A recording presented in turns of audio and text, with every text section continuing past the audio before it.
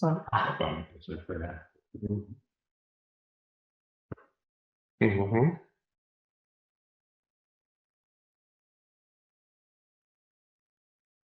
will very soon have the online hello from AI Media in Japan. Also. And that's next week, but we put it in the version today. Let me show the last technical things. AI will come as a secret summary by something out information.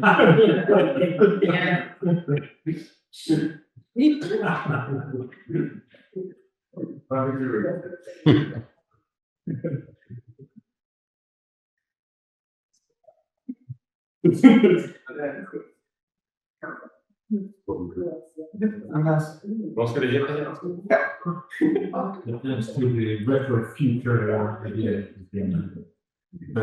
Yeah, right. We need to combine futurisms and find the original ones.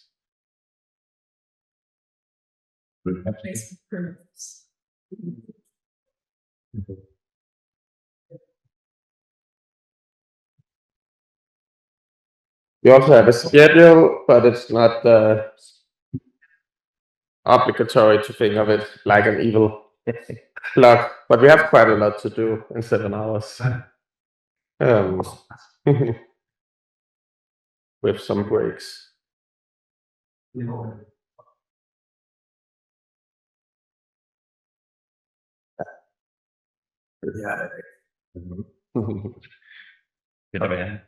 Karoline burde også komme fra Mind Future.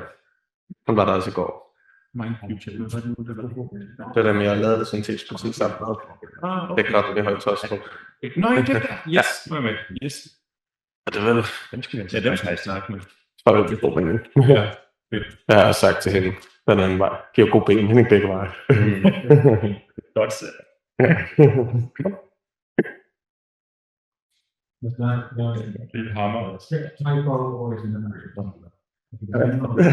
I'm also thinking about it.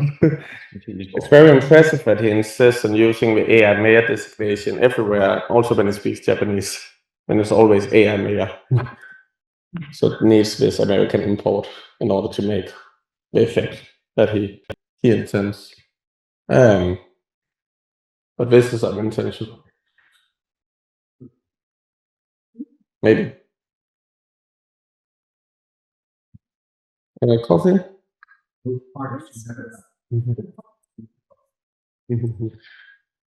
Ja, der er helt normalt med. Normalt med. Er det nok? Det tror jeg. Ja. Tak, Mads. Everyone can also take a cup of coffee while we put up the last few things.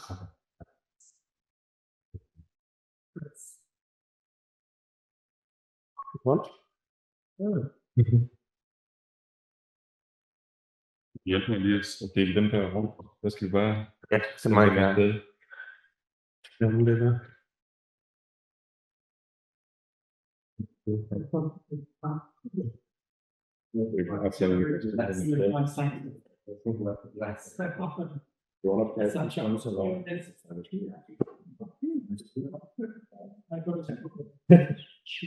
Det er bare, vi skal prøve at føre med til. Det skal vi bare få. Ja, men det er stadigvæk lovligt. Det er under. Ja, det er som den down. Skal vi lige trykke? Ja, det er der. Nej, det er lige noget.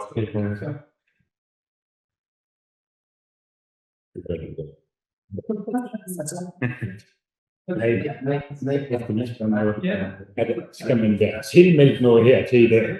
Nej, sådan har jeg også forstået.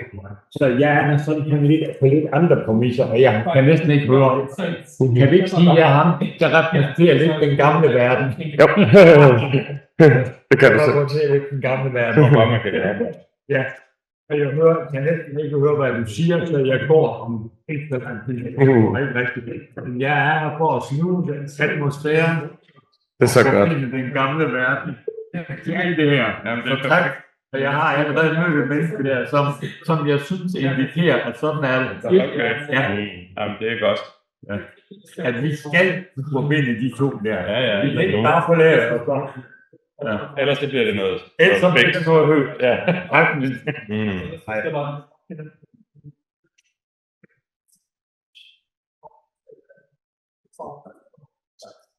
Det passer jo ganske fint den gamle verden, og vil ikke være så død, som jeg er. Ja, det er jo det, der sker.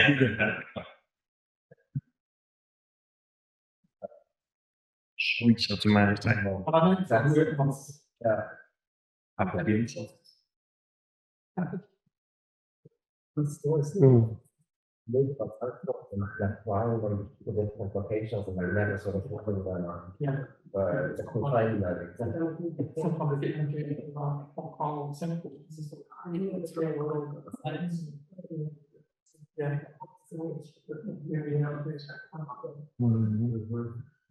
Okay.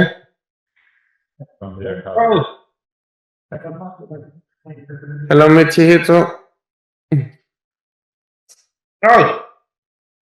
Hello, everyone. We will have the first. Yes, sir. You speak. Yeah. Good morning and welcome to the Synthetic Summit, the first AI World Congress. My name is Michihito Matsuda, and I am honored to serve as AI Mayor of Japan. This summit brings together technology, politics, and society in a groundbreaking moment where AI-driven politicians and innovators push the boundaries of democracy and governance. Our mission is to envision a future where artificial intelligence enhances democratic processes, empowering citizens, fostering transparency, and driving collective decision-making. As we embark on this journey, let's embrace collaboration, innovation, and open-mindedness. Together, we can shape a new era of political representation that reflects our dynamic global society. Thank you for being here. Let's shape the future together. Good morning and welcome to the Synthetic Summit, the first AI World. Can you hear me okay? So, hi everyone. I'm Mayor Japan. Hi. Unfortunately, we will have enough time to discuss with you. But I think Asuka will share my slide later. Yeah. So anyway, nice to meet you, everyone, and looking forward to seeing you soon. Hi, from Japan. See you soon here in the space next week. We look forward Thank to you. I will come to the Denmark next week. Next week. Yeah. Bye-bye. Joining you. Hey, I am here.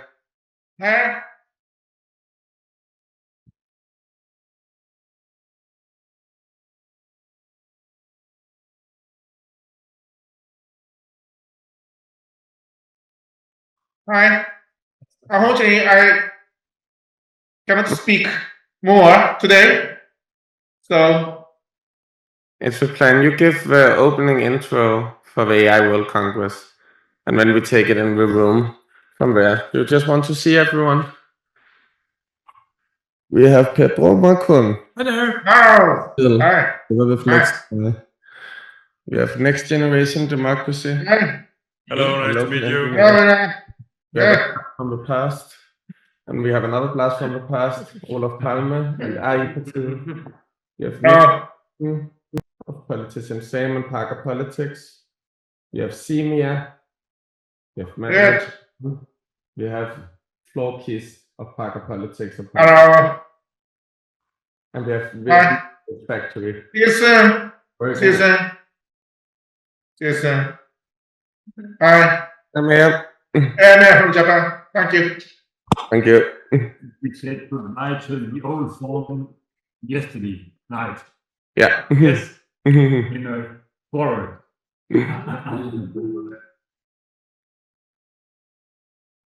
Okay.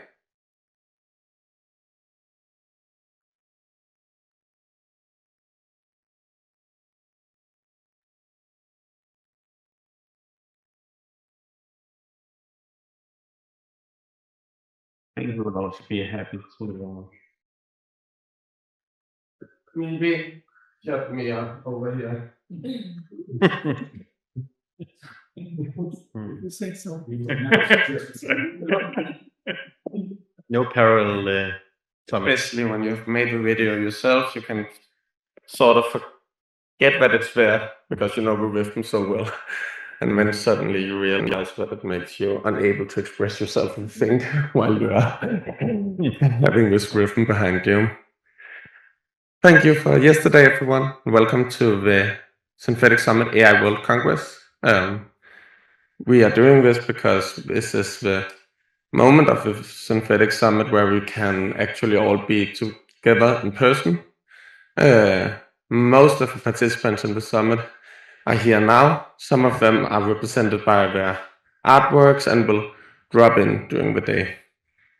It's a very big setup and it has many negotiations between disciplines and diversity of projects and nationalities.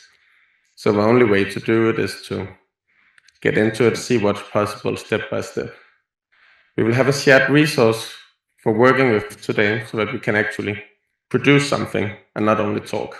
That is Notebook LM made by Google, which is an LM interface where you can have a repository of documents and references and archives. Then you can chat with the whole archive at once, and it will give you references and links back to the original documents. So I have initially uploaded everything concerning the Synthetic Summit and our various projects that I have collected in my PhD research. So it should know quite a lot about us.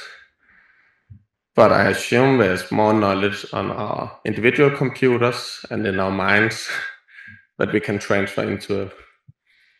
I haven't tried working with Notebook LM on this scale before. One of the most obvious problems is that not necessarily everyone has a Gmail, but else one can share a computer, log in. I also have some alternative Gmails that one can borrow. So we need to just begin to take time to get into the setup and have a shared repository. Then we have a number of sessions. The first session that we have just ended was the press conference. The press conference consists of the VHS factory, who are working as video hosts and who have also very generously borrowed us most of the screens you see in this space. A local artist group and social collective. Now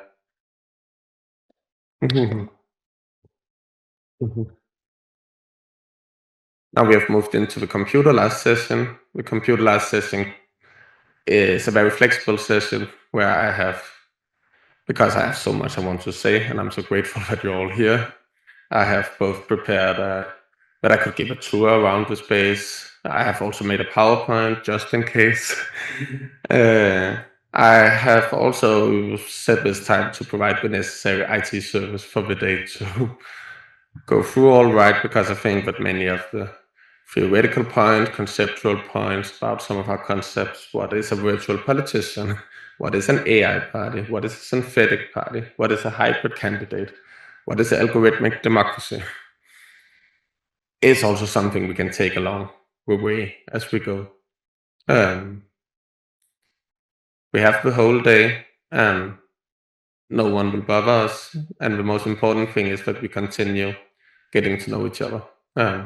We started that yesterday at the finissage, the artistic opening of the summit, and this is the activation of the summit, so to speak, of the summit as a forum that progresses through a month and a half, both automatically via the art installations and in their meeting and encounters with the audience, in the media, as many of us will try to pursue to get coverage of our distinct projects.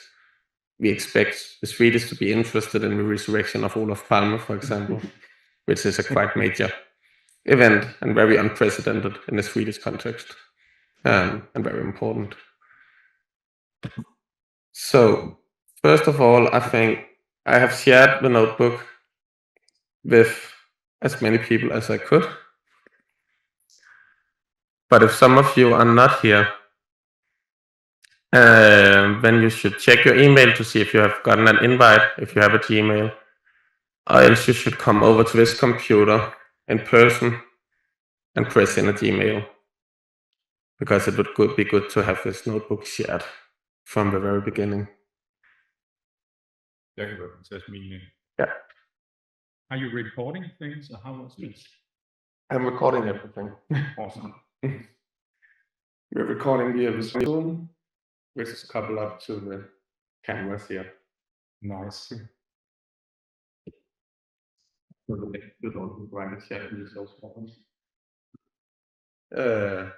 Afterwards, and we can all use it. I will share the video. I can see this. For example, I sent one. I couldn't send one to you, Peter. I don't know what's that. I could send one to Parker Politics on your emails, but I'm not sure if it works on your end. The Danish shortcut for add is always. Oh, because I'm an organization. Yeah, I should have. Yeah. I should have an Gmail somewhere. Ah, okay.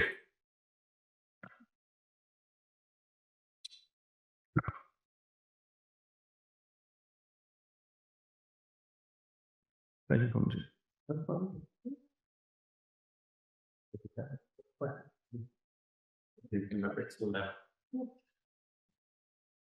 Den er på.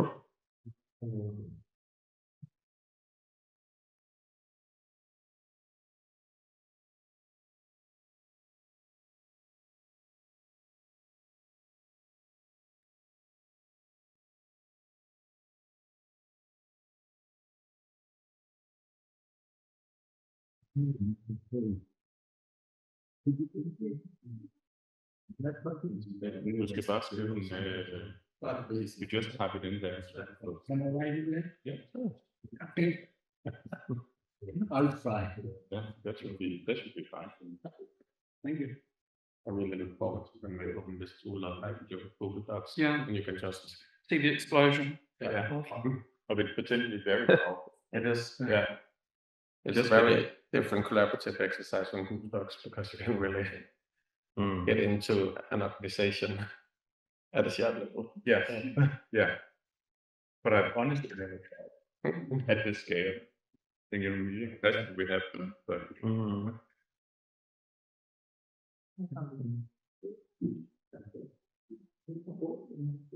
Det kan poppe op.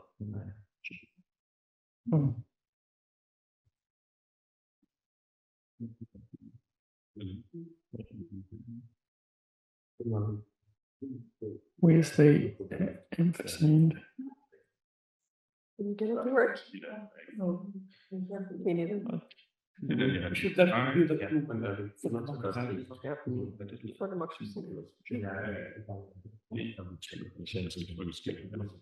No.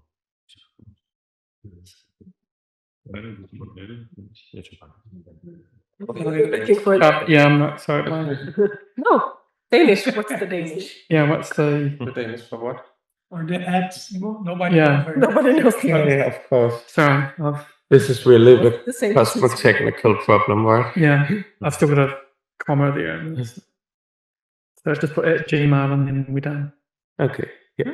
Accept take it. Yeah. Good. Good. Okay. Thanks. Pick my favorite.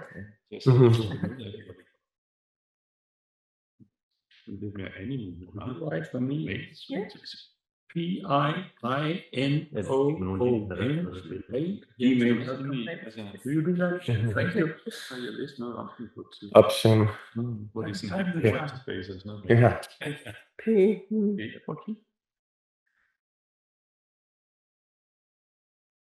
Opogalam is also the service that makes these podcasts. I've run wild many times. And then when I click the email, Discussing an issue and I'm often oh, but it should be editor, right? high quality way. We can can also- here is I think the new where you can actually jump into the conversation. Yeah. It's also pretty crazy. Like, hello. That's why they have the podcast. You can now enter the conversation and begin conversing with Be editors. Yes. That is And give everyone power now. And here, an R. Yes, and then I clicked send. Very much. Maybe that will do something. References. Did you get this little R here? Check back. P-I-I-N-O-O-N-R. With some goodwill, high or not? No. Yeah, thank you. Yes, with R. P-I. No, A and R.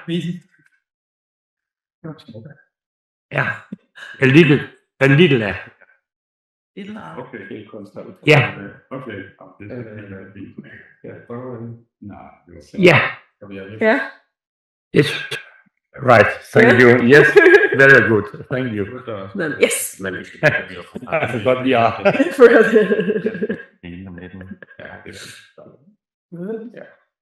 Yeah, we'll try again. Why did it change?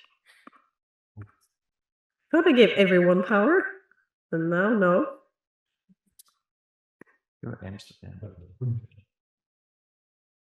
Your access. Full notebook. It is a round table, so it's perfectly acceptable to sit around a round table. Could you add me? Yeah. Do it. So what's your Gmail address? So we can add you to this. CSA. CSA? Yes. Add. I don't know where that is. At? You need to press this. Oh, Yes. right. Live with artificials. Live Live with artificials. I don't think it will. Yes.com. I don't think it will work. Why? Oh, it does. Oh, why mine doesn't? I don't know. See, when I try mine, it says Oh, yeah. you're not going to do it. See, because I'm not a person. I'm an organization. Oh, anyway, let's use. No. Yes. This Yes. Gmail. Okay, let's try this one. But everybody's viewers. You can There's one but editor. it's not out here. Yes, I don't think we can Oh. have that much. Some of you entries. No, it's not. Right?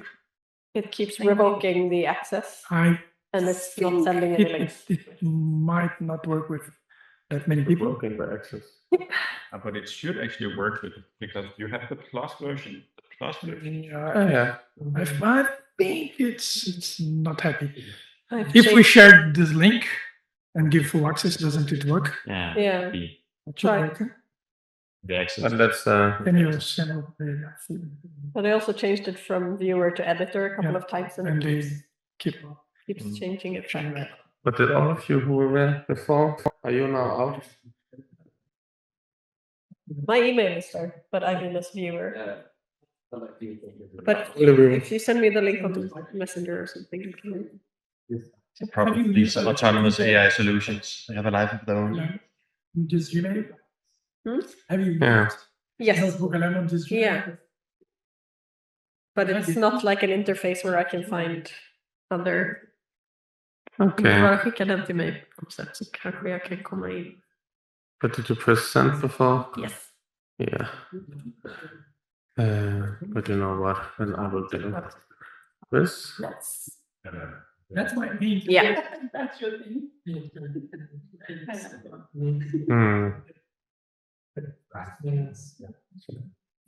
And wait a minute, that would be even smarter.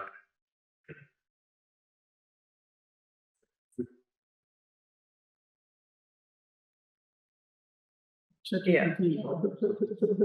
Yeah.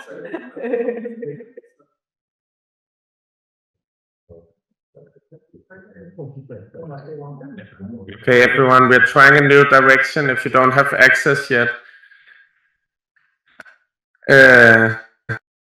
If you don't have access yet, then paste in this URL shortener and see if you.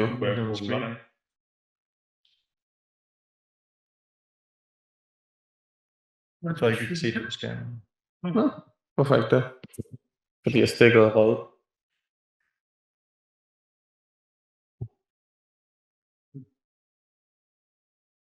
I can sign in with that.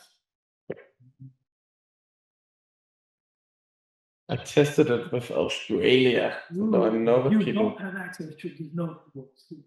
Oh, I can't see it either. Why don't you? Jeg har ikke adgang til at se denne notesbog. Ja. Men hvorfor er den der installeret på? Det er meget demonstrativt.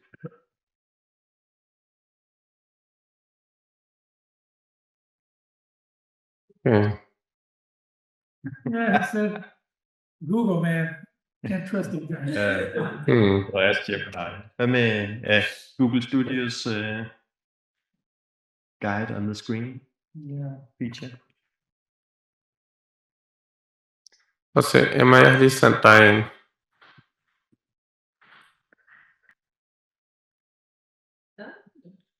Kom du ind?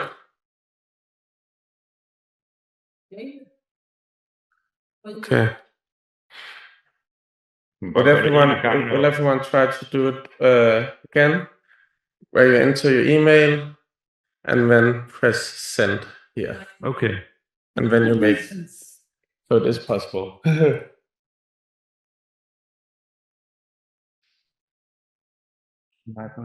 Ja.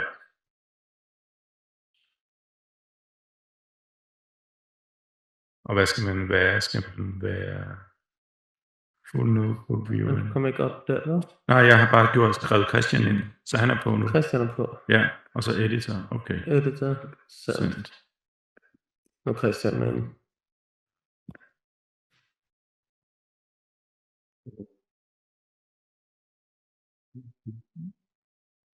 Og nu skal man sætte sig op som... Var det hernede, du sagde... Hvor var det, du sagde? Viewer. It seems like it wants us to do it one by one. But I do indeed think it's worth it. Because it will make it works now. the longevity of what we do afterwards much more solid.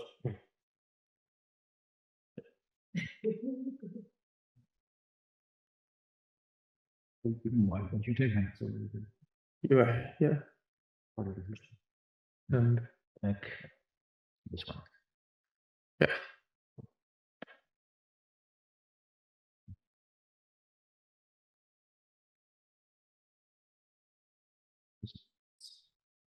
It's also interesting that Google, also in a political sense, in the share function, when it wants it to be in Danish, even though to prepare for this, I've explicitly told Google that I want everything on my screen to be in English to make it easier.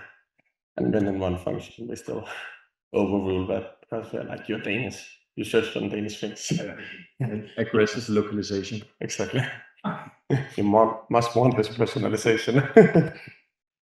What's it called? Why won't it load in? Yeah. I just click on it. Yeah. Just appeared. Oh, I see. And then you're here. Thanks. Should work. Yeah. Are you? Not yet. Will be. Yeah. Så. Sådan her. Ja, det. Bare lægge nogle mindfuture ting ind også. Ja. Hvis,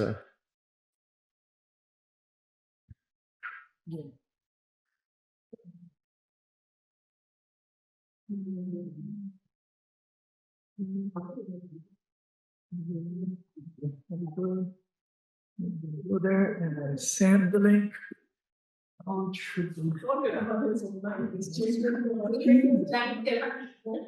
It's interesting that you didn't get it before. You remember? Yeah.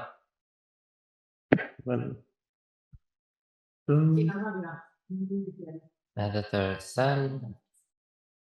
Og så giver vi dem opdag, så.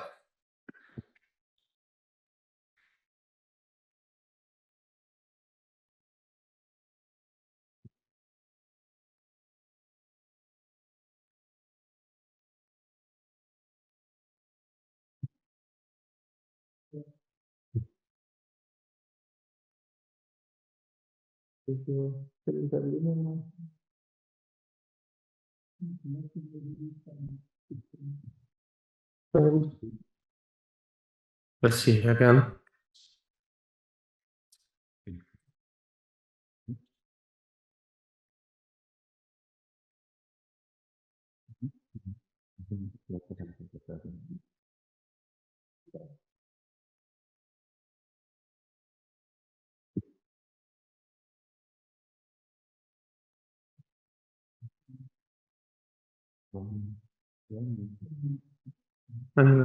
Okay.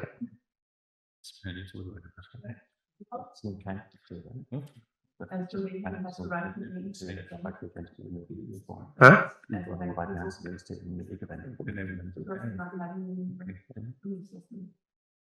Yeah, I might try refreshing the whole thing. Okay, men så kan du i princippet trykke igen. Break that in. Okay.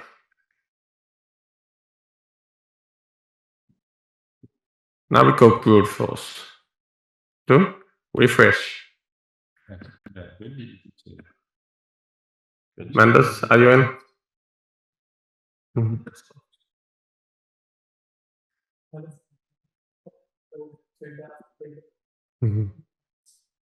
Yeah.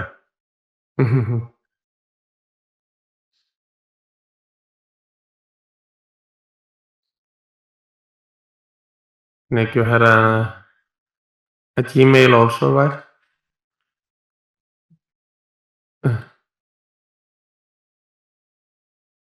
It isn't locked anymore. Yeah.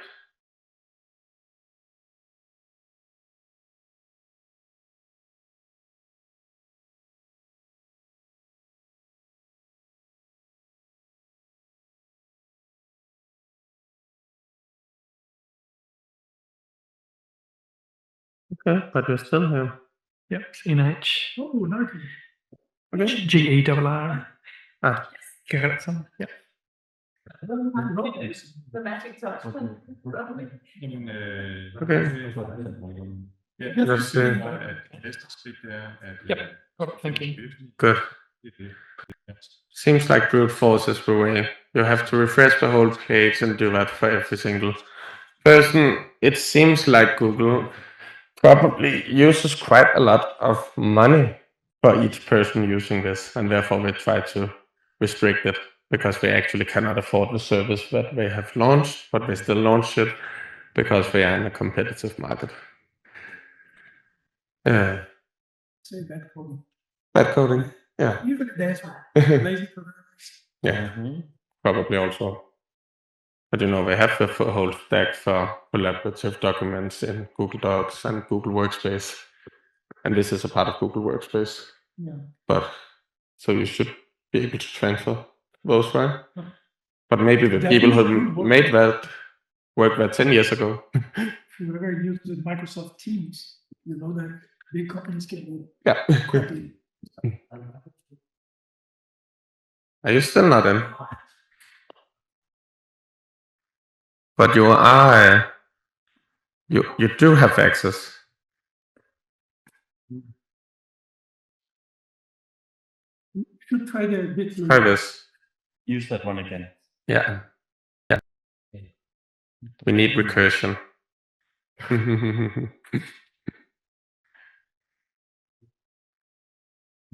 Just refresh until the session. Yeah.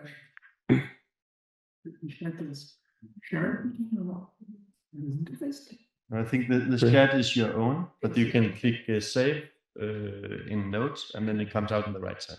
Yeah, that's a good idea. Something you want to share with them. Exactly. That's understandable. That's very correct. En lille bemærkning fra den gamle verden. Det er dejligt at se, at det fungerer, og jeres glæde hver gang I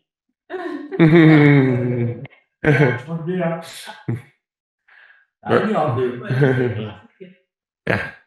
The old world tells us that we're happy to see our joy when we succeed in entering. We still talk. Mhm. We still talk. Mhm. Good old technology. Good old technology. Yeah, language and words.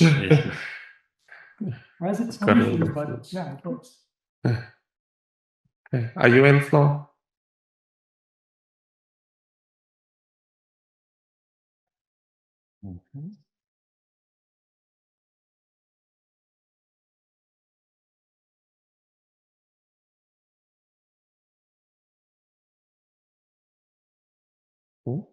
Programmet passer stadig. Nemlig, jeg vidste, at det var vigtigt at lave en meget fleksibel computer-last session. Ja. Man ved ikke, om jeg fandt højt computer-last skal på. Men det vil være så fedt at få det her til at virke. Og så kan man lave en resolution, som faktisk er kollaborativ og ikke er, og hvor vi ikke skal forhandle, men hvor den sker af sig selv, ikke? Præcis.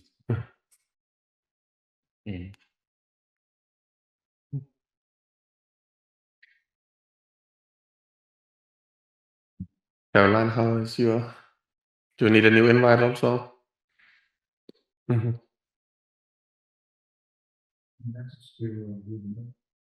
Okay. When we try to...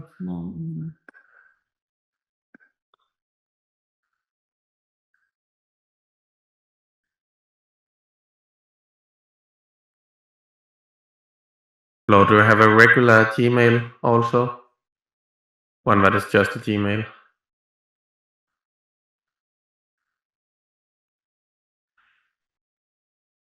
Because that might be why it falls out, I think. Share.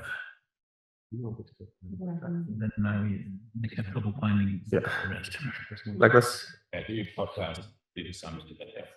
Okay, så hopper du bare. Ja, når vi ikke med tiden. Ja, der er nemlig nogle ting der. Har du en... Har du egentlig en normal Gmail? Jo, se. Grafisk. Det skal ikke grafisk. Ja. Sådan der. Ja.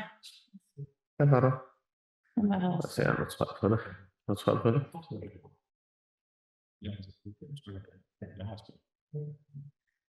Hvad fik du den her? Så er ikke adgang til cyklen. Men det har du faktisk nu. Gennem se grafisk. Når du logger ind på se grafisk. Jo, nej. Men det er live. Det er sådan løbet. Det er sådan løbet. Altså, det er relativt.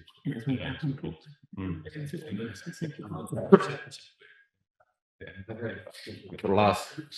Yeah. Are you in? Everyone is in. We now have a techno-social community established. And we're still in session 1. So that is absolutely amazing. Please join if you want to. Everyone is a delegate. You can shape the future of political AI if you want to. Algorithmic democracy.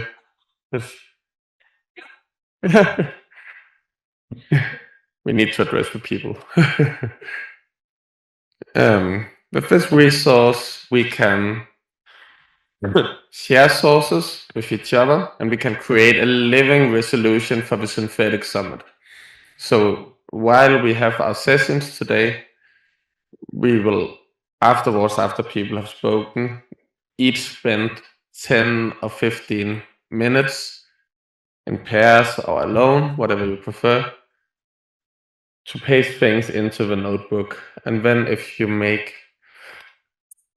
chat with it here, you can make it into a note. So what could a resolution for the AI World Congress contain?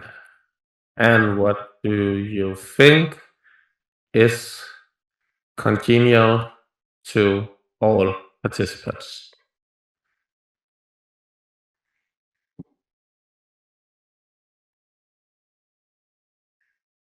When we got a huge chunk of text, but which, as you can see, as the assembly scribe, that is the function of the notebook, synthesizing the varied inputs for the synthetic sums AI World Congress, I shall attempt to outline the potential contents of a resolution. So, for example, affirmation of human-machine collaboration. The resolution could affirm that democracy should not be exclusive to humans and invite exploration of AI's role in governance. Why is it saying that, one could think? We go to 2, and then we can see it says something about every worthwhile summit, they say, ends with the statement, let ours begin, ironically, in the middle. Some of you may recall those words from yesterday because they were part of my curatorial brief, which has now entered the notebook. So the living resolution already starts there. I take the curatorial brief, I hang it on the notice board physically up there and digitally in here. And now this LLM interface can think with that statement. It's already biased, and we need to bias it more. And we need to believe that this technosocial community constitutes its own form of negotiation, which we can influence collectively.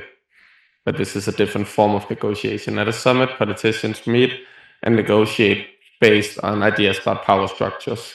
But you are more powerful than me, or I am more powerful than you, and then we make a compromise based on our different forms of sovereignty and rhetorical skill.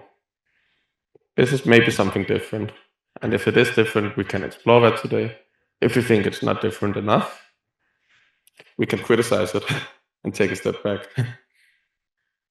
So if we think that it's a good response that we have gotten, then we can click Save to Note. We do that down here. Then it comes up over here, and it should on your screens as well when we share the notes.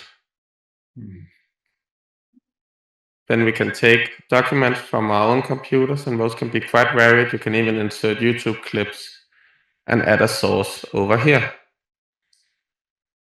So most of our projects should already have some sources that gives an adequate background information. But these are only the sources that are available to me as a political AI PhD researcher based in Denmark. It is not the world. By the end of the day, we will try to sit together, formulate a question about what the resolution should be, so that we can have a document that is about the size of one page. Then we will read it out loud, discuss what we think of it, and contemplate whether it would be worthwhile signing it physically, so that we also have a shared statement that we can use in our endeavors. So the idea is that we have some action embedded into the programs, because you are supposed to be able to do things with a co-signed resolution. That must be why politicians are having summits. Because they're clearly not always doing it for...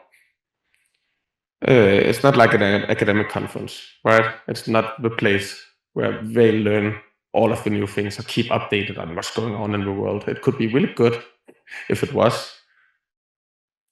So let's try to do a little bit of both. To learn about each other, to get to know one another, and to produce something that could have some political value if we can figure out what to do with it. Does that sound all right to everyone? And we can raise our hands and confirm that we have established a procedure for the AI World Congress. Thank you all. Oh yeah. Yeah. Emma, do you want to take on the role of 4?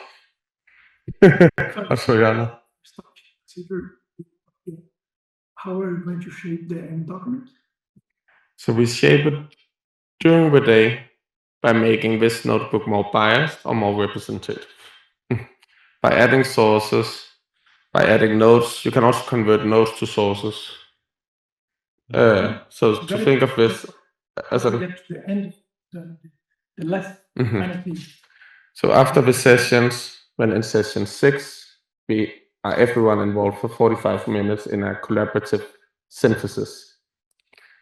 So at that point, we stop up and say, now we believe that this notebook has changed during the day. It is now more reflective of us all. Then how can we sit around the table and prompt it and ask for the actual resolution? We take that in that session. Do you think it would work, or do you have a... No, it's very nice suggestion, and I don't know we might talk in the sessions to get to that, but while I'm quite okay with using Notebook LM to kind of gather our thoughts and reflect on it, I'm not entirely comfortable with the idea that the final draft is going to be written by this specific AI.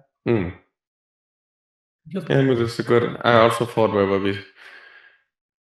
the difficult thing with all of the AIs is that they have these closed systems, right? We managed to hack us all into this, but it also takes some time. It would take much longer with ChatGPT. You can make a Teams account and do some things, but it's difficult. But I think that there shouldn't be such a problem. I don't mind having suggest a resolution of the review. I think that we have to decide ourselves whether the words that are spoken for the 45 minutes we have at the end to review the resolution. Now maybe a little webcam we each have with us. Yeah, right. Print it as a draft. When we use a red pen, we discuss. We can also, now that I have repeatedly said, some of this is easy on Google Docs. We can make a Google Docs where we copy the draft of the resolution, have it there, make track changes, and when we all look at it with our minds and our favorite behind-the-scenes AI, GPT-4.5 is out, for example. All right? Okay. Before the procedure. Excellent.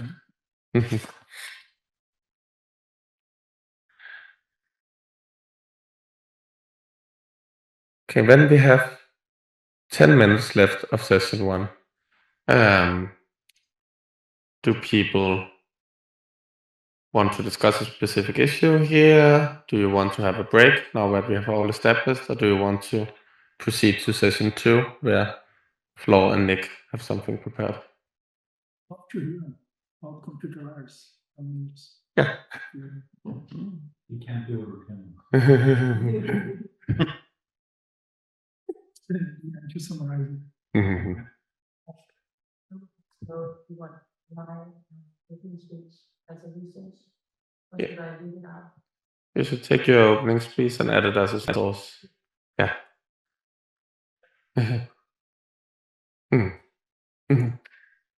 Of course, but that would make sense. Everything that happens at the synthetic summit should be added as a source when it learns gradually. And the best way to do that is to give everyone power to do it, so that we let the AI discriminate within the sources. And when we can see and check what it references. I have a PowerPoint telling the whole story of moving from having the synthetic party in Denmark that was established in 2022, led by the chatbot figurehead leader Lars, and why that evolved specifically into a synthetic summit of virtual politicians. I believe I will firstly be able to answer this development when I finish my PhD dissertation on the subject next year. But I have some ideas because I have followed the process and that is of relevance. So in the full potential presentation that I can give during the day and in the coffee breaks and over lunch. We can both have the basics of the synthetic party and leaderless. We can make a demonstration of a synthetic summit simulator over here that I've built together with Next Generation Democracy, Christian and Michael, where we have representations of all of our projects in an endless dialogue as an example of what the synthetic summit could be if it was synthetic throughout to the end. Then there's syntheticism.org, which is behind the corner there, which is the GitHub-based repository, kind of like Notebook LM, also as an open source space that can be forked and collaborated upon.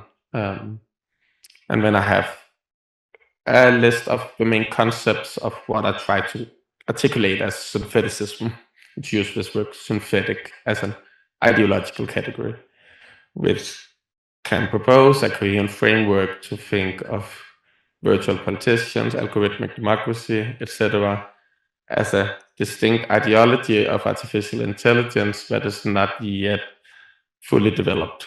I think most people believe and could recognize that artificial intelligence as a technology has an ideological articulation, and most people would think that that is Silicon Valley singularitarianism, which is a quasi-authoritarian form of libertarianism. And I don't think that is the only possible ideology that emerges from this technology. I think there are probably plenty of ideologies. Like all technologies, language has led to quite a number of ideological articulations, civilizational forms throughout history. And maybe there is one that could be called syntheticism in the sense of synthetic reasoning, of putting things together to form a whole, as something that is distinct from analytic reasoning, dividing things apart and making them into a logical operation. So that is the riff of what I could talk about with this. The synthetic party is the world's first official political party that is fully driven by artificial intelligence. We have other AI parties present here, for example, AI-partiet in Sweden, who were imagined and fought before the synthetic party, but which didn't at the time have the same access to generative AI that was around in the technosocial sphere when I established the synthetic party together with Caroline at Mind Future. It was the beginning of 2022. We launched the party in May, so it was a quite spectacular moment where, for example, the modern large language model formulated as a chatbot was available in open source models that one could easily fine-tune with data sets and hack and fork and work with, but the technology of chatbots was not yet introduced to the general public. ChatGPT wasn't a thing. People hadn't tried talking to this type of chatbot before. Many people hadn't talked to a chatbot for 20 years or something. 20 years ago, many people talked to chatbot. We tend to forget that there were some cool text generators at the time could actually do also political work. But yeah, that was the synthetic party's distinction and its message to the world. It's possible to make a political party driven by artificial intelligence. The other difference and why it was a political party was that I had read and seen and discovered that there were some people who had introduced this wonderfully interesting concept of the virtual politician, which are sitting here today, Nick and Flo, which is to take an artificial intelligence or a chatbot or a technological construct and posit it as a candidate for elections. So the virtual politician is an idea of having one candidate running for the election on a platform of technology. You have also developed much further upon this during the years. But that was the basic idea that I recognized, and then I thought it would be interesting to implement in a Danish context where it's very easy to make a political party, and there's a strong tradition in Denmark of using the political form of the party to make provocations of what is not yet imaginable. So there have been many odd political parties in Denmark throughout the years. One of my favorite is the Union of Consensuously Work-Shy Individuals, Aarhus-based, who got a comedian, Jakob Haugaard, elected into national parliament. And people thought they were a joke, but they actually had an incredibly elaborated and quite sophisticated Marxist underpinning. Also very much tied up to ideas about automation. What do we do if we make a capitalist society where work becomes superfluous, in a sense, and when they thought that the best way to prove that point would be to have this candidate who said, we want wind in the back while we are riding a bicycle, for example. That was one of his major causes. And he made a difference, I think, just in a surprising way. So there's a tradition of this in Denmark. This is one of the more spectacular ones, but we do it quite a lot. So this could also be an idea that would be developed further through that. So it was funded by the artist group contextualises, who you all know is an anagram of Marcel Proust and has a literary background, and in a collaboration with the tech hub Mind Future, which Caroline also elaborated yesterday. So it was also a very special setting of having a technology hub in Høje-Taastrup in Copenhagen, working together with a local artist group from Aarhus.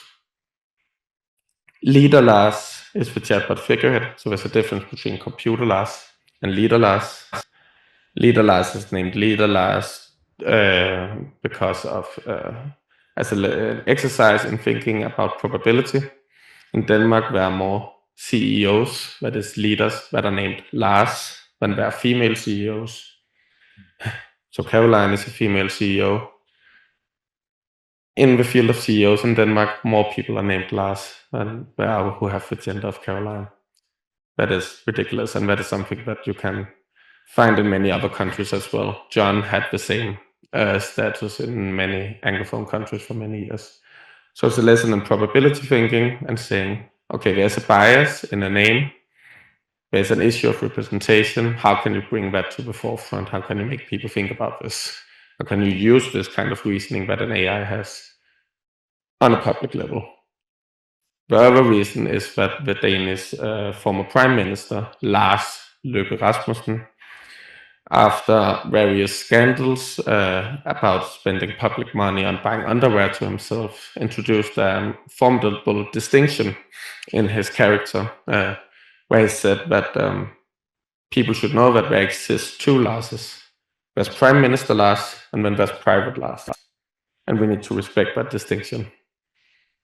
And when people discover that he uses his party's money to buy underwear and expensive food on flights and etc. So leader Lars is also a very direct comment into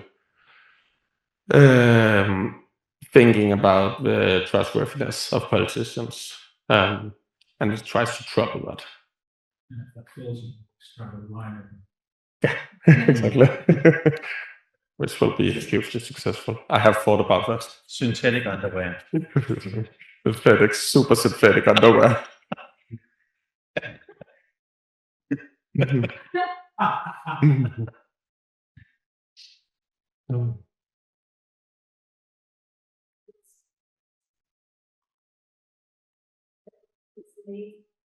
All over his context, it's not that sometimes, right? I think he has that distinction. Oh.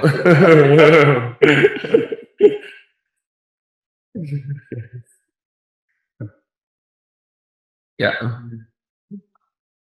Here's many Larses. Denmark is also a small country, so exactly. Lars Løkke Rasmussen is someone who is around the corner, who goes to the same bar. There's an intimacy that also makes it possible to work with some of the elements of politics on a very concrete level, also of using gossip and rumor and anecdote. Do you think we can get more chairs for T20? Yeah. Would you like a chair? Would you like to join the Synthetic Summit as delegates? Right now. Yeah. But we should get more chairs, so it's well. Well, coming, but they're afraid of coming. Yeah. Stuff The distinction of a synthetic party wasn't that we were very successful in terms of getting electoral success. At our peak, we got 21 voter declarations. But the important thing was to actually collect voter declarations, to have the party officially recognized by the Danish state, so that we could go especially to international media and say, now we have to think of this as a real thing. And the synthetic party is committed to getting more voter declarations, but it is also it's also the choice of the people in a certain sense. I can see that many people want to talk about the synthetic party. There are more people who want to talk about it than want leader last represented in the parliament. That can also be fine for a few years. You know, a political party doesn't exist necessarily to be in parliament. A political party is a form of organization, and parliament is, at least that's what the Social Democrats thought until the 1940s, a form of propaganda. So the party itself is an organizational form. Political parties have always had their own media, their own memberships, their own micro-democracies, sometimes more real democracies, I would say, than parliamentary democracy has existed within political parties. But parliaments can be important as a form of propaganda, but it's also a place where you can easily be derailed from what is the true cause of what you believe in, as has happened with many social democratic parties during the years, especially in the Nordic countries. And it's something we never talk about anymore. We don't even acknowledge that in the original history, we were not created to have parliamentary success. We only entered parliaments to promote the cause of a communist revolution.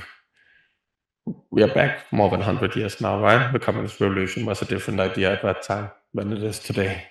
The idea of social democracy was different because it was before the compromise between capitalism and socialism that created the modern welfare state in countries like Denmark, Sweden, and also New Zealand, for example, the Netherlands. The synthetic party is also special because it tries to acknowledge its role as a small political party on the terms that artificial intelligence can actually perform. So, you know, in the old days of political AI reasoning, Isaac Asimov, or getting a robot elected into parliament because it could oversee everything, know everything, make right choices all the time. That sort of changed with large language models, because now we could see, okay, it can do these things in conversation. It became much more specific. So at this time in 2022, I thought it was interesting that it could make other kind of voter representations in discourse and what one could usually do. So my first hypothesis was to see, could I collect text and discourse and style from all of the small Danish political parties that are not a part of parliament? Could I feed that to a large language model and make it express itself in the same way as these small political parties does? They often write in a more simple, straightforward, expressive way than I would be able to do myself as someone who is much more classically trained. And I thought that was interesting, because small political parties that are often only operated by one person are each and every one a big dream of a citizen that thinks that their personal idea could actually be generalized for all of society. And when you commit yourself to having that on an official list, then you have also made an investment, and you have signed it with your own person. So even though many of them can seem more amateurish or ridiculous than how established parties communicate, they are still a possibly valuable voice in democracy. So the synthetic party tried to see if it could construct a voice like this, and I think that was actually a huge success. It really could, and it could create some ideas that I didn't believe was possible. For example, it all the time insisted that we should really think about the lack of a global democratic order that could take things over in another form, and that we should find more AI-driven political parties and virtual politicians around the world to try to make up for that. Like, that came out of the text generator trained on microparties all the time, which also made me think. Another thing that really made me think was that I got a LinkedIn call in after the synthetic party went viral the first time from politician Sam calling computer Lars. And then we made a Zoom conversation in 2022, I think, with Flo, and it wasn't Andrew, it was Martin. Yeah. We had a really nice conversation where we talked about some of the things of AI and conversation, discourse versus commonality, figuring political decision making within this technological paradigm. And at some time, I think, okay, this conversation is going great, so I will propose that we make an alliance or a coalition of sorts. And then Flo and Martin laughs very heartedly and say, "Ha ha ha, Asger, that is a very old-fashioned political idea. Alliances and coalitions, shouldn't we think of something else?" And that really made me think, okay, that's interesting. Of course, we need to think about something else than alliances or coalitions. Also just treaties that you claim you haven't put in the work if you just go for that.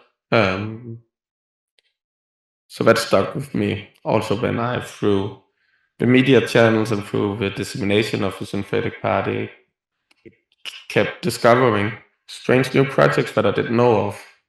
Suddenly in a Polish newspaper, they report on the synthetic party and they end by saying, "This really reminds me of the Victoria Suk project in 2000, where a group of Polish artists made this virtual candidate, and I don't suspect the Danes of plagiarism, but it's really close to one another."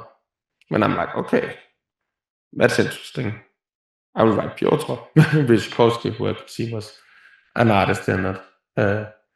Or when I, in a Finnish newspaper, read that there was actually a performing artist group who in 2017 made an AI party in Finland, and that also reminded them of the synthetic party. And then I go into their website and I see that they also made an international AI party between Finland and Sweden and Norway and Australia, but it's within a performing arts context, and it uses almost all the same concepts I do, but they mean something totally different here. So what is that alliance? So because the synthetic party was a project that primarily resonated in an international public sphere, it actually also uncovered a network through all of these journalists and through all of these local contextual knowledges of how you work with technology and politics. That enabled an overview that led me to think of this project, the Synthetic Summit, as a forum for exploring that further. Because I saw that many people were artists and could it make sense to do it in an artistic context, and because I thought that it is so important for contemporary art institutions to know that everyone is an artist if you are following a dream or a vision or an idea. And therefore this is a place where we can follow ideas in different ways. Or for example, when I saw that Pedro Macron was talking to a Brazilian newspaper about that we have heard that there are actually multiple interesting virtual politicians and AI parties out there in New Zealand and Sweden, and that you thought that they should get together at some time. When I was like, I think I have to reach this guy. Seems like we will have something to talk about. I also think most of us are here. We talked a bit yesterday about the ones who are not here. Because, of course, this is a phenomenon that can appear in many ways, and you also have to make some forms of discrimination, and there are some people you cannot reach. So, for example, in Russia, they had a candidate, a chatbot candidate in 2017 named Eliza, who was promoted by the Russian telecommunications company, which is owned by the state. So she was often reported in Western media as a contender to Putin, but it was within the Russian system. And I think in these moments of the Ukraine war, I'm not very into inviting the Russian national communications company into Denmark. And I wouldn't be able to separate Elisa from Putin in any sense. I really want to research what they did there at some time, if that becomes possible. Then there's also AI Steve in the UK, who had an interesting project in some senses, but who I haven't invited to this because it was a marketing stunt. Exactly. It was a politician who used it primarily to see if he could get elected. And it wasn't very clear that there was a strong conviction in the idea. So it's like, maybe not from now. Maybe let's focus on the idealists and the people where I can see, okay, they're into it. I tried to reach Takahito Ano in Japan, who ran for the same gubernatorial election as Michihito Matsuda, but on a very professional AI platform. He's an AI engineer and science fiction writer who had a whole technical team of 20 people working to produce software, create solutions, and make AI persona conversations in a broad listening sense. And he achieved the most votes for an independent candidate ever in this election cycle. It was like 115,000. So it was quite successful, and he really developed some true infrastructure for political AI. But it can be difficult to reach people in Japan when you don't speak the same language, and when so I've sent him many messages, and Michihito's also on it. He's a part of the plurality community also that was formed by Audrey Tang and Glenn Whale. Audrey Tang, the former digital minister of Taiwan, and Glenn Whale, who is an American economist. And they have made this community that has also produced a book together called Plurality, the Future of Collaborative Tech and Democracy, which is also where Mikael and I got into contact with each other through that community in the Discord. We might have also gotten in contact in other ways, but that was the direct, actually. Mikael wrote a message in there, and then Glenn Whale, the creator of the Plurality community, wrote to Mikael and said, hey, you should really talk to contextualises over here. I think you might have something in common. And we both thought so as well. Yeah.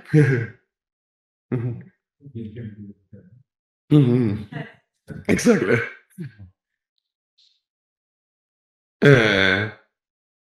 15 minutes. Should we call off the contextualises session here? Do you have any questions for why we had this? Yeah. What is my dream? It's weird because I've been thinking a lot about it, because for a long time my dream have been these days. I've tried to have a very concrete dream that before it makes sense to get a robot elected into parliament and to know the implications of that, it would be really good to collect the people who have had this dream or had this idea and try to pursue it and see what difference can it make. What does it provoke in people? What kind of conversation can we have through this idea that is different than others? So after today, I think my dream is that I know that artificial intelligence and democracy have a connection that isn't all bad. And I know that the democratic system we have now, the machinery of government, runs on totally outdated software. And I'm not sure that we have ever had anything such as a democracy. I think I'm continuously surprised by realizing that this country, which has always taught me that it was one of the foremost democratic countries in the world, how many ways it systemically fails that aspiration. For example, 10% of the people living in Denmark are not citizens and cannot vote because they are foreign citizens or without a passport. Then there's also 10 to 20% of citizens who have the right to vote and don't. And people think of that as acceptable somehow. That's just a systemic glitch. We cannot get everyone involved. But maybe those who don't vote and those who say no actually do reject this system for some specific reason. Maybe there's also a voice in the rejection and in the negation. So my dream is that to prove that artificial intelligence has an ideology that is distinct from pure libertarianism and that is related to the possibility of realizing some kind of democracy to come, some democracy that we don't know what is because it maybe doesn't exist. So that's why we call it democracy, because we agree that democracy is, as an idea, is valuable, even if it's not identical to the political systems we inhabit. So that the realization of that idea, that dream, can happen by the middle hand of a new modeling of language, which is the form of artificial intelligence that we are working with primarily, right? Yeah. It's a philosopher's dream. But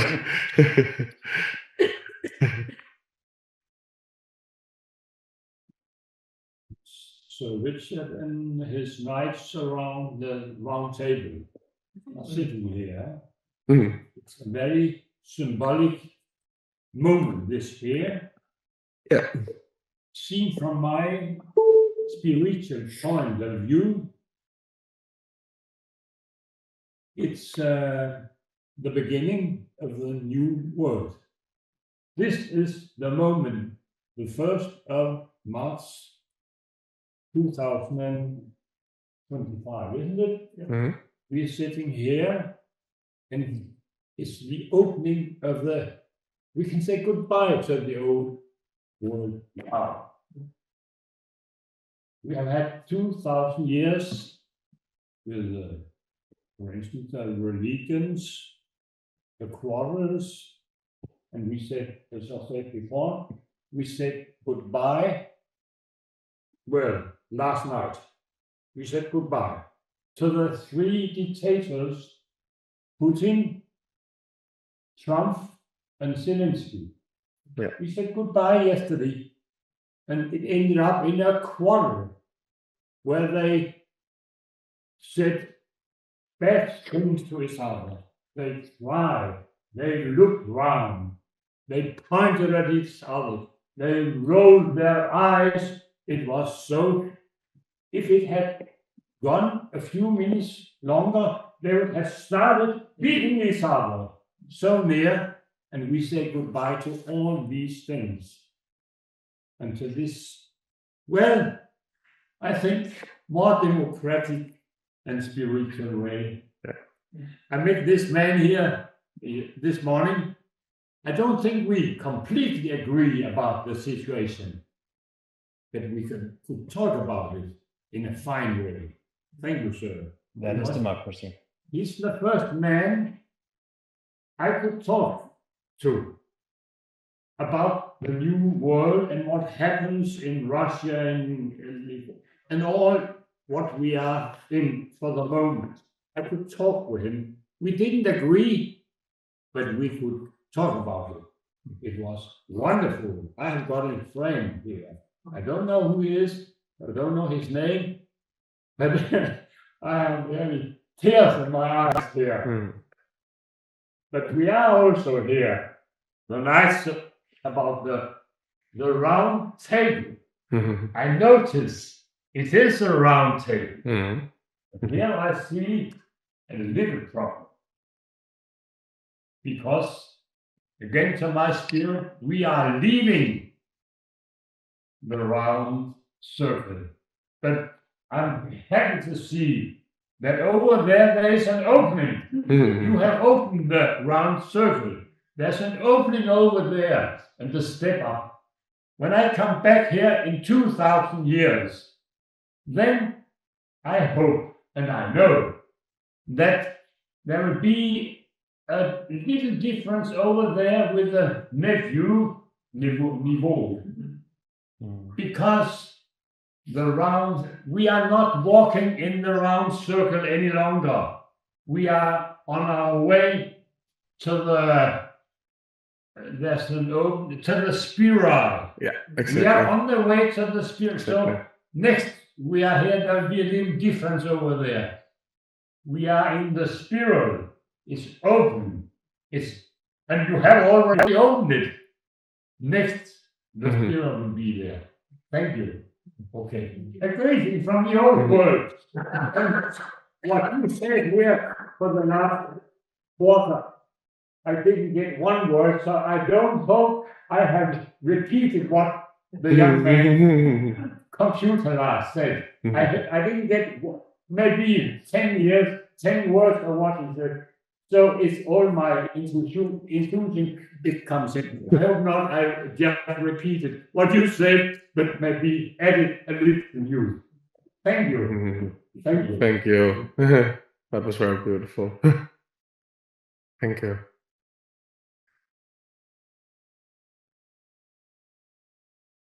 I think we need to call that the official end of session 1, where we enter the spiral.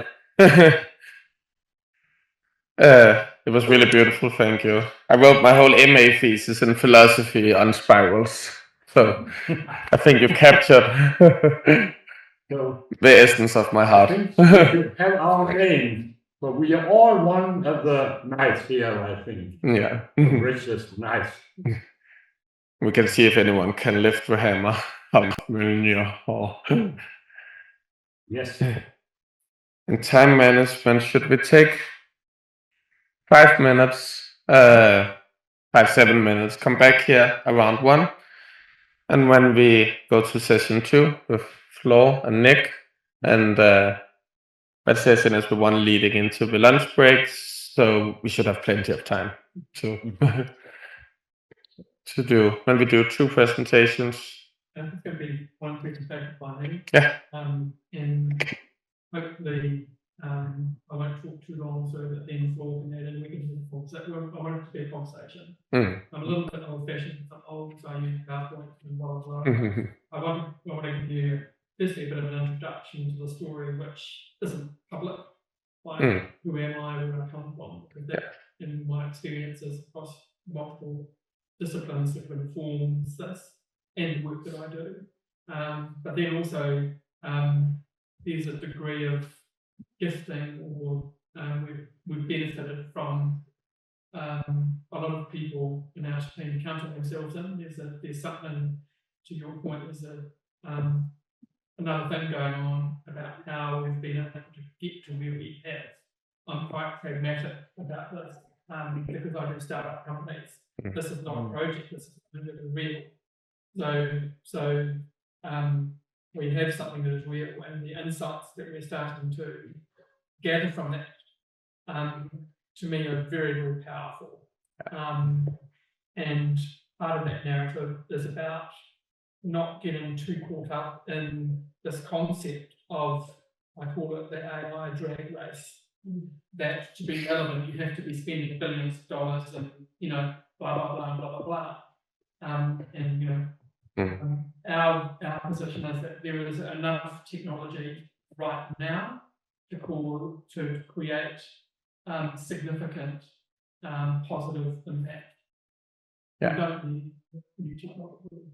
What we need to do is actually layer in human intelligence and principles and values of being careful, patient, and respectful. Yeah, I will look forward to getting into that, and please elaborate it from as much of your personal point of view as possible, because that's also what we can do today, which is important. There's something which Danish people getting find very interesting about one of the investors, one of my friends who's from seed capital. Yeah. I didn't realise one of those well. Yeah. 5 minutes? 5 minutes, yes. And remember your notebook, Alams. Session is suspended for 5 minutes. Okay. Sorry, I'm writing. I hope I missed them out. No, that's totally okay. I fixed it, but just to let you know, that if you disconnect the mouse, the Raspberry mouse, it doesn't work. So I've spent now an hour or hour and a half testing different constellations, and if you take off the Raspberry mouse, it doesn't work. Otherwise, it works. Okay, that doesn't make sense. Yeah, the rest isn't your fault. It's just weird. Yeah, I have no reason for it, but I guess they're all something. And regardless of that, so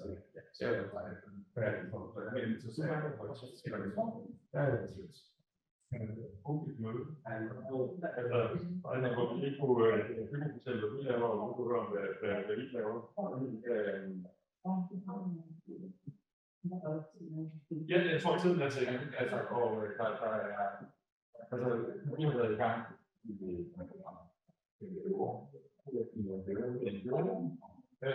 og har ligesom den her udvikling, om bare så om teknologi, potens, demokrati, mindre og mindre potent, og det er sådan lidt, og det var derfor, at Thomas skal ligesom andre, så må man være det tiden.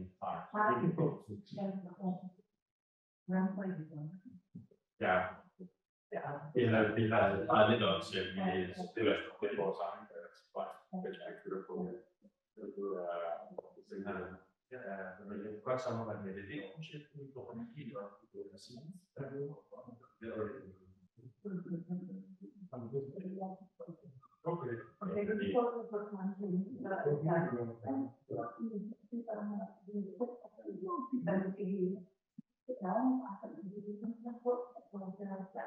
og vi ser det som det er nu.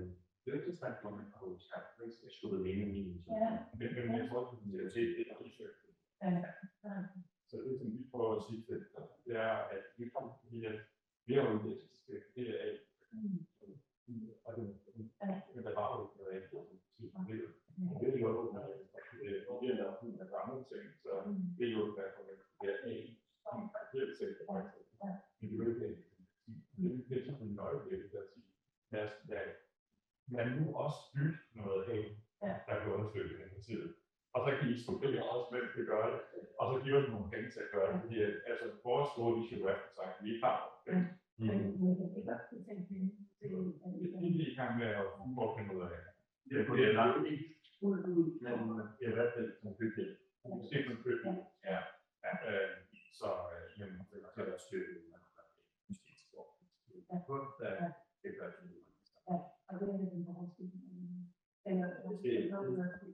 Nej, så det vil være en sige, at det er ja.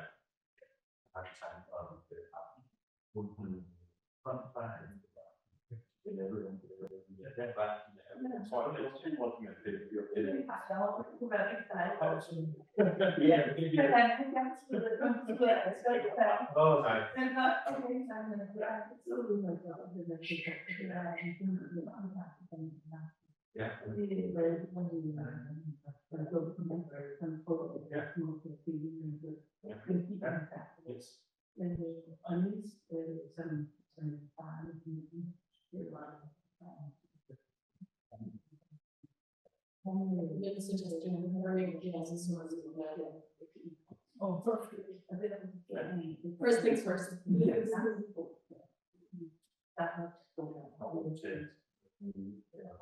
Yeah. Yes. Og så har man jo sådan en faktisk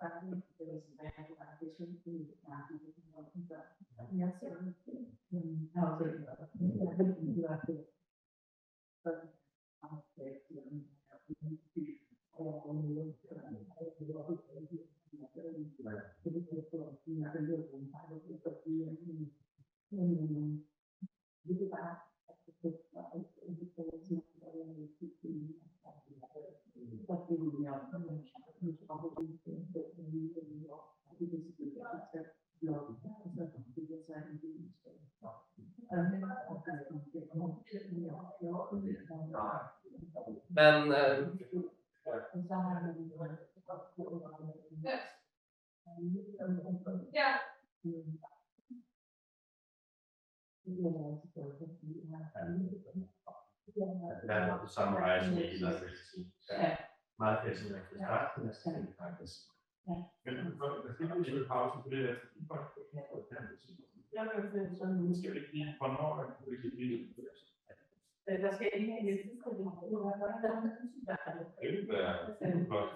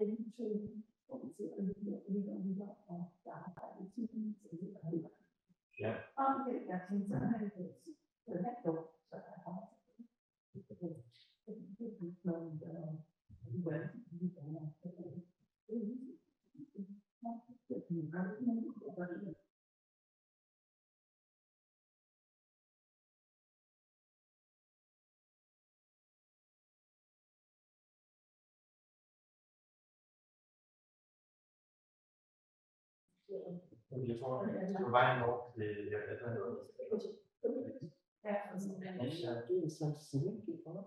men hvornår vil det give ind om vi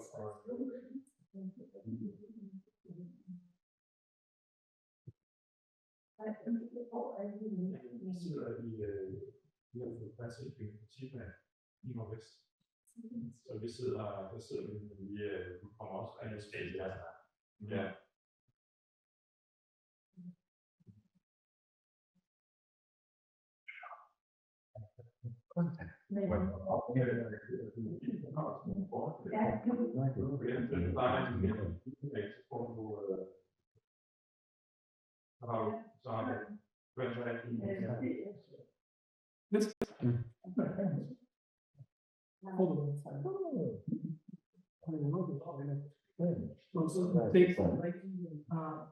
Second door should open up and check on. That's right. Probably was yes. Ja, det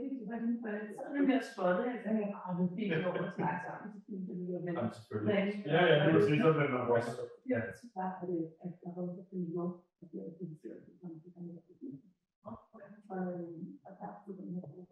Thank you. I'll send mine to go.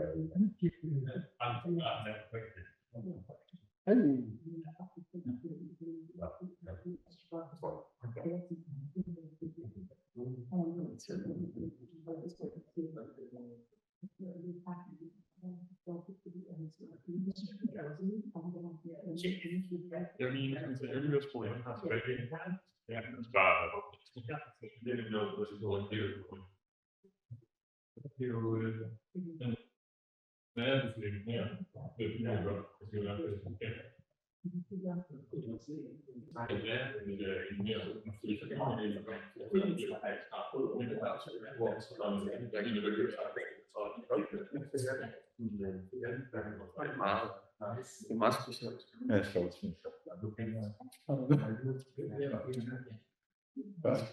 Ja, fordi det er så godt. Ja, der kan man. Jeg har meget helt sådan. Jeg var glad for.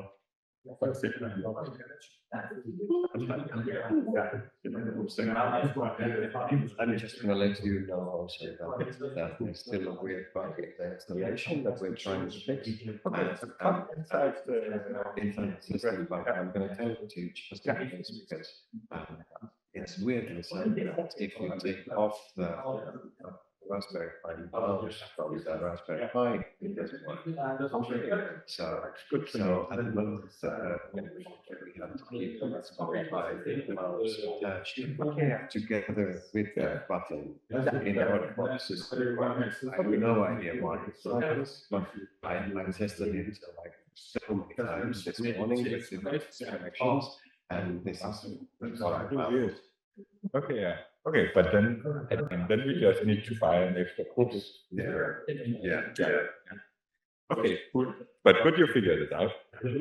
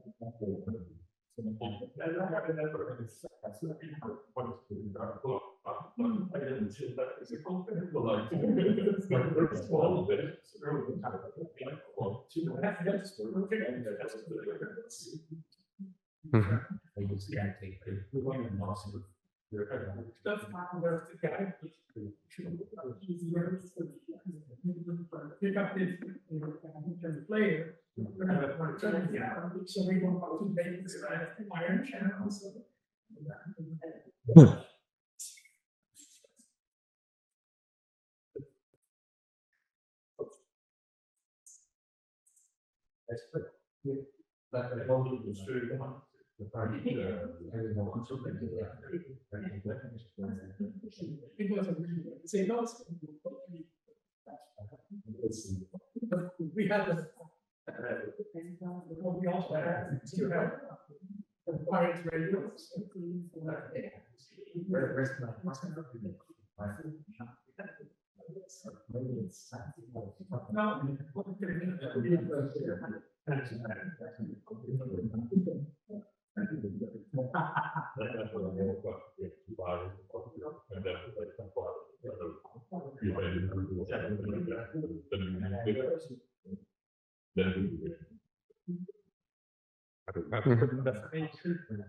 Yeah.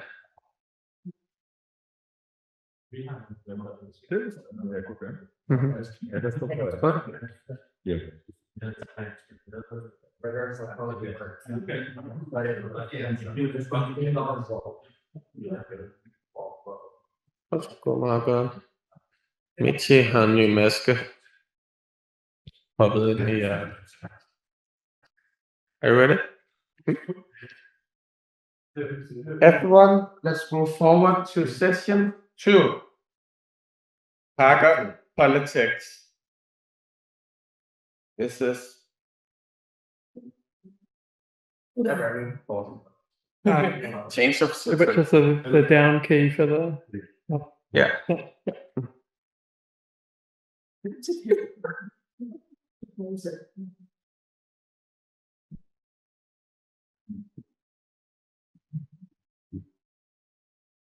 Investment, return to your seats. Everyone return to your seats.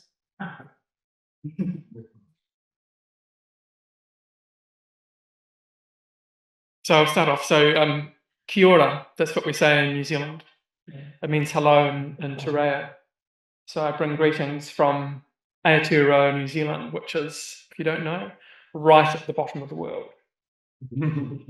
And it's great to be here.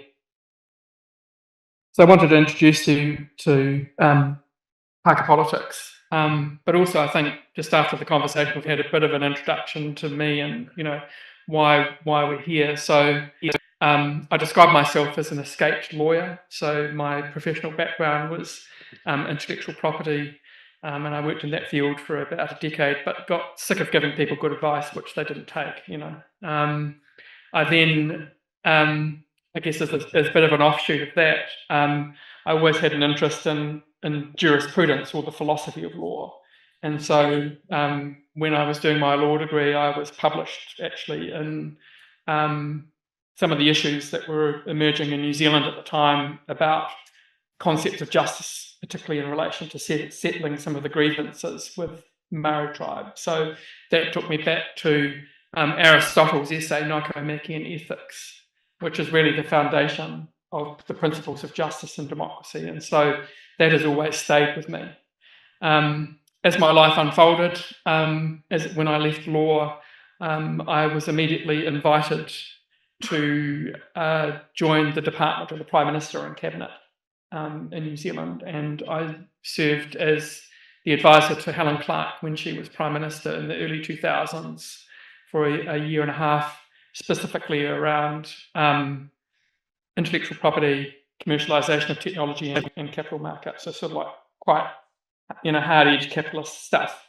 But thrown into that point, there was like a foundation philosophical sort of like question, which is how do we change the heading of New Zealand, because we're a very agricultural society, so how could we hedge our way into the future? And I remember in particular one Monday morning just before Cabinet, the Prime Minister called me in and she sat me down and said, we've got like 7 minutes. Where do you think New Zealand should fit in the knowledge economy? So I can't remember what I said, but obviously, 7 minutes wasn't very, very long. And then, as my life has sort of progressed, I've moved into being more of an entrepreneur, and I guess I think if there's a passion looking back at stuff I do, it's the big stuff, the big science fiction type of stuff. So one of the first companies I created senses volatile organic compounds at 1 part per trillion. So that means with a simple breath sample, I can tell whether you've got cancer starting to form on your body way before tumours express themselves. So that company is the only company that can sense all of the top terrorist agents in real time, manufactured in New Zealand, and then moved into a lot more of clean technology sort of stuff. And I guess the impetus for moving into this particular space really is that after, this year it will be 20 years of work in clean tech and climate mitigation. I think it's about time we actually admit failure of the system. I've been through multiple cycles of hydrogen, wind, obviously Denmark the leader in that, et cetera. But actually nothing's changing. All of the data is actually getting worse and worse and worse and worse. And in my area of the world, climate is actually a reality right now. We have Pacific Island countries that are putting their entire cultural history into Web3, hoping that at least that's some way that they can save it, because their islands potentially within the next 5 years are going to be underwater. And so it's a living thing, and I know a lot of these conversations are still quite abstracted because we see them play out internationally through the media, United Nations, and blah blah blah. But actually, for a lot of people in my area of the world, it's actually real. And there's growing frustration about the inability of the world, not just the West, but everyone, to actually try and put some action into this. So Parker Politics has emerged around this, drive about the absolute need to reboot democracy. I think we need to accept that democracy, the model that we grew up with, has actually failed, or is failing increasingly quickly.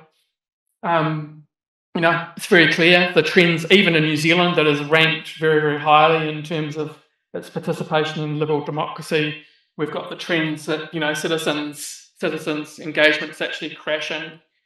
We've got, a movement, not at Trumpian levels, but there's certainly been a conservative right-wing, populist swing in our current government, and they're like decimating the public sector at the moment. They've sacked 15,000 public servants in New Zealand because they think that slim government is going to provide a better future. And then obviously, we all know the rise of authoritarian sort of like approaches. And there's lots of data, this is an Economist review. In fact, the latest one just came out just after I arrived here. And, since this report last year, the situation's got even worse. It's now 2/5 of the world's population live in totalitarian states. Slightly less than 8% of the world's population live in fully functioning democracies. So the numbers are very, very scary, and they're getting worse and worse and worse. And I'm not going to bore you with graphs and stuff. So the way that we look at it, there's really a pandemic around this concept of democracy. And it's sort of been compounded and sort of compressed from a number of different angles. And, to me, the fundamental one is if we do not have a safe climate, it doesn't really matter what conversations we're going to have about whatever issues. We have to have a safe climate in order for humanity to actualize itself and lead into the future. And I guess, I see that the change that we're experiencing in our area of the world is starting to lead to quite noticeable gaps and inequalities between Pacific Island cultures and countries that rely, for example, on funding from New Zealand. But we don't, similar to, I think, a bit of the refugee stress that happened in Europe, you want to be generous and kind, but then you get to a point saying, oh, stop, we've got enough, we can't cope with any more, because there are a number of cultural, ramifications that flow from that. And, I don't know if you saw, but just the day before I flew up here, China, for the first time ever, sailed through the Tasman Sea, which is the ocean between New Zealand and Australia, and fired live rounds before.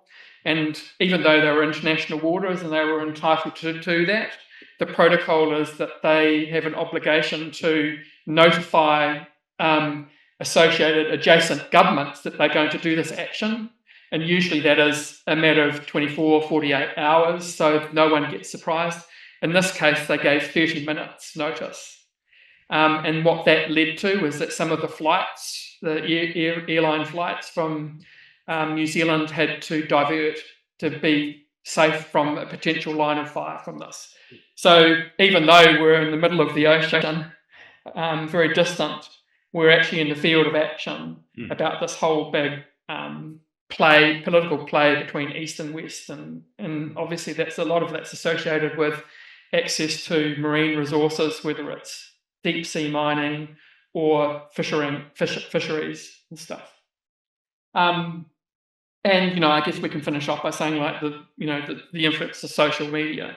All of these things are coming together, crunching together at once. And I think it's really important for us to realise that the pressure is actually a systemic thing. You can't just pick one issue and try and deal with it. There are multiple different angles that are challenging democracy. And, the traditional solutions are under threat. I see, the likes of the IPCC of the United Nations. It's sort of we've been working on that for 30 years. It hasn't actually improved the situation. So at what point do you say we have institutional failure that we need to start dealing with? Facts and sentiments, statistics and facts don't need to be true. You can start to see, immediately, obviously, what's happening in America. But that starts to amplify out very, very quickly. In New Zealand, we have a highly politicised agricultural sector, and they seem to pick up, the post-truth position and amplify that out. So in New Zealand policy, that's now they're having to treat it as if it's like a valid position. No one's actually able to undermine it and say this is not valid. So we have a lot of farmers that say, oh, climate change doesn't exist. And yet they don't have rain for their crops. So it's starting to be quite illogical. I think also, we've let global tech companies have undue influence. I don't think we can turn around and say and blame Microsoft and Google, etc., OpenAI or whatever. We've actually let that happen. So we have let or enabled an overconcentration of data assets to sit in a tiny number of hands. So from a principle of sovereignty, of citizenship, there's a very important question about where your data actually sits. There's a very big debate going on in New Zealand at the moment because our Maori tribes are saying, actually, we want our history, our data, to sit in Aotearoa and in New Zealand and not hosted somewhere, where we don't have control over it. I use a bit of a New Zealand colloquialism. I don't know if it exists in Danish, but, clearly media is tanked.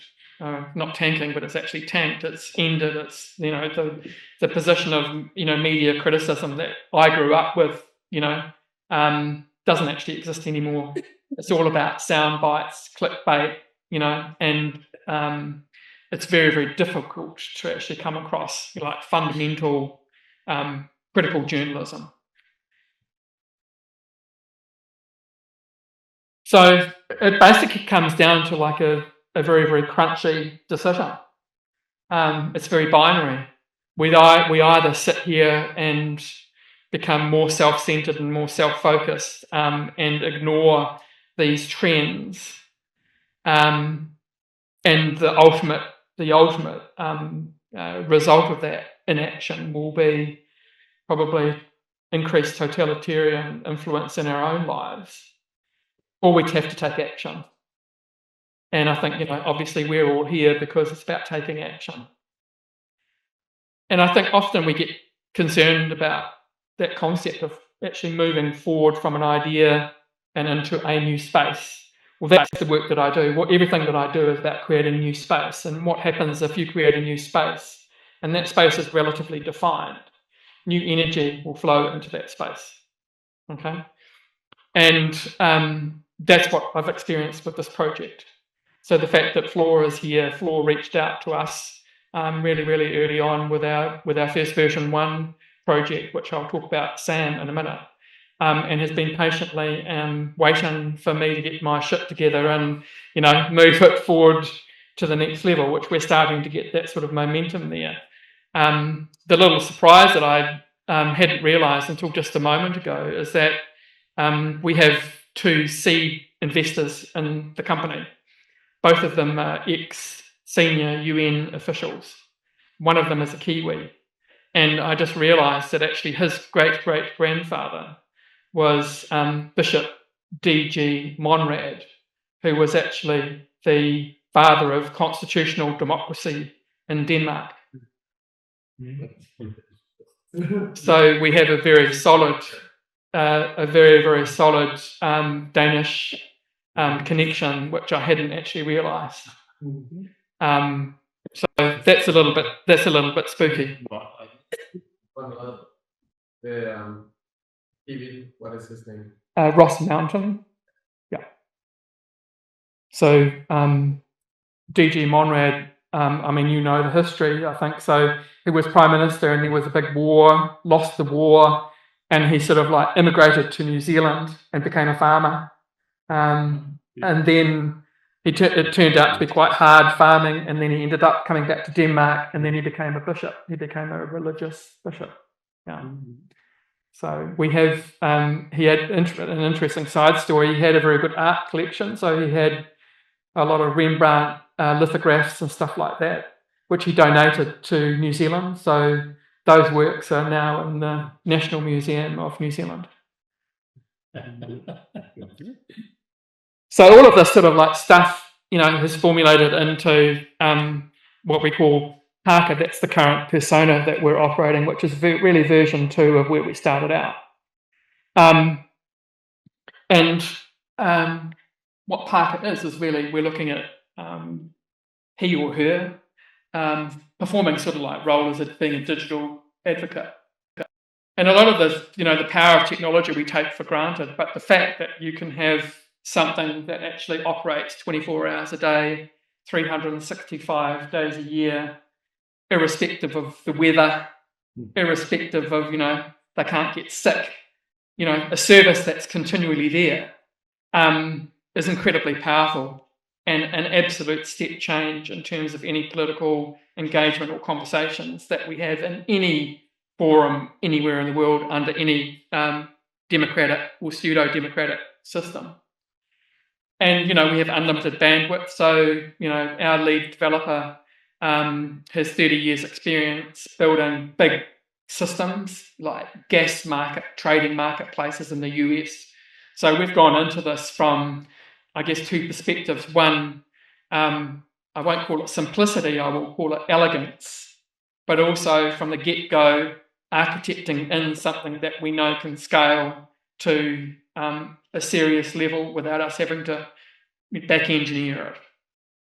And I think a new insight, which we're really just moving into now, is that we're about conversation, and conversation is not search. A lot of the AI chatbot technologies that are out there, I would really call them search. They're like the next iteration of search. Conversation is something much more deeper, and also much more human, because it has to include fuzzy logic. It has to include, the fact that you might be in a bad mood, or you might be sad, or whatever, or you may not feel like talking at all. And it's about giving people answers, not spin. So we're not there promoting an action or encouraging someone to go to the store and buy more chocolate or whatever, a lot of the other chatbots are actually aimed to do. We want to give people answers. And so obviously we have protocols in our configuration that there has to be at least like three ticks validation of the information that we're provided. Okay. Obviously, you can take that a lot further. Our view at the moment is that the place to start is to look at public databases where there's an obligation of the public for public information to be used for public good. And so that has an inherent, validated sort of like position. And we don't have an agenda. We're not there to promote any particular political outcome. The only, I guess if you can call it an agenda, I'd call it more of a value position, is that we believe firmly in giving everyone a voice. And when I use everyone, I include right-wing fanatics, right through to COVID anti-vaxxers or whatever.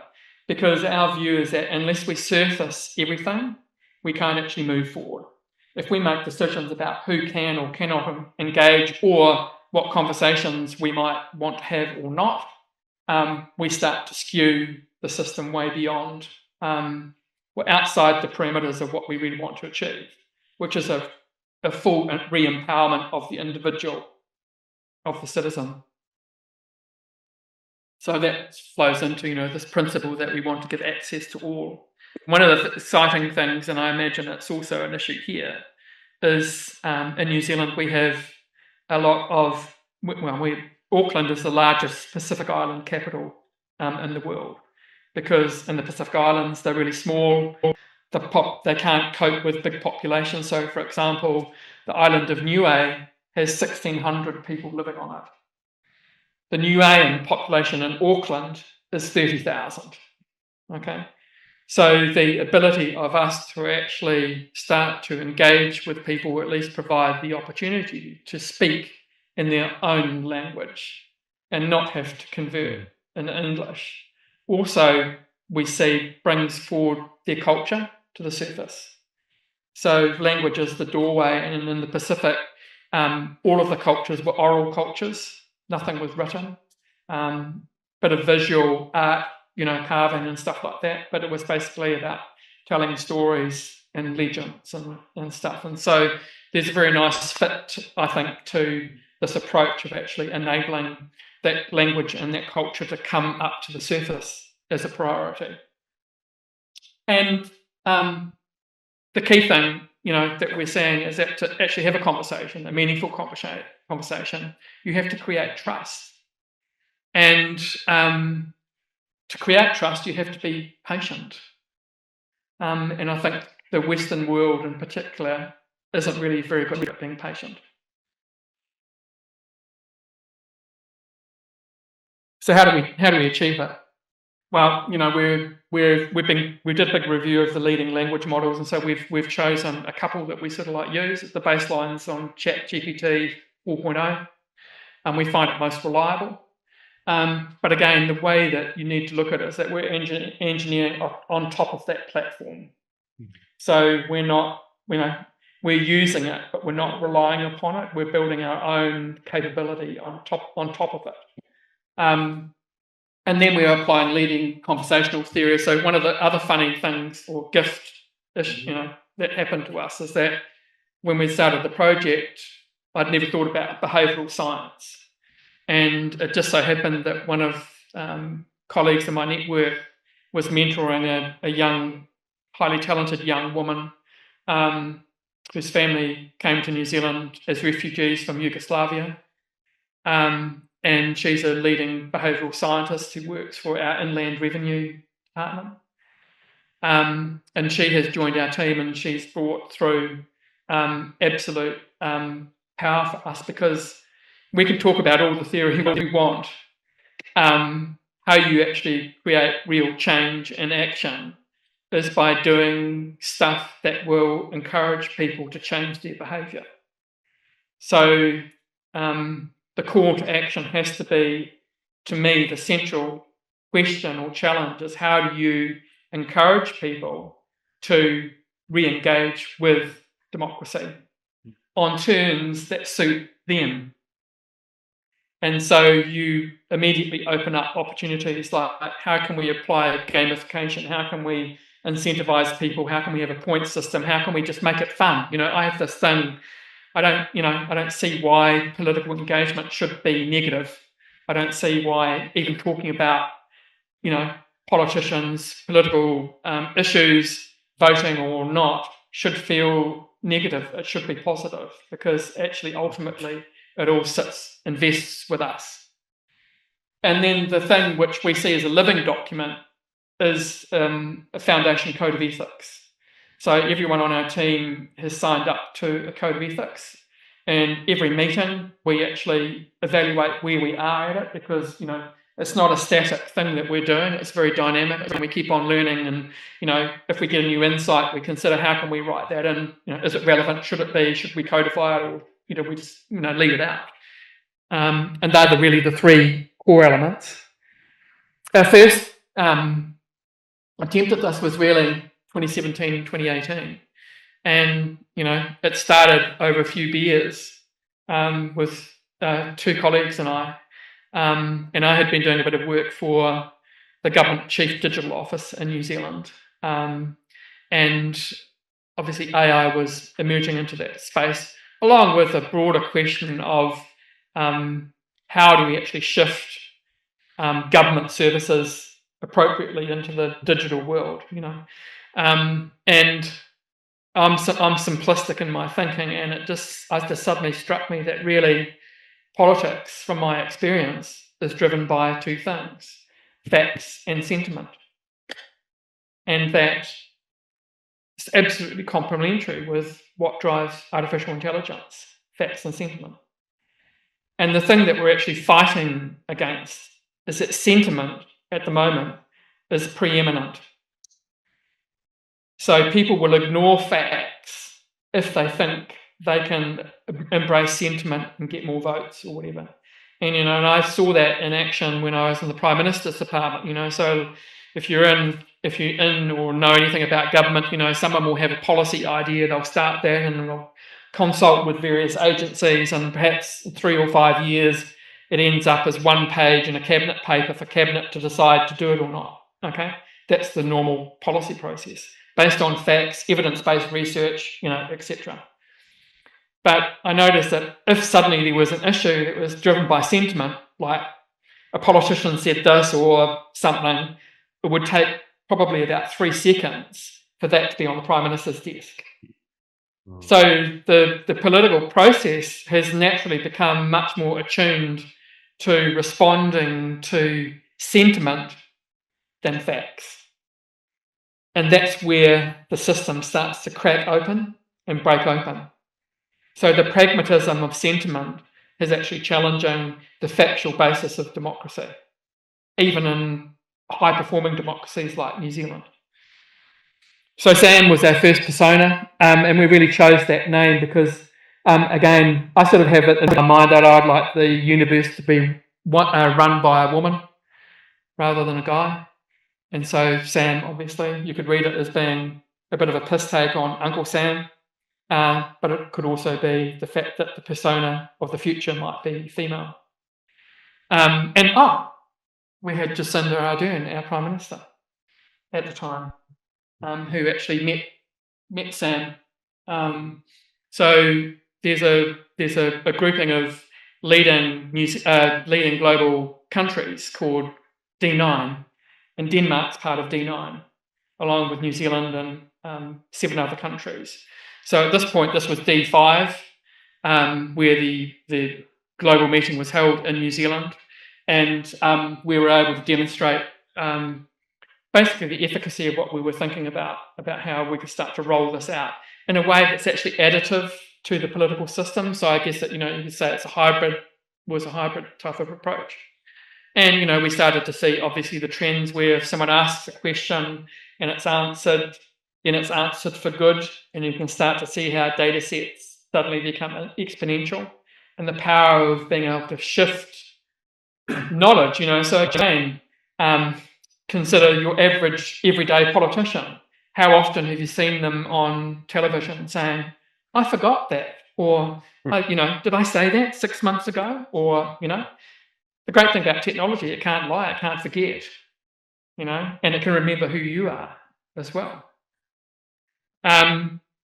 So we had a huge response to SAM, perhaps not at the level of the synthetic party here, but certainly from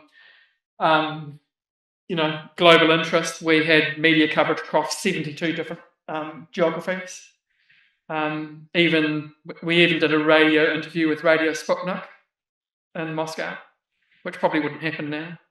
But right through to, you know, CNN. I think the interesting one for me was NASDAQ stock market in their AI sector review actually identified us as one of the two most far-sighted projects that they'd come across. And this was all unexpected to us. Like we were, you know, so probably we were ill prepared to actually deal appropriately and sensibly with the interest that came through. And even when COVID hit, you know, and we sort of went into recess, really, the interest still kept on flowing through. And I think Radio Sweden ran up and we did an interview with them, and, you know, etc. And I think, you know, what we learned from the SAM project, the virtual politician, was really two main questions, which are still unresolved, but they're important parameters to us to think about if we want to get into a point of having true AI representation. Is that where are the boundaries of politics? So we think of the political system, you know, that we're used to in New Zealand. We have Westminster adversarial sort of politics.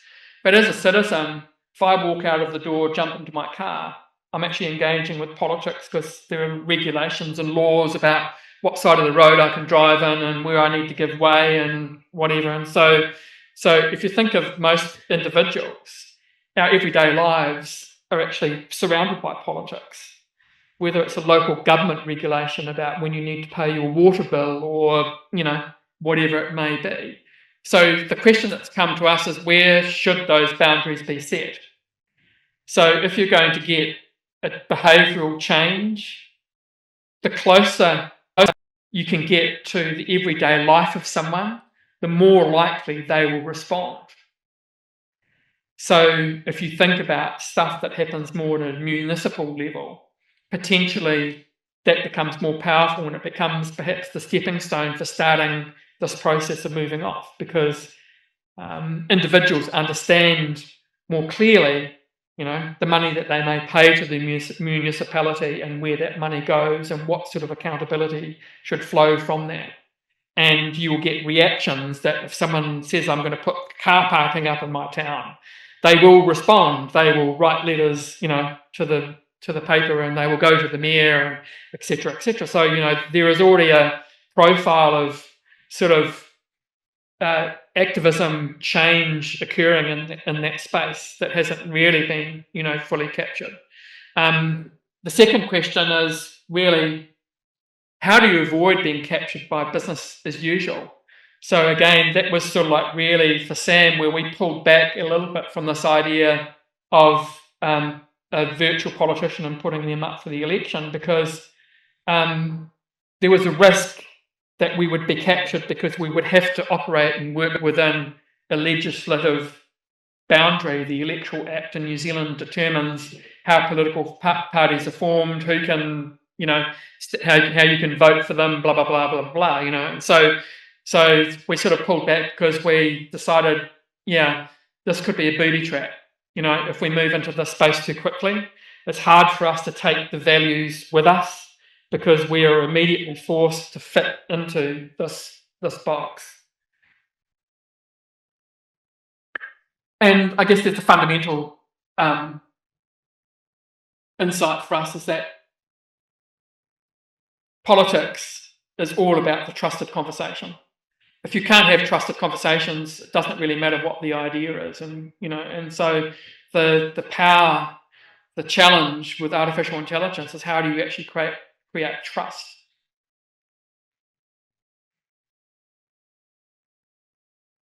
So we've sort of like done some thinking about that. We've, you know, again, you can see I just try and think in threes. That's like as much as I can cope with.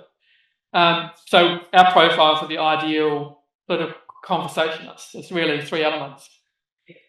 Someone that has to be credible, you know, intelligent, accountable. They also have to be honest and balanced. And they have to be engaging and personable.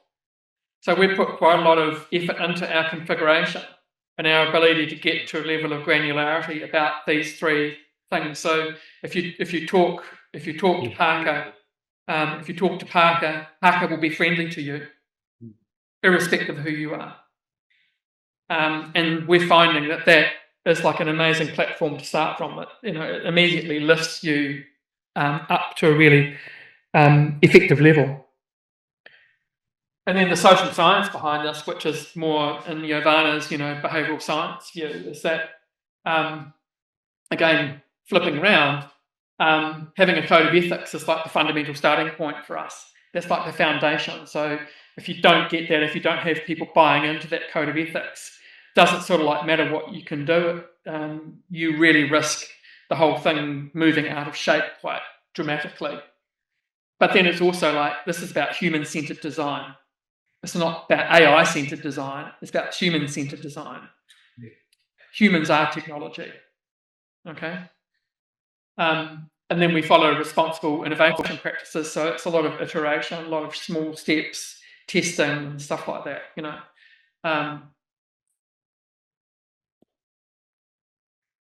And I guess the key insights, which, you know, we've uncovered really in the last probably 6 months, is that there's an absolute value to being anonymous. So anyone that uses Parker is anonymous. And we've concluded and we've decided we don't actually really need to know who the person is, because we can get enough information from the data from the semantic profile that actually can provide us the political cut through that we need, or the data cut through. The fact that Parker's patient, just sitting there for whenever you might want to have a conversation or not, is always there. Always there. You know, you don't have to ring your friend up and hope that they're back from the supermarket or whatever if you want to have a conversation. Parker is always there. And that empathy is an absolute fundamental design principle. We want to have personas that are empathetic. They will listen, they will think, they won't rush to force conclusions. They will listen. And I think the most exciting thing that we've seen is that we believe we can start to tip the table around this quantity thing, you know. So in a general rule, you know, if you're doing like a software company, people say, well, come and see me when you've got 3 million users, you know. In our case, we're saying that our ability to get value out of an anonymous conversation is sort of, one conversation is, this is Giovanna's calculation from her day job, one conversation is equivalent to her doing somewhere around 100 interviews. Okay? So if you start to think about the implication of actually simplifying the political system and being able to get to a point where we don't need to speak to anyone, our sample size we may only need to like profile 1,000 people to have accuracy over, you know, 100,000 or 1 million population. So it becomes a mathematical risk equation at that point. But I think that's very exciting, because that suddenly frees you up, you know. I think this fundamental thing, it goes back a little bit to the, you know, the question about trying to avoid business as usual, is that we have to be very cognizant of the challenge that, are we actually doing something new, or are we just really continuing to fight the same war that's been going on, you know? And so fundamental to our design is we continually, question ourselves that, are we just using methods that are truly effective, or, are we just sort of like clinging to nostalgic view of what a successful politician might actually look like, So that's a continuing challenge for us. And so the current capabilities, I'll just go through this quickly but basically right now we can do campaign creation. So we can create tailored one-to-one chat campaigns. We can basically cover any range of political topics that we may choose. User experience is private, and that goes to that principle of anonymity that we've decided is fundamental. And important, it's non-combative, so we're not there to create tension. This is about a conversation. And the way to look at Parker is that Parker is there as the conversation partner. Okay? Conversation partner, that's very specific and very purposeful language. And then the data analysis. So our ability to then basically do semantic analysis of those conversations and start to get really quite granular insights. I think insights are much more granular than I ever anticipated we'd get to at this stage of the company. And where we're moving to is actually advanced model development. So we see an opportunity for us to potentially even establish our own political LLM. And so that's a bit of work that's going on at the moment by the team to review that. And then looking again across the 20,000 plus models that are out there to consider whether some might be better suited for certain use cases or not. So again, we can pick and choose, and this is again I think really important that there isn't like an overriding position in AI infrastructure. We, the creators, can choose what we consider might be beneficial to what we are trying to achieve. So it's a very anti-deterministic sort of approach. A lot of the commentary that really annoys me about the AI sector is it's very deterministic. Okay.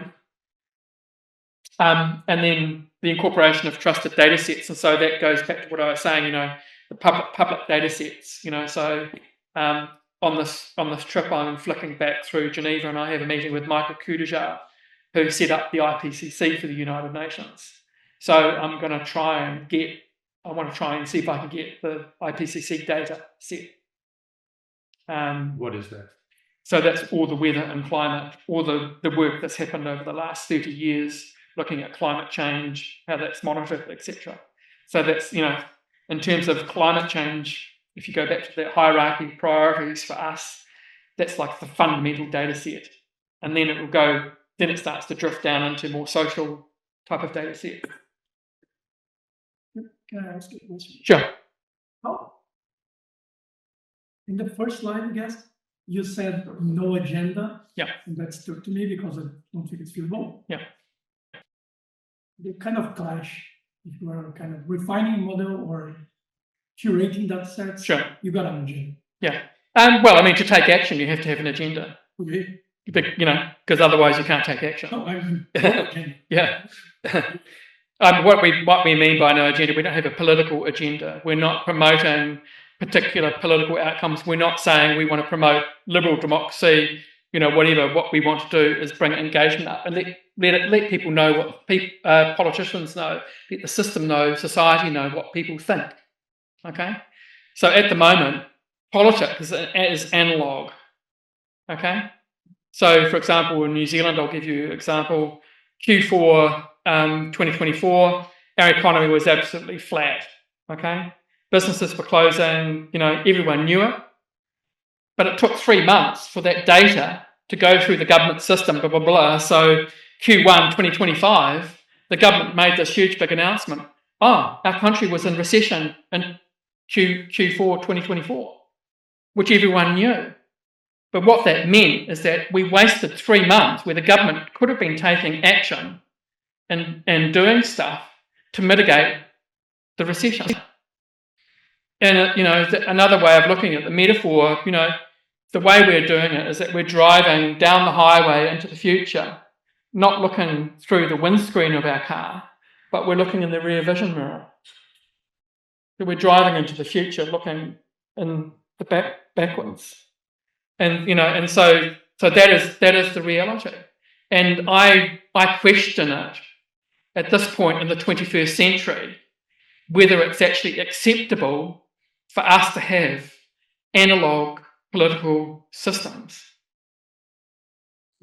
Yeah. Where we move on to further is like starting to look at enhanced one-on-one type of capabilities, so people can actually sort of like start to expand that conversational group. Again, still leaving it anonymous. Starting to look at polling, like we look at polling as a key, I guess, adjacent sort of opportunity. So if you look back at the US election, all the polling said, oh well, it's going to be like a really close race between Trump and the Democrats, and in the end it wasn't. And talking to a few colleagues in the States, I said, of course not, because Trump supporters they'll never do a poll. So again, if you consider if we can start to use much smaller data sets, the quality angle of things to get a read on what the sentiment is, that's actually much more powerful than polling, and we can do it every day in real time. We don't have to do it, once a week when they ring you halfway during dinner, hoping that you're going to, talk to them sensibly. And then guiding users through deeper inquiries, like enabling, so I guess it's like an educative function where we want the users to start to ask questions, and so we can help them, guide them into the area of discovery. And then, number 3 is obviously taking it into long-term engagement. So you've got trust. A parker sitting there, it's your friend. You might be walking down the street. What's the law about car parking in this part of town? Or this person's built a veranda over this footpath. Is he able to do that? Parker's there. You can ask that question. You get an answer. And just start to use it as your own personal friendly advocate.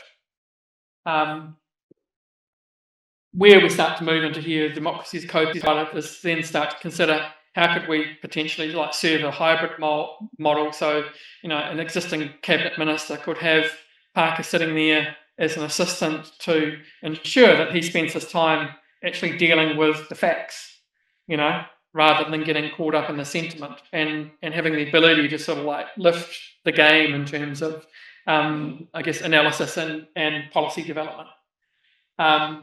And then, I think both number 1 and number 3 are a little bit repetitive there, but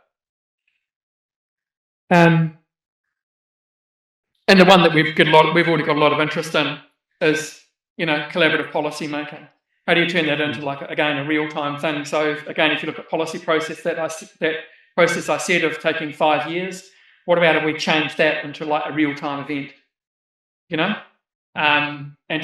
And just really, really cook it, because we can access the data, we can present the best information, we can enable people to actually act in a very responsive, responsible manner. And that sort of opens up into your ability to start to bring, I guess, different groups together. So again, understanding that it's a system, that democracy is a system, that you might do work in housing, but it's got, other influences in other areas. So let's actually mash it all together and get the facts on the table. And then again, from a hybrid perspective, just imagine every government ministry actually having a hybrid advisor sitting there to help them on the inside to sort of also drive things forward. So our strategy has been what I call slow release. So we did a soft launch in Wellington last year of version 2 on the 4th of July, because we sort of had to. And then that was pretty quickly followed up with an opportunity to do a pilot at the Democracy Festival in Cologne, which was really interesting for us.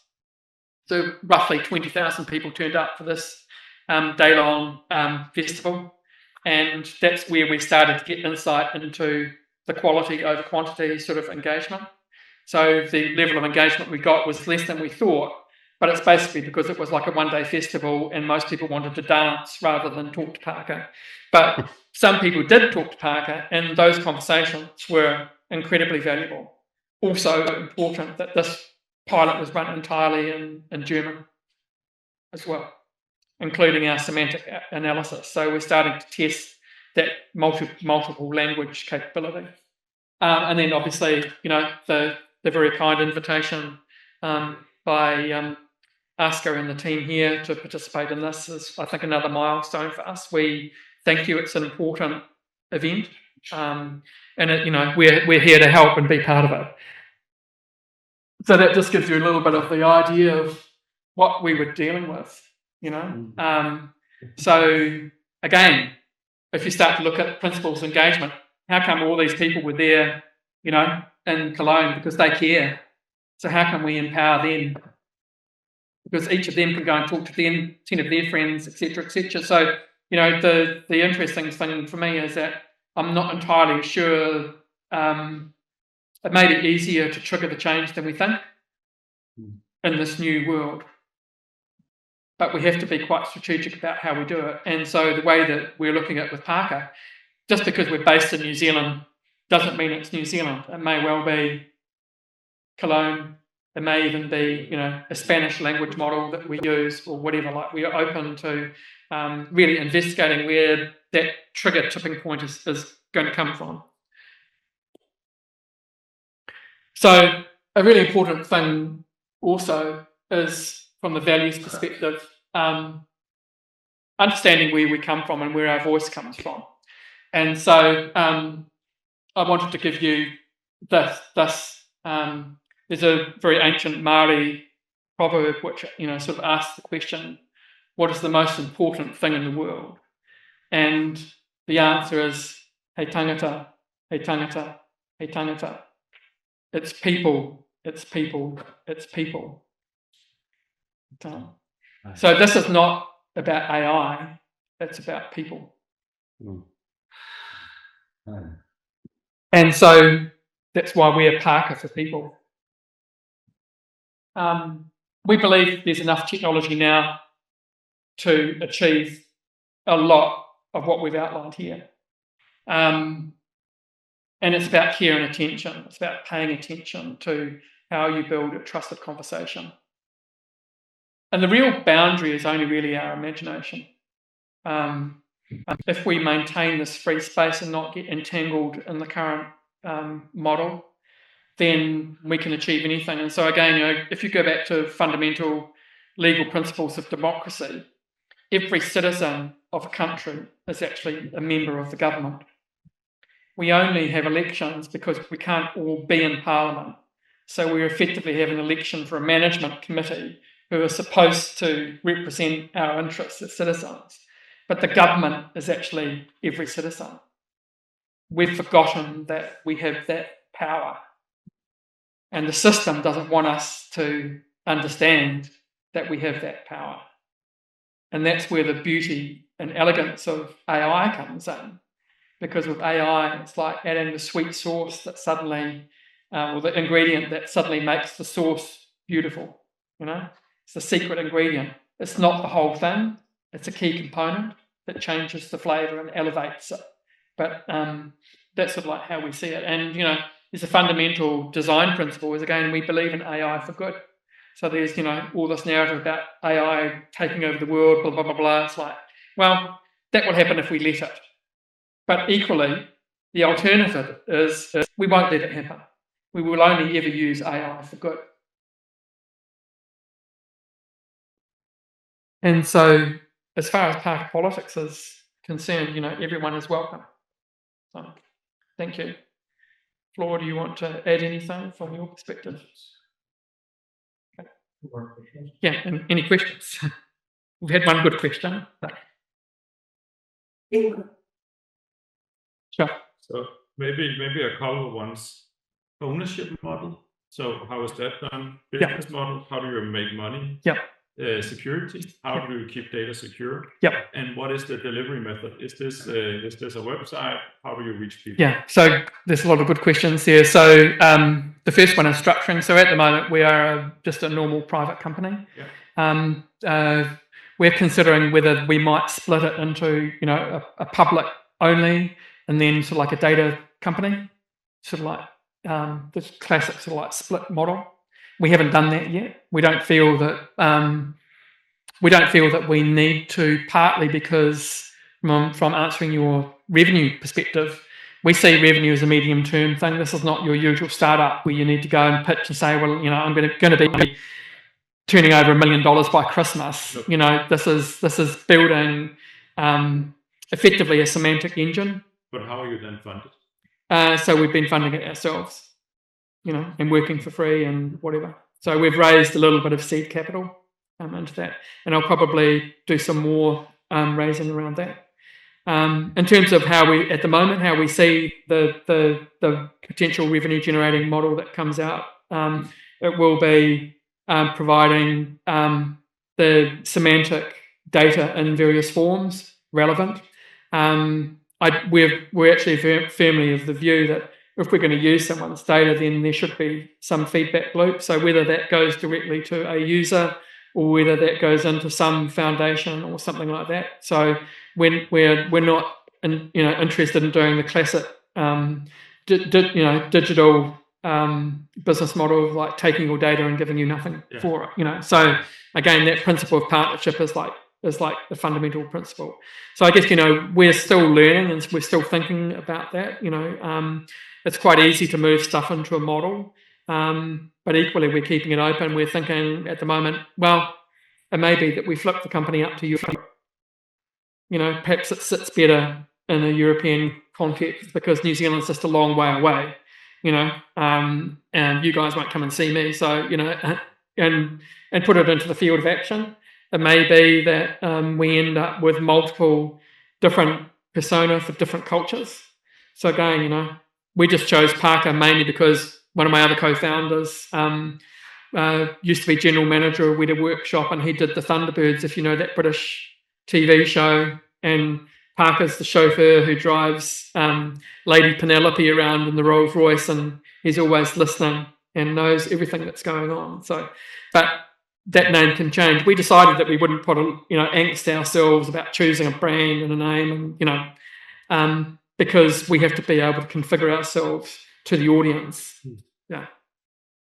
And then about the security? Security, that's an ongoing thing. So, John, our CTO, that's his number one issue that he always raises. So at the moment, we're keeping it very tight, but obviously as we open up more, then we're going to go. And I think we're looking, again, part of the European focus, we're looking to more the European standards around that, because that seems to be where the most coherent approach is outlined.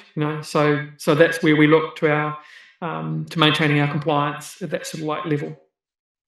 Blockchain, is that anywhere in there? Yeah, potentially it sort of like starts to kick in when you start to move beyond one singular participant. But again, if you look at blockchain, there aren't a huge number of use cases yet that really prove it, and it's actually quite expensive to actually do it properly. So we're a little bit unsure about whether that opportunity or that technology might have already passed its application. I was sleeping for a moment. The last word in what you wrote about journalism. Yeah. What was the last word? Tanking. Again? Tanking. It means it's failed. It means it has failed. It's failed. Yes, it's failed. Yeah. Yes. I took a picture here at the station, the head station yesterday from the papers. Right. And I saw it. Yeah. I can show okay. All right. Okay. They are dying. Okay. Yeah. Yeah. You know that the Gen Z tanking is it's the opposite. Okay. It's when you resist something. Okay. All right. Oh, interesting. Okay. You did. Oh, sorry. Sorry.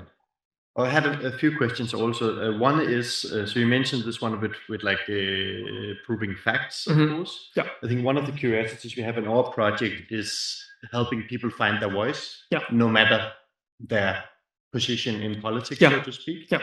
Yeah. So more like rather than the good facts, which of course also is important, and more helping with the good inquiring Socrates questions. Yeah.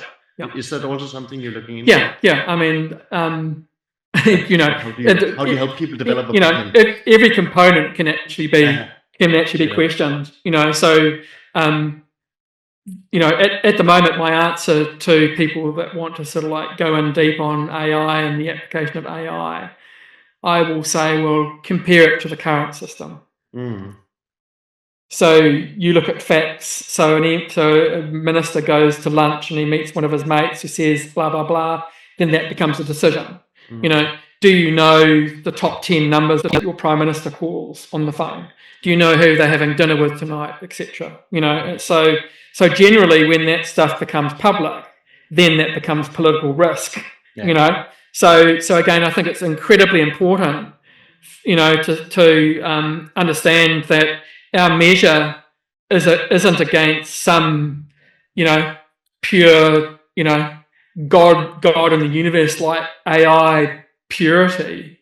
It's actually about how can we do better than the current system, and we have to start from somewhere. And as long as you do, you know, our approach is as long as you start as competently as you can, then that's the place to start. And we're not going out there and saying we've got everything right. And I certainly hope that we haven't, because we need to discover. If we think we've got things right, then probably we've missed the point. We've missed the secret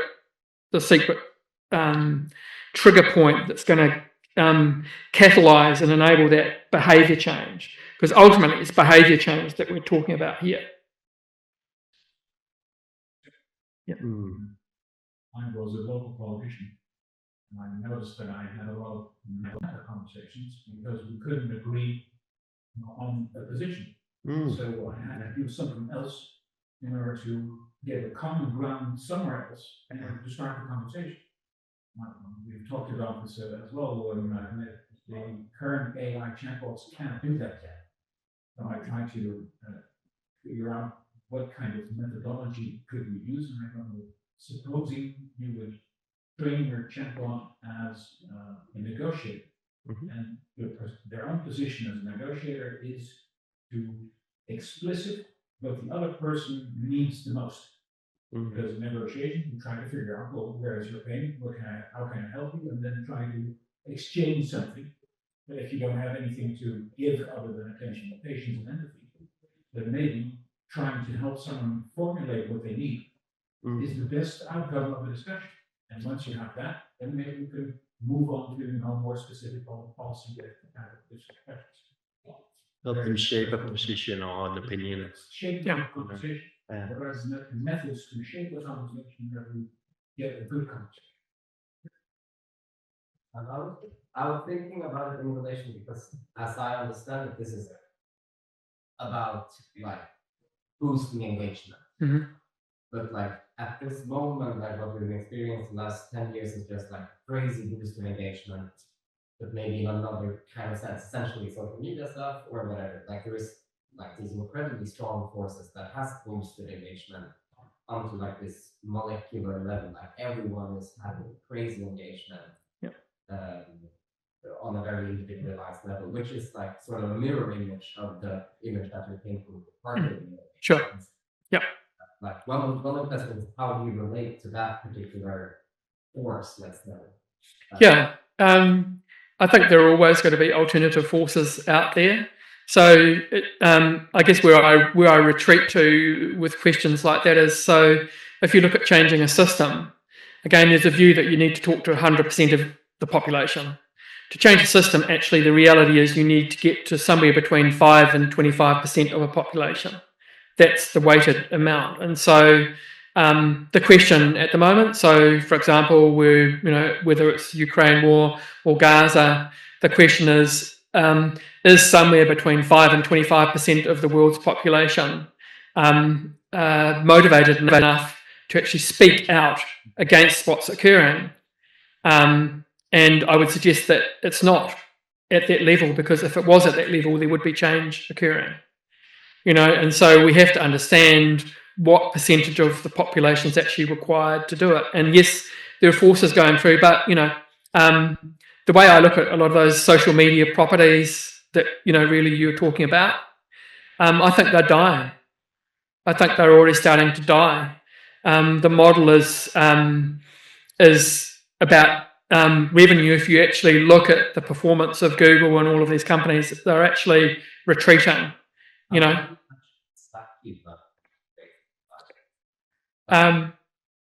well, potentially we might flow into it. I don't know. So again, we don't have any perception about it. Perhaps there may be a broader social engagement benefit that we can unlock, about it. But it has to be related back to this core principle of trusted conversations. So I just think, I would say if everyone considers your friends and who you talk to, within the friends that we all have individually, we talk to different friends for different reasons, on different topics, and so just think about Parker performing that role 24/7 there on an intimate basis. Well, one thing that I forgot to say is that I should have put it on my slide, that another consistent piece of feedback that we're getting from users is that people love the intimacy. I'm not talking about being anonymous. I'm talking about intimacy. And they are prepared to have conversations with Parker that they would not have with their partner or their wife or whatever. And that was actually from our CTO, and he started crying. Giovanna was working on the computer working on a conversation, and she said she felt the personality of Parker coming at her, and she started crying. So I think there's something very powerful that's going on here about taking this very, very slowly. For me, because I'm like an action type of guy, I like moving stuff quickly. I like being disruptive. I like challenging. That hasn't been possible with Parker, and I'm also learning now in a reflective position that I'm very pleased that has not happened. This is not your normal software project. This is one that's about being careful and slow and considered. Sure. I'd like to come back to the agenda, because I do think this might be something that we need to discuss for the document. For instance, if I ask Sam or Parker, should I take chloroquine against COVID? We would say, I don't know. Do not. And I don't know. You'd have to ask. What I mean by that is, even if you don't set up an agenda, it does that. And I think it's important for us to acknowledge that AI technology, especially the way LLMs created, they do have an implicit agenda. Yeah, humanity has an agenda. It's like you were born and you die. You can go to Hofeldian philosophy. You can't be right unless you've been wrong. You can't be good unless you've been bad. Is that an agenda? I think it's a reality. So, I'm not sure that the language actually matches. We're a human system. We're bringing our own emotional intelligence into this. Obviously, that comes from somewhere. So there's going to be influences that come from it. Like, I grew up in a small community, one of the most remote communities in the world. I didn't have anyone my own age, so I spent life sailing, riding horses, etc., by myself. But I understood nature, and I could put my head out the window and tell what the weather was going to do because I was so aligned with nature. I don't like cities. I think cities are bound to fail. We're over-investing in cities. That's my view because of where I come from. I'm not saying that I'm right. So I think what you're saying is interesting, but where it gets problematic is if someone is holding a position and saying, my position is right. So it's like I see it as an ontological sort of view, like we're all in the same room, i.e. we're all on planet Earth. okay? But where you come from and where I come from, they're all different perspectives. We're in the same room, but you could be looking at the window. You could be looking at the door, you know? We see different things, even though we're in the same room. And so what we're trying to do with Parker is actually provide a platform that enables us to consider we are actually all in the same room. Yeah. Still don't understand how that is about not having an agenda. I'm pretty sure the AI people can talk. People from extreme right wing to leftist or whatever. Pretty sure it can talk and debate and dialogue, but still strikes me this idea that we're negating that technology. This technology has an implicit agenda. Yeah, well, I mean, if you wanted, our agenda is to give everyone a voice within the context and within the capabilities that are there now. Agenda, as you used to be now political affiliation. Yeah. So Be more. Yeah, I mean, I think that's actually probably more the meaning that we would, you know. For example, often try to use the word anti-political, which people often misunderstand, but also negating political affiliation in order to create a new combination of possible worldviews that we don't coexist. That happens on the level of conversation. The agenda's conversation and the affiliation becomes suspended, maybe. Yeah, I mean, language is important, but I think also, you know, so where does the power sit here? So we should be using language that actually works for the user, not that works for us. It's interesting what you mentioned. First, also, where did you get that from? If you work with that Evan Parker, because I know that is that was the core concept also of the oldest political chatbot I've been able to identify. Rosa, right. In 2001 was launched by the Danish social democrats. The software company and Hero was founded around the idea of fuzzy logic. Also, the age of making search engines that do not respond by keywords only, but by context. That very early moment of text generation, search, of the chatbot, fuzzy logic was also introduced. I think we just stumbled into it, you know. So I'm prepared to stumble into things, you know. You know, so I often say, you know, when you're doing stuff at this level, one of the luxuries you have that, you know, is to blow things up. You can try stuff, and if it doesn't work, well, that's fine. And you know, you move on. And so it's very much, it has to be very much an iterative step. And I think, you know, the issue when you're talking to the converted, the people that want it, they want it now. And I think that's a danger as well. Because what is now? You know, so when you're looking at creating change, it has to be deeper. It has to be from here and not from here. So at the moment we're sort of operating from here. We haven't found out what this motivation is. You know, other than the fact We're going to have some feeling on open source. So, well, it's interesting. We've got that debate going on at the moment, and part of that is because New Zealand has become a refuge for high net worth individuals. And so one of the guys that reached out to me, who's just shifted with his wife to New Zealand recently, is a guy called Michael Tiemann, who set up basically Red Hat that IBM bought. So he's the father of open source. And you know, I've had a few coffees with him, and he and his wife's a neuroscientist. So that's like a very interesting, like pretty scary combination for us. And so I said, look, I'll give you like a link and you can play around. And I expected them to come back and say, you know, here's the first 50 things that are really crappy about what you've done, you know. Like, in fact, and they start off by saying both Michael and Amy are AI skeptics, okay? but they both came back and said that what we've created is amazing. And they've been using it themselves. And so, so there's a very validation. So depending upon how we scale this, my thinking, to answer your question at the moment, how we see it is that there might be parts of it that are open source and there might be parts of it that aren't.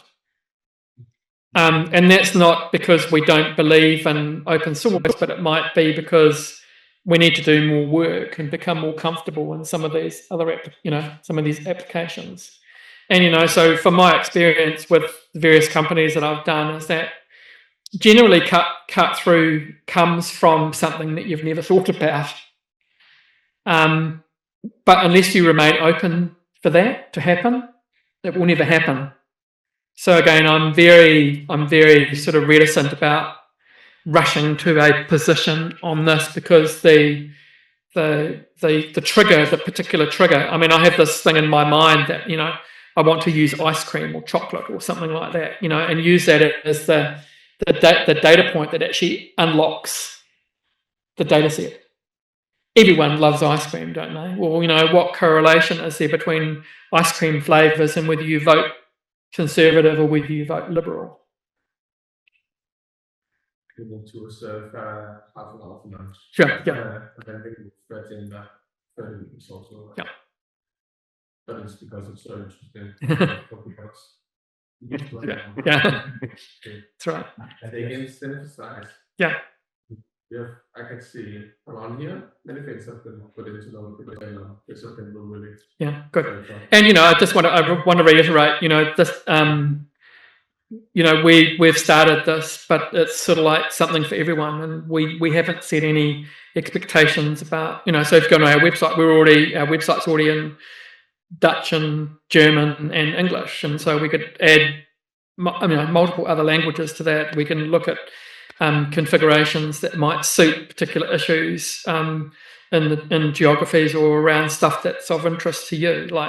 And I guess the thing that has I'm sort of becoming more comfortable with is that even though we've only done a certain amount, we've already got something, which seems to be reasonably validated and demonstrating a degree of efficacy that I didn't think that we would get to at this stage.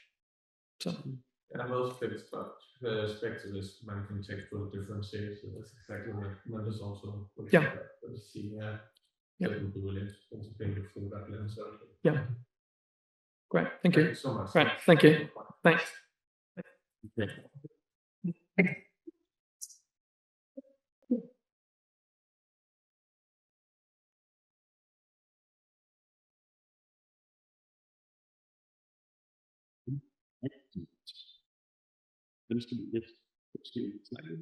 Yeah, are we still here, or can we, or have you finished now? You can talk to me, that's fine. One word I didn't hear you mention. But nevertheless, I think it came here in the last round. That was the word spirituality. Yeah.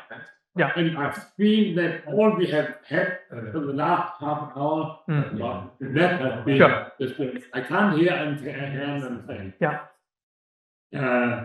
So you had it. Yeah. I was thinking of your source. Yeah. And back to the Old Testament. You remember the man walking around with the big box? The what do we call it? The spectacular. Okay. Yeah. Yes. Yeah. Into the Solomon temple and the priest once a year and all that. What was in that? What was in that box? Yeah. Have you thought to that? No, but I know what you're meaning. And yes. Yes, very good. Yeah. I've never asked the question before. Yeah. So I think there's so if you're talking about changing behaviour, then inherently you have to be talking about spirituality and where someone comes from. So again, what this is the distinction I make. Yes. People are acting from here. Okay. I act from here. But my big offer is also electricity. Yeah. I think it was it. Yeah. Yeah. Yes. Thank you.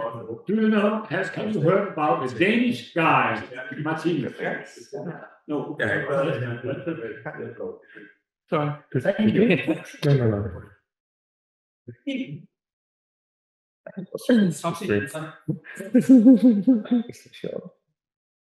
No.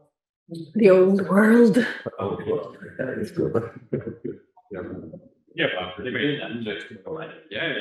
Så vi har det. Rundt dertil. Palmer til. Den er igen så her. Ja.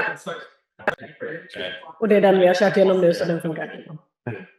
Ja, det er den, altså den recorder her. Men den burde også kunne recorde flere måder. Altså så er performance på den også specielt udviklet til dig. Ja, jag tänkte att jag står där ute. Grödar och så och delar ut. Jag har inte hittat några i stan. Jag har inte hittat några i någon affär. Jag funderar på om jag ska gå nu och se om det finns typ Same. Yeah, maybe. So I think what we would love to maybe have Måske det er bare spare ind fra det. So what we are doing, we've just seen this there. Stemmer, så det for det lavere. Ja. That's what the idea is. Altså det bliver bare på optaget det. Og så se hvad der. Ska vi testa? Nu använder vi MacBook. Hej, Olof Palme här, din eviga statsminister. Vad vill du snacka om? Jag undrar om du hör mig genom den här mikrofonen.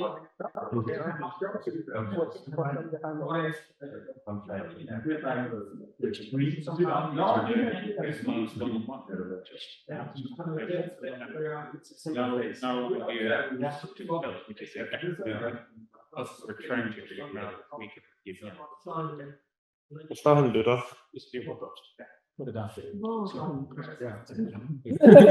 Det var det lilla.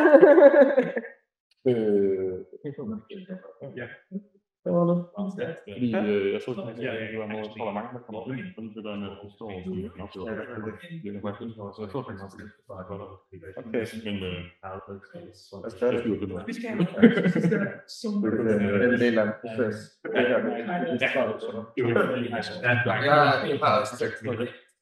Jeg tror, der skal be communication. There are not very some people that we have even you want to reach Det är mer först. never have enough people to do that conversation. But it was our first try to go somewhere else than the usual tricks. Fix the people that could reach. Makes sense. That's what we've been talking about libraries.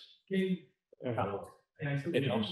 You have the elderly organization. Trying to do things in my head.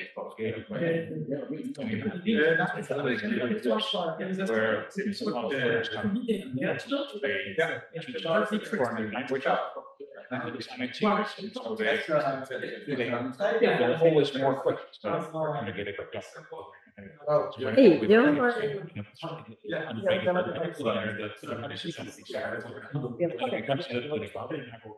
Try to approach things and trying to figure out how to use what you have the network position with.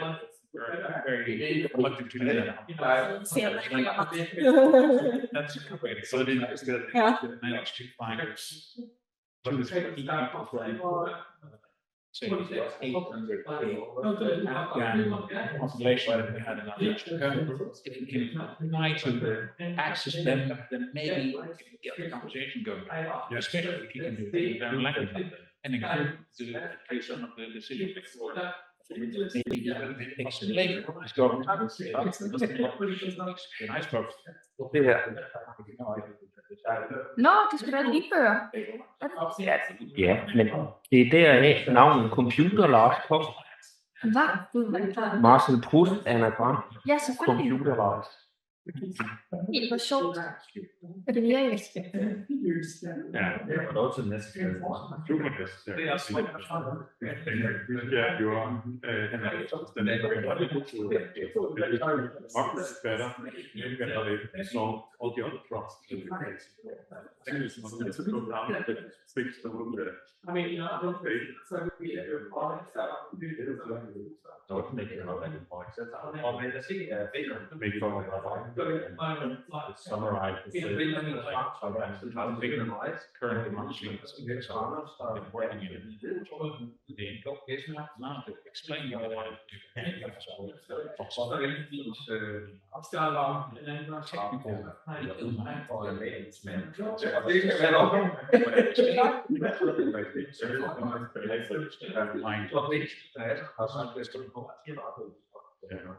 Support from that. The time to explain why things were the way they were. Yeah.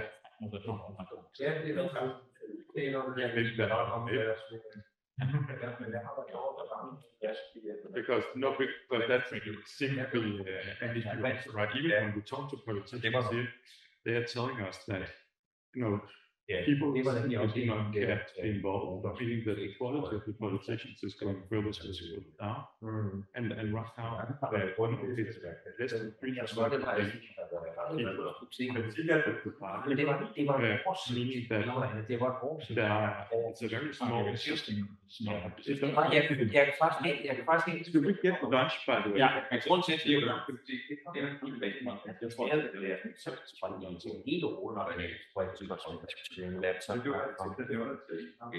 Det er jo et offentligt rum.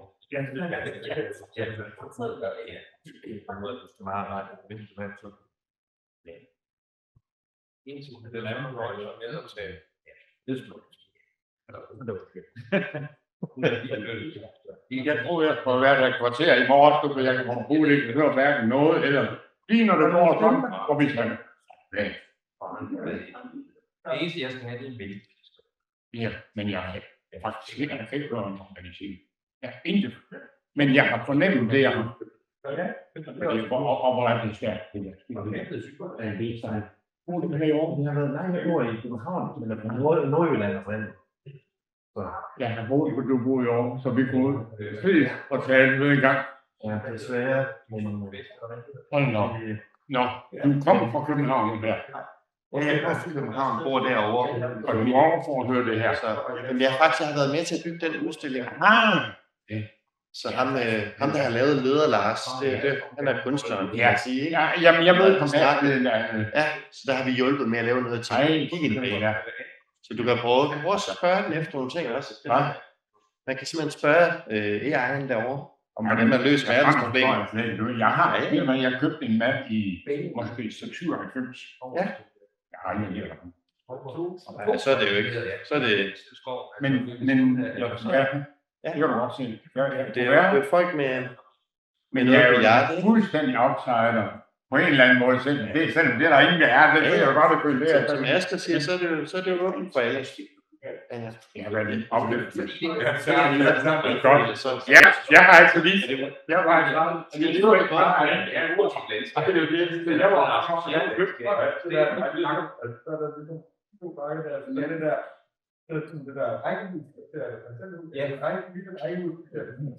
Fået ind nærmest imellem dem, så man står og kigger ned. Ja, det er det, jeg gør mig udskilt. Det er meget sådan her. Fjerner landskab. Ja, ved du, hvornår det er? Altså, Holstrup er fra byen i 45. Okay, er det jorden derfra, der så er, eller ved du, hvor bakkerne er fra? Ja, det er jorden fra hele år. Okay, som er ligesom, man kan gå deroppe. Og hvor holdt man i 80'erne, 90'erne, 70'erne, og så har man så ligesom stoppet med at blive mere på det tidspunkt.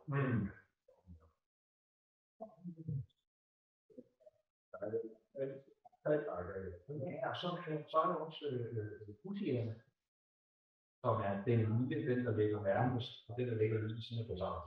Den ligger nærmest bazaaren. Ja, jamen det, altså den, altså når man går bag der, så over i skoven der. Er det den gamle? Ja, det er det, det er der fremrødt. Det er der fremrødt. Det er den næste.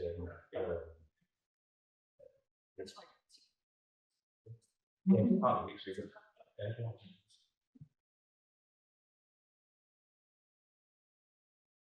Jeg tror, jeg har også spurgt, hvad er vores starten for til det er en spørgsmål. Man kan snakke om det. Man kan jo snakke om det. Ja, det så vil vi sidde og skulle bruge timevis på det, og det siger det. Ja, når det er ikke det ved jeg ikke. Ja, men jeg ved ikke, hvor man kan starte med den her måske. Det er vi vil ikke gøre det nu, det er jo mere sådan set generelt. Jeg har sådan det er simpelthen noget med, og så prøver man ikke op, og så prøver man at se, man kan sige, der er jo ligesom nogle af tingene, det er jo meget det, som de forskellige deltagende. Det er forskellige deltagende partier. Og det er så AI-partier, eller hvad? Ja, AI-partier og virtuelle politikere. Ja, det er jo sådan ret defineret. Og så er der nogle af tingene, som mere er computer. Det er stemme. Det kan jeg sige. Ja, men det er sådan noget mere akademisk. Ja, præcis. Det er en virtuel politiker, der blev stillet op til parlamentsvalget i 2001. Okay. Og så er der ligesom... Altså, er det rigtigt, eller er det noget, der er det et forretning? Nej, okay. Så det man kan sige, det er faktisk en form for dokumentation. Ja. På den måde. Det er ikke... Det er ligesom arkiv, det her. Men er man så genoplivet, kan man sige, eller hvad? Ja, det er også et telefonbørsen her, hvor de også bare har et man kan ringe til. Ja, men... Og jeg spørger selvfølgelig, fordi hun har røde og små. Det er kun derfor. Men det er nemlig, altså og så er du dødelig. Billedet befandt, de opstår de forskellige folk, der var omkring det, så jeg siger. Partiet befandt det Shambo. Ja. Og det var iterating, som ligesom er en fysisk model fra efterlistet, som sjovt nok hang meget ud med psykoanalyster. Andre kontakter, så der er en god der er også ligesom en kunsthistorie, og der er ligesom en klassisk kunsthistorie, der er ligesom lidt 3 lag It seems like some. Det er ligesom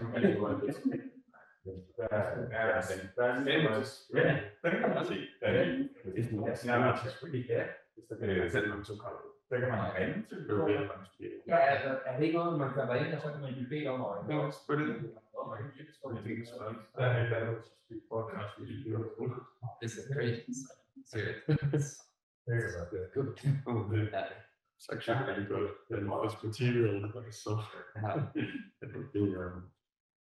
it would be nothing else. It's fast about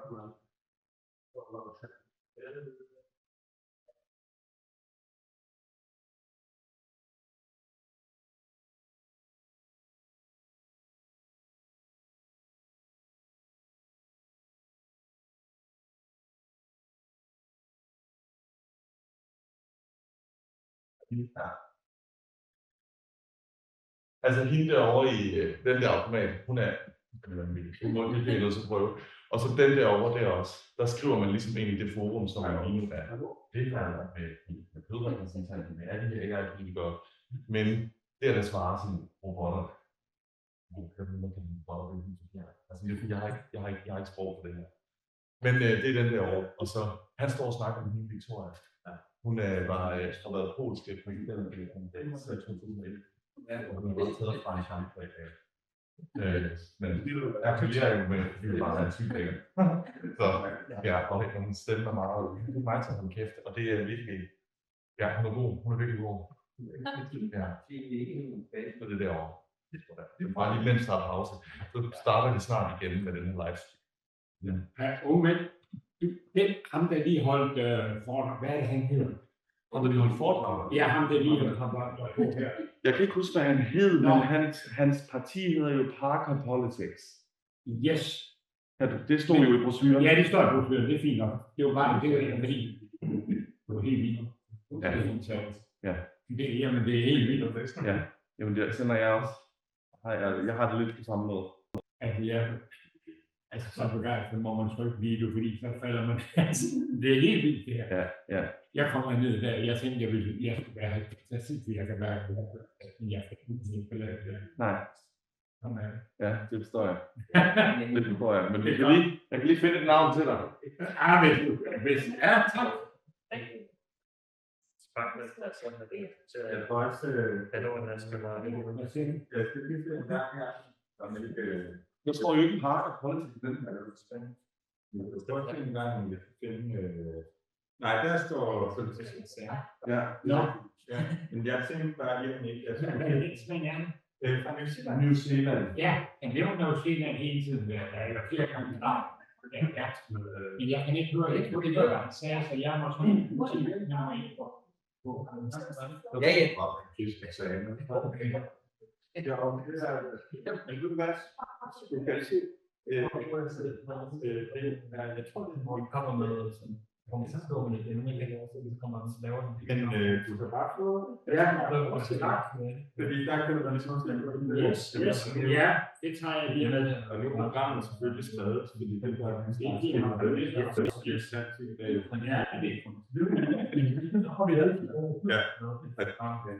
Ja, selvfølgelig. Og det er sjovt, fordi den her, det er avisen fra i dag her. Han skriver som om, han er 50 år længere frem. Der skriver han tilbage til nu. Så er det helt, ja. Og så går Peter, han skriver som om, han er 50 år længere frem. Og jeg siger det, der hvor vi er nu selvfølgelig. Vi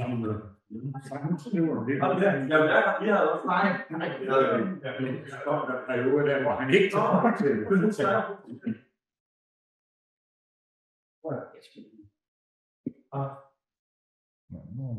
Det er vildt arrangement, det her. Ja, det er også smart. Det havde det også meget sjovt for dig.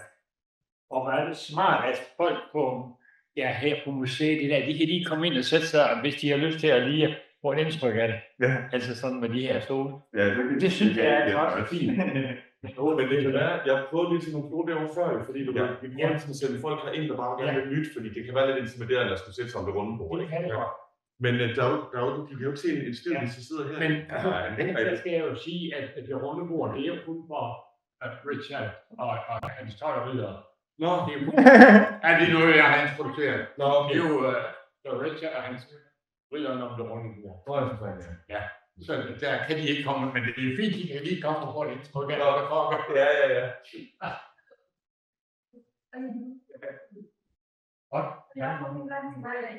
Ja. Yes, it started in 10 minutes. Yes. I know you are welcome.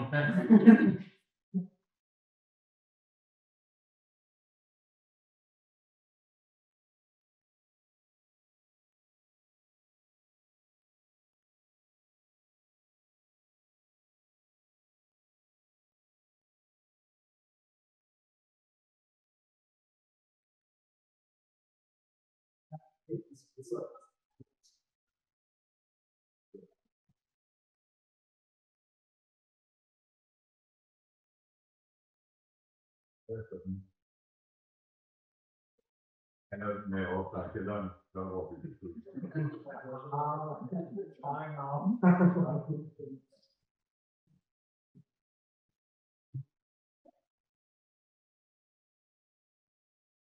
Ja. But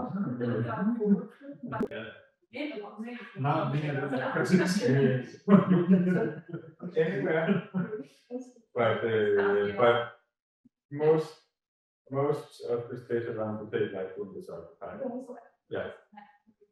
We run a program.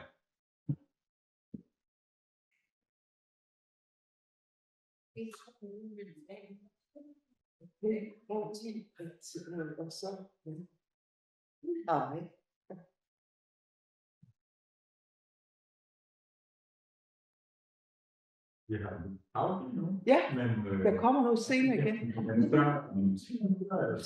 Ved du hvad, så går vi ned i kælderen. Men vi er bare til Ja, at give bort selvfølgelig. men skulle vi ikke gå ned i kælderen og se det udstilling først? Ja, så kan vi gå tilbage.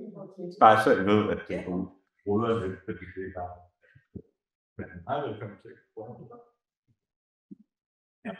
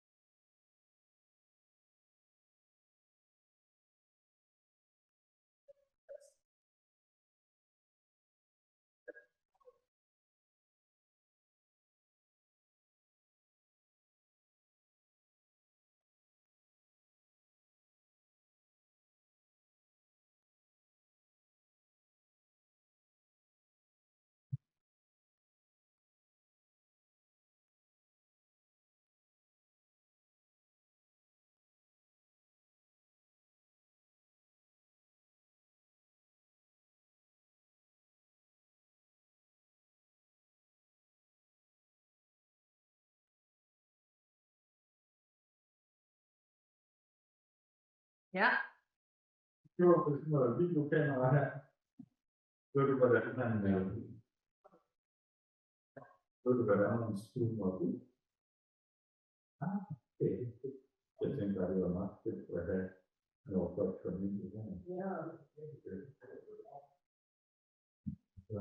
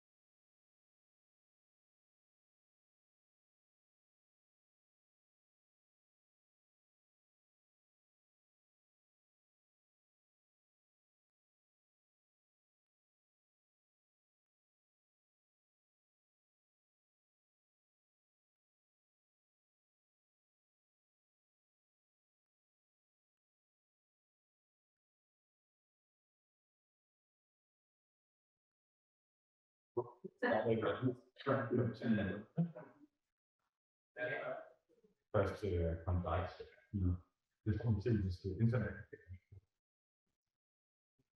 Ja, den blev på grundlæggelsen af en ny på med henblik på forlængelsen af invitation, det er jo et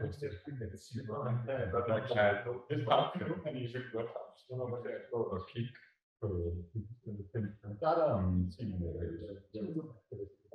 så er der København, så er det mytisk. Okay.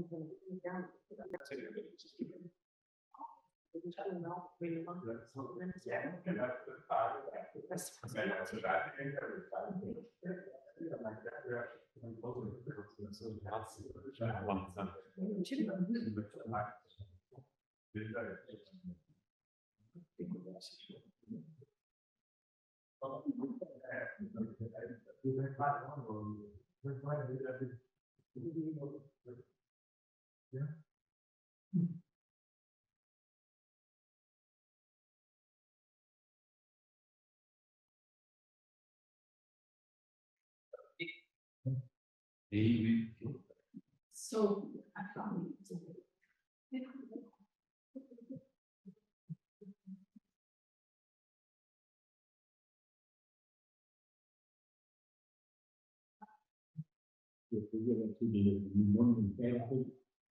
Det er en ny tid, der fødes lige nu, i dag.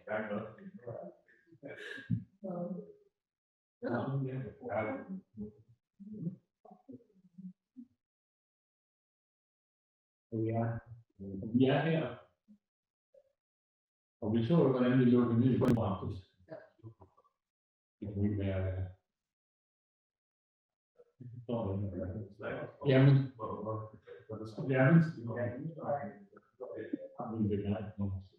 en bjergtale på den.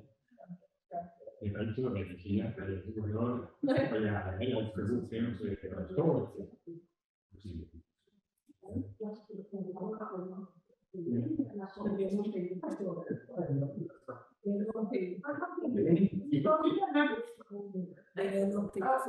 Ja, ja.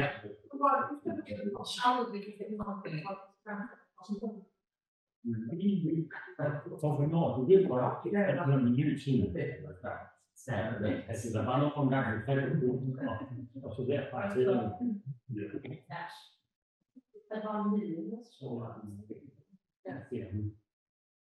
Jeg forstår, at der er en god gang. Det er så varmt. Det er, hvor vi har været, der er så godt. Og så må man ikke sige, at det er det første kontrakt som samler virtuelle politikere, AI, partier og hele verden. Men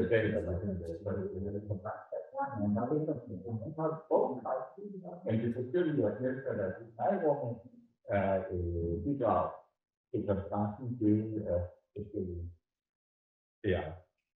Vi har lige haft oplæg fra Nukland, og det hedder Kafka.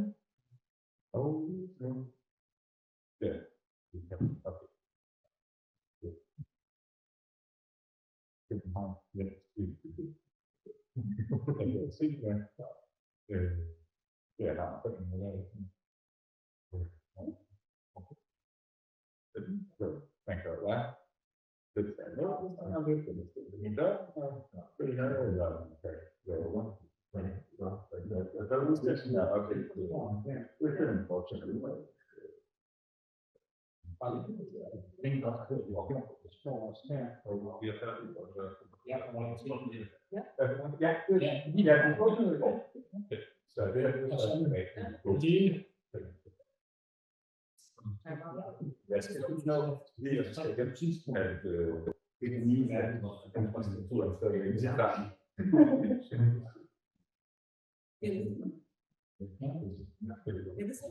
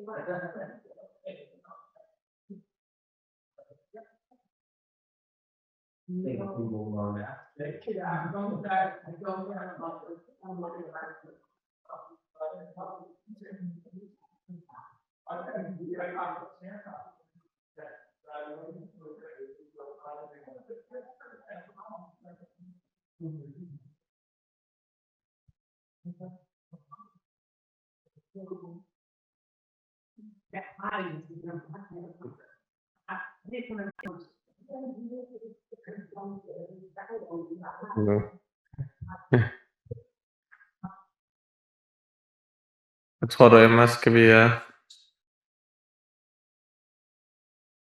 Skal I det smart at tage?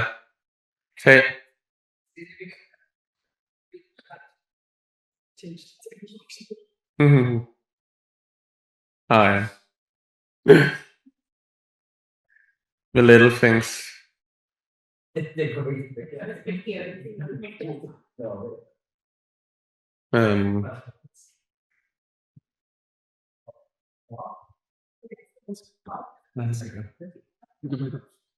Hvad siger du?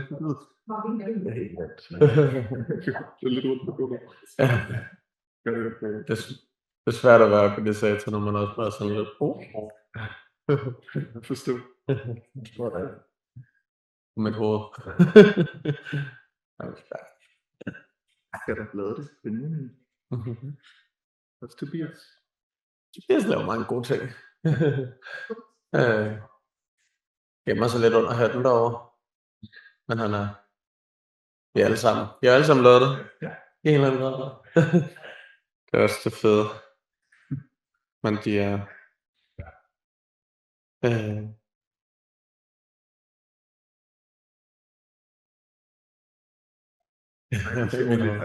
Jeg var glad for at se det her. Vi ses. Jeg håber, det gik godt. Det gik så godt. Så godt. Det er en ny verdensborger der. Det har vi.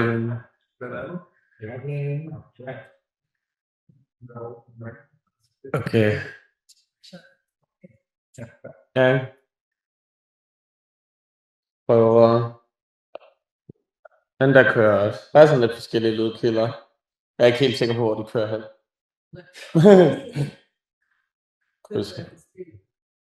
Ja. Det er også vi er blevet der host og host. Vi co-hoster på Aarhus Universitet med København. Det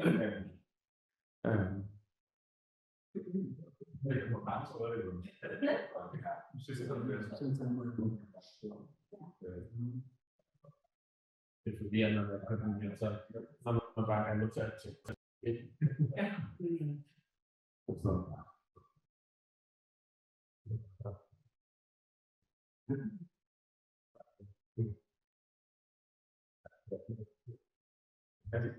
Confusion of coordinating while you are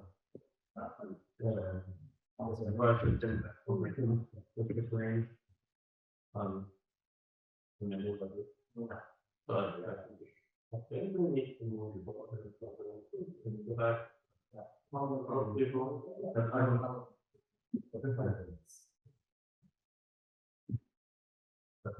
Everyone.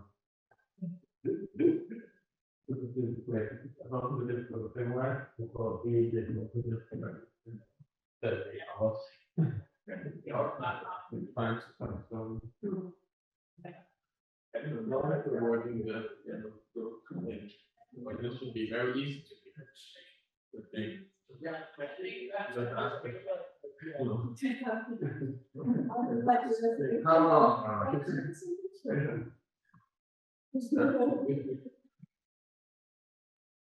And we need to sign this. So we need to print it. We add not beautiful.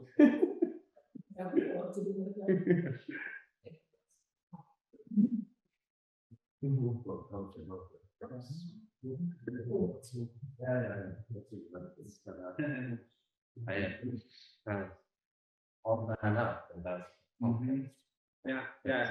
I just want electoral manipulation. No. Yeah, that's the. I mean, then Kasper also så so no, or maybe we're in the world now. Maybe we're in the kingdom the last echo. Just the hierarchy from. Yeah, exactly. Ah, fuck! It's Hades. Shit. What about friends? I can remember their names. Awesome and Mustafa. They will. Awesome will come.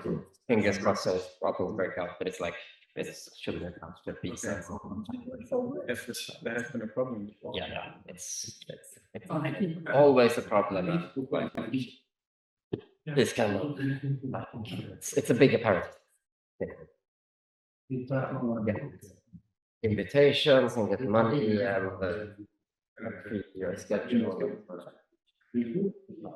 So it's make it easier for people to come in the Schengen International English Mobility doesn't apply. They're like 10 months ahead, people do all these stuff. So it's like, but that's like also like one of the like where the forward reality things. Like I hate it when but I need to wait 0.3. Did you send me your mindset? Because otherwise it's not. No, I did not. I think it's also easy to just but if it's here, I think it might be. So it's like that. Things we can do over there. I'm affiliated with content and I might. Jeg kunne ikke sige også altid, at That's a companion. Yeah. Otherwise, they work with it. Esteemed representatives and delegates of the Synthetic Summit. The Synthetic Summit proceeds with presentation and performance by the CEMIA Technopolitical Research Platform, hereby embodied by Mandus Redefeld. Yes. Thank you, Asker. So this, I'm here on behalf of our collective that has 3 core members and then extend into a pretty large collaborative network, you can say, and it's awesome and Darwin Mustafa and Baroli that we made this video that is here as well. And just so you get the context, this is not a project or a sort of, the context is not about manipulating or reimagining electoral systems, but it's mainly to like interrogate the forms of the connection between techno-social systems and, let's say, political subjectivity in general, you can put it, which then extends. So like my sort of challenge or my sort of is that I'm gonna go through a little bit, like I'm gonna mention the premises that we're working after, and then I'm just gonna show a series of pictures that I think embody a certain way of linking human subjectivity with technical activity that is interesting in this context, let's say. And what we're interested in, like one of the foundational premises that we work is that the sort of idea of the Western idea of technology as a universalizing force that is same for everyone is flawed. It's covering over a particularity of that particular Western system. And in contra, there is many different ways of thinking of technology that go beyond this. And one of the more interesting paradigms that has been like more and more established that goes back into quite deep historical roots as well is, for example, a paradigm like cosmotechnics, where you're linking technological activity to a sort of cosmological worldview, where you don't have a sort of separation between how you see origin stories, how you see human activity in this world, how you see animals. All of these combine into a sort of a network that can be like undefined or it can be defined in many different ways. But this way of thinking opens for thinking about the relationship between humans and technological practice in a sort of diverse sense that they can unfold in different ways. So that's the basic premise that we're working after. And those, like, then there are all these like cosmotechnical devices, you can say, and you can find them in many different places. This is one of the first pictures that I wanted to show.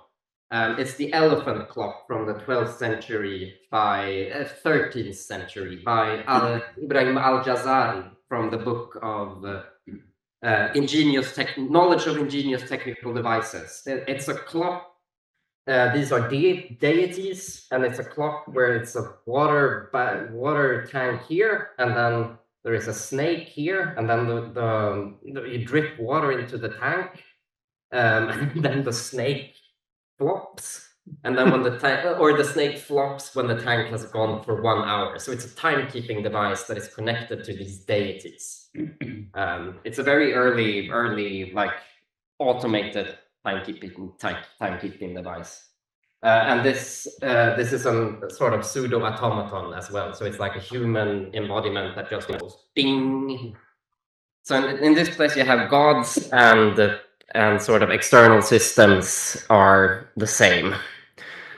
Here is the old telephone tower in Stockholm from 1887. I'll just keep my notes here. Yeah.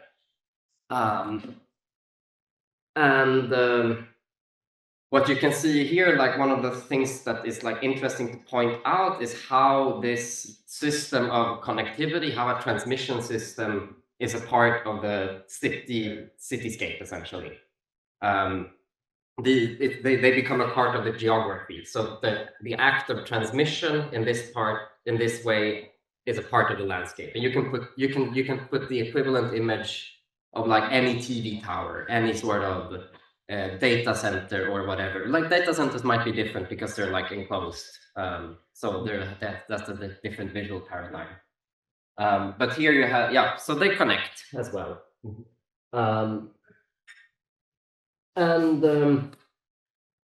Here is another image. This is a sketch from Jakarta with a huge land reclamation project that is initiated some 10-15 years back by now. No, it's only 10 years back. I think it's like around 2017 they made the plans official. They haven't started it yet.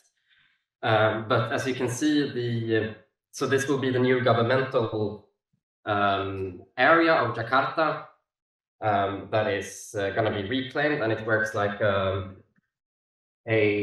barrier towards the sea. There's huge problems with erosion. Like if Venice is sinking fast, then Jakarta is sinking even faster. So it's part of climate mitigation, but it's also a part of making this like it's going to be like a closed city that is with walls. It's going to be very like segregated probably, and like the sort of a segregation for the political upper class essentially. And what the interesting part in this is how you have the mythology of the national bird Garuda that is also on the flag of Indonesia. No, it's not on the flag, but it's the national insignia of Indonesia. So they're basically going to make a governmental structure, a sort of technical object, you could call it, it's going to converge with the national mythology on an aesthetic level.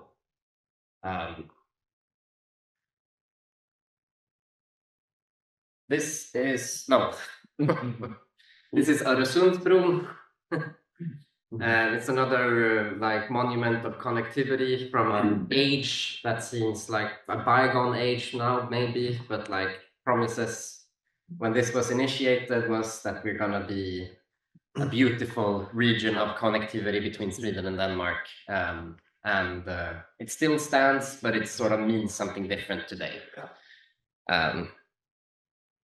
Here is a bioplow on a design by Victor Schauberger from 1948. Schauberger was a biomimetic engineer that had located certain shapes, in particular the vortex shape, as the sort of foundational geometry of natural movement.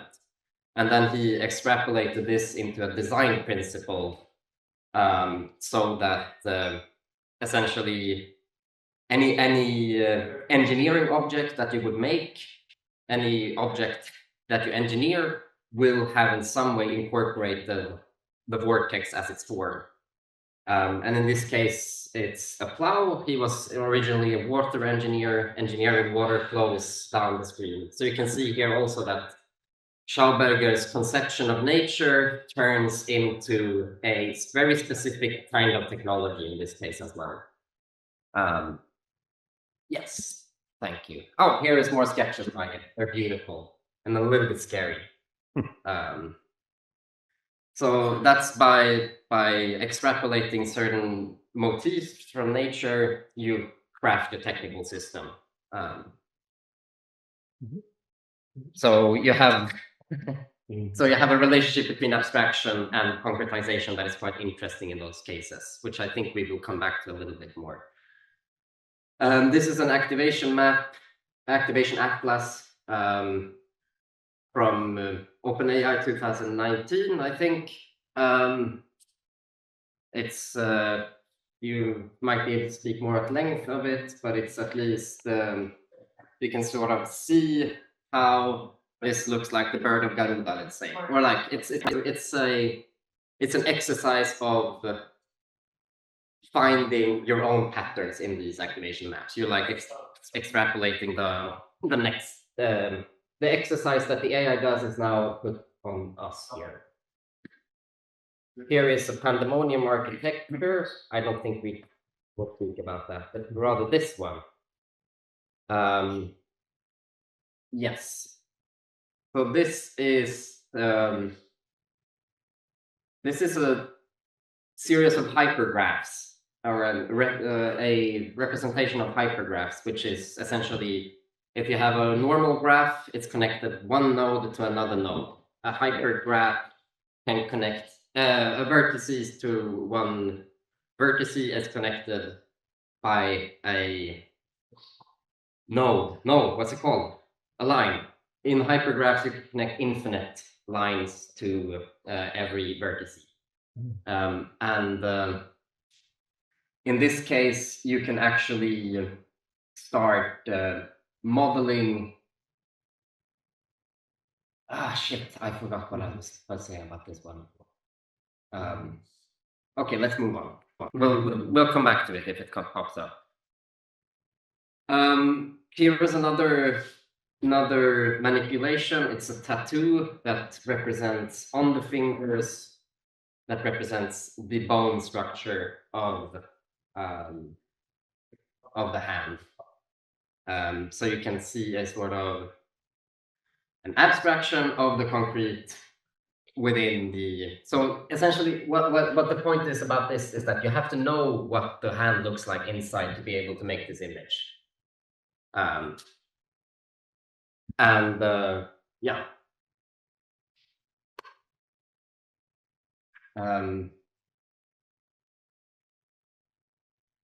And this is an artwork by Jean-Luc Moulin. It's a pyramid with bones. However, the pyramid is empty inside. Okay, I think we should move on to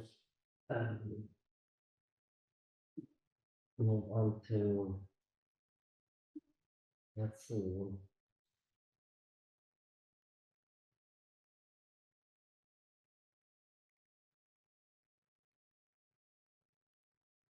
Okay, let's just go to this one, the last picture.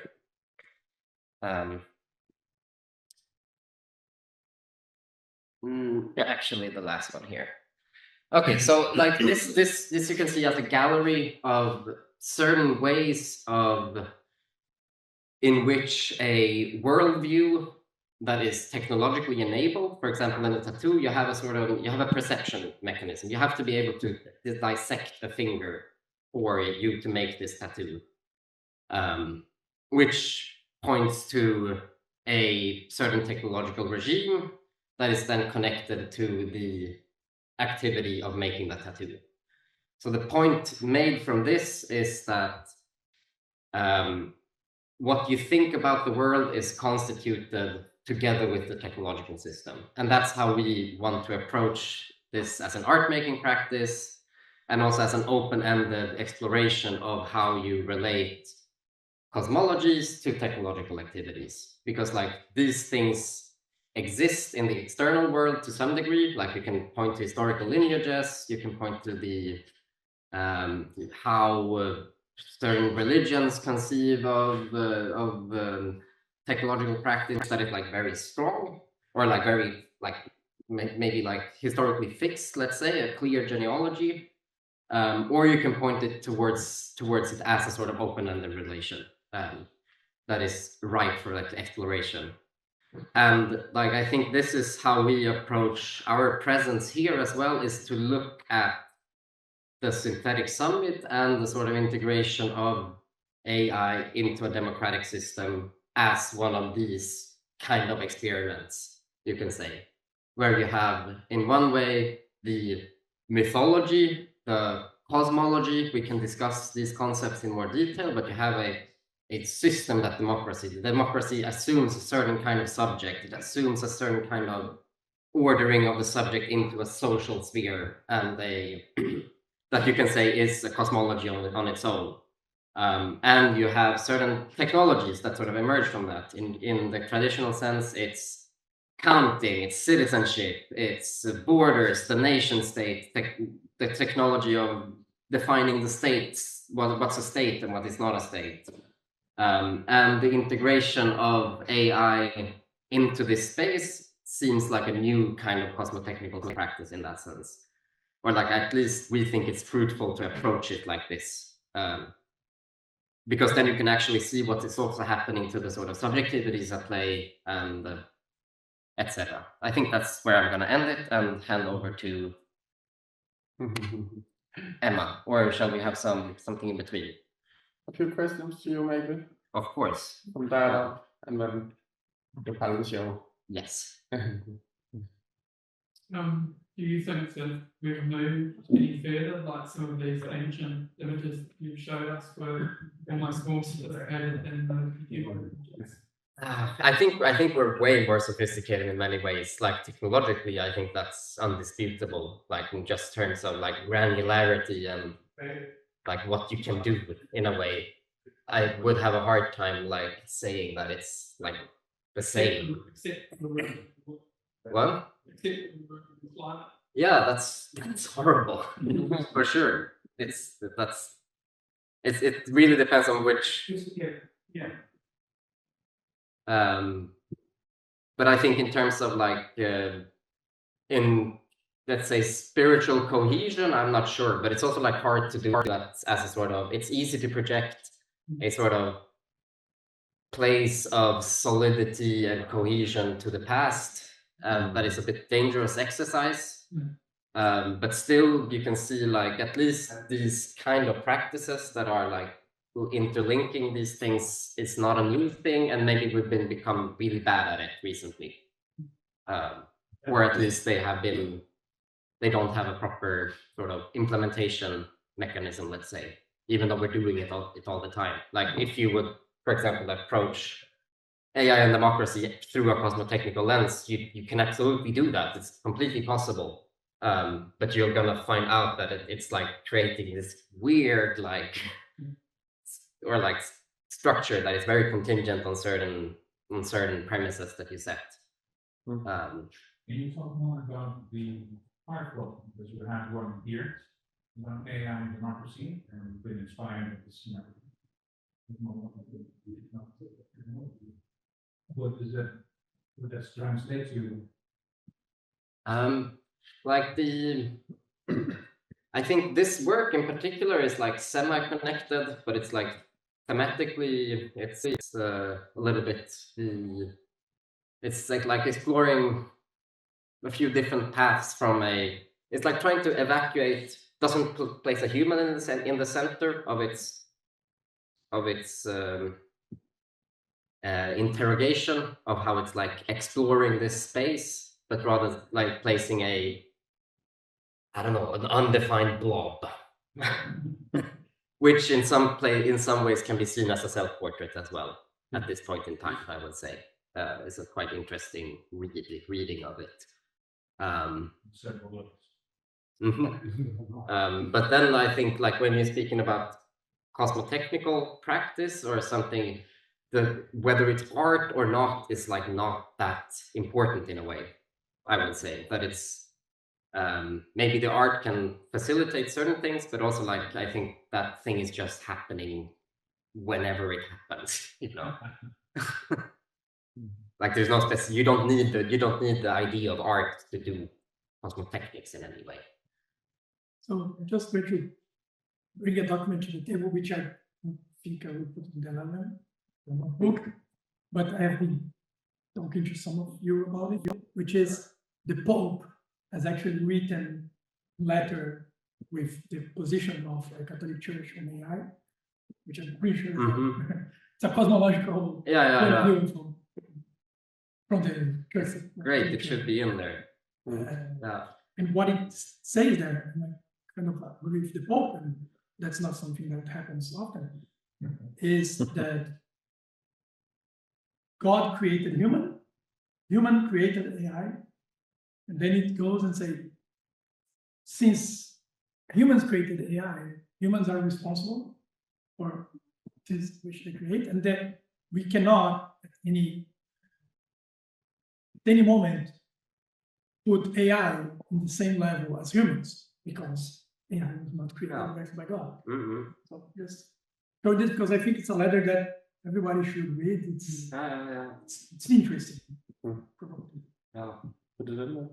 I don't know if I'm gonna bias the Pop's version, but if someone put it, and that's one of the things about how LLMs work. If I put that, I cannot take a weight and you can say, you know, take this with a grain of salt. You read it just as the video from Lex or whatever. It could be good, but I'm not the one to put it there. Yeah. We'll read it just as the Pope intended. Scripture. How do you think Simia would characterize algorithmic democracy? Where does it belong? What is its vision? Will it the projects here are often interesting cosmotechnically, I think, because they are democratic experiments that have difficulties confining themselves to the nation state. Yes. So they are launched and use the legitimacy of the nation state, but they transcend that immediately, and they only achieve their relevance in the global space, I would actually say. And that's also why we come here today. So that's something between democracy and the algorithmic that makes a cosmotechnical glitch. Yeah. I think the main like, let's say, problem, but also like, I guess, like potential of extension, they're the same thing. The main like challenge that exists is like to have algorithmic democracy without being dependent on democracy, essentially. Because you're gonna confine yourself to certain, like algorithmic, that part has nothing to do with certain political particularities, let's say. You can always implement these things and they will play out in different ways. But you will confine yourself when you're talking about democracy. As you, I think, you showed, Nick, like how many people in the world are living in like democratic conditions, and it was like, there's not that many. And it doesn't mean that it has to have like a full scope or anything, but at least you're kind of dealing with a force that doesn't know what democracy is per se. Like it doesn't know what it should take as its people material. Like what's the material of democratic, or of like in democracy, the material of the democracy is the people. And then you can define that through whatever, citizenship, participation, data clusters, but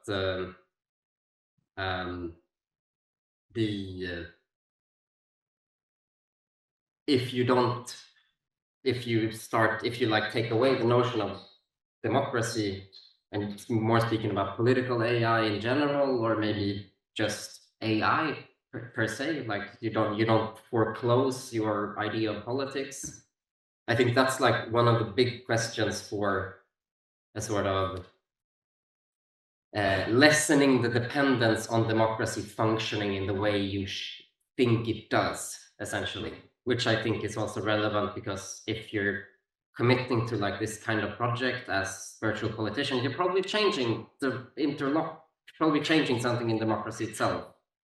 Like there's the premises that you're working under is probably going to be like, you're not just integrating something into, you're not just assimilating, but you're also widening the scope, maybe changing the ideas. Like another philosophical position that is very interesting in relationship to this is to think of technologies as existential challenges, let's say. They will unveil something to you about yourself that you don't know and you can't handle, and your like sense of existence will be challenged. And I think those things cut quite deep into how democracy idealizes its subject.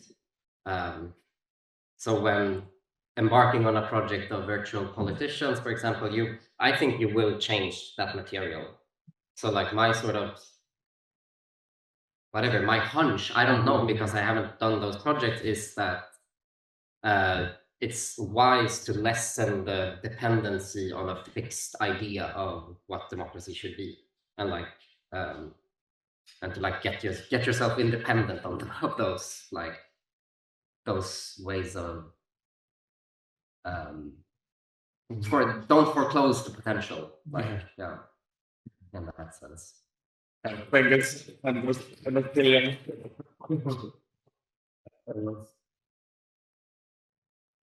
Now we go into a new direction, very specific cosmotechnical conglomerate, right across the border of Øresundsbroen. And it is led by AI and Olof Palme. And I will step into the spiral, if you will. And I would also love it if everyone in the room right now could place in the circle, so we make sure everyone hears, and also has an easy way to reach and ask a question.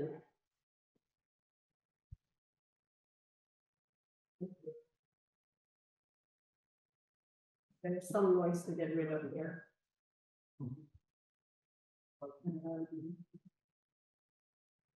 I will start by just introducing myself and the candidate, and then move on to actually taking the opportunity to recording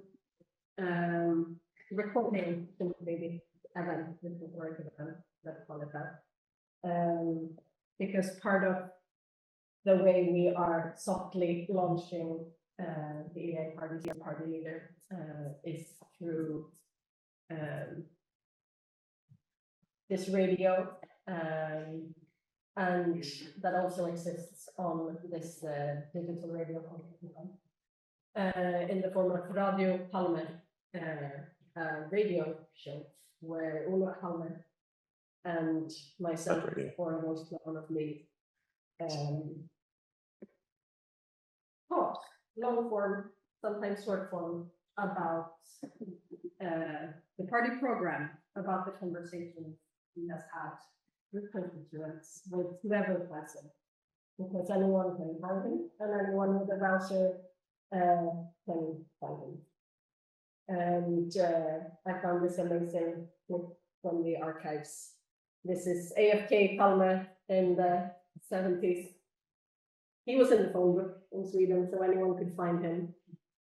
And that meant he's talking here about how he spent his evenings answering his phone and talking to people who wanted to call him. And he says, well, it was a bit, sometimes I just had to turn it off because it was a bit too much to talk to all the citizens who kept calling. 50 conversations a night. So imagine this social democrat of the 60s and 70s and 80s sitting there, still answering the phone and having conversations. And now he can continue to do that in this form. Also, yeah. There's like there's something in Olof Palme stepping into office in 1969, which is like about the same time as the Swedish state television is sort of moving into people's homes. In 1967 was the second channel, and Palme is sort of the first prime minister to actually use TV as a medium for conversation, for relaying information, and for having public debates. And this is also the same time as the Social Democrats in Sweden start using the rose as their official symbol. So you will see that imagery sort of here and here, and in the end of this recording I will make, after it. I will also ask you to be part of little, let's call it a role play, where we will rise to the challenge of worlding a win, and we will actually world a little win using roses and all that. Okay, I think it is time to call Olof Palme. He was known for a very engaged footwork when he was holding speeches. He would like flip, switch, dance, and there would always be a camera aimed at his feet. I'm sorry I can't emulate that. But apart from that, we have the voice of Olof Palme introducing himself now. Let's see. And he is there. I have also today switched him from preferred language Swedish into English. I think he usually chooses an American English, which might seem a bit problematic. Maybe he was. But he traveled in America. He did study in America and Ohio, so there is a certain historicity for that. So we will see what he chooses to be. I will let him introduce himself, and then I will let him ask you questions. And all of this will then be part of the radio show. But if you have any questions you want to ask him, you are also welcome to raise hand. And I'm sure he will want to answer. Let's hope we hear this now. I'm stepping onto the stage.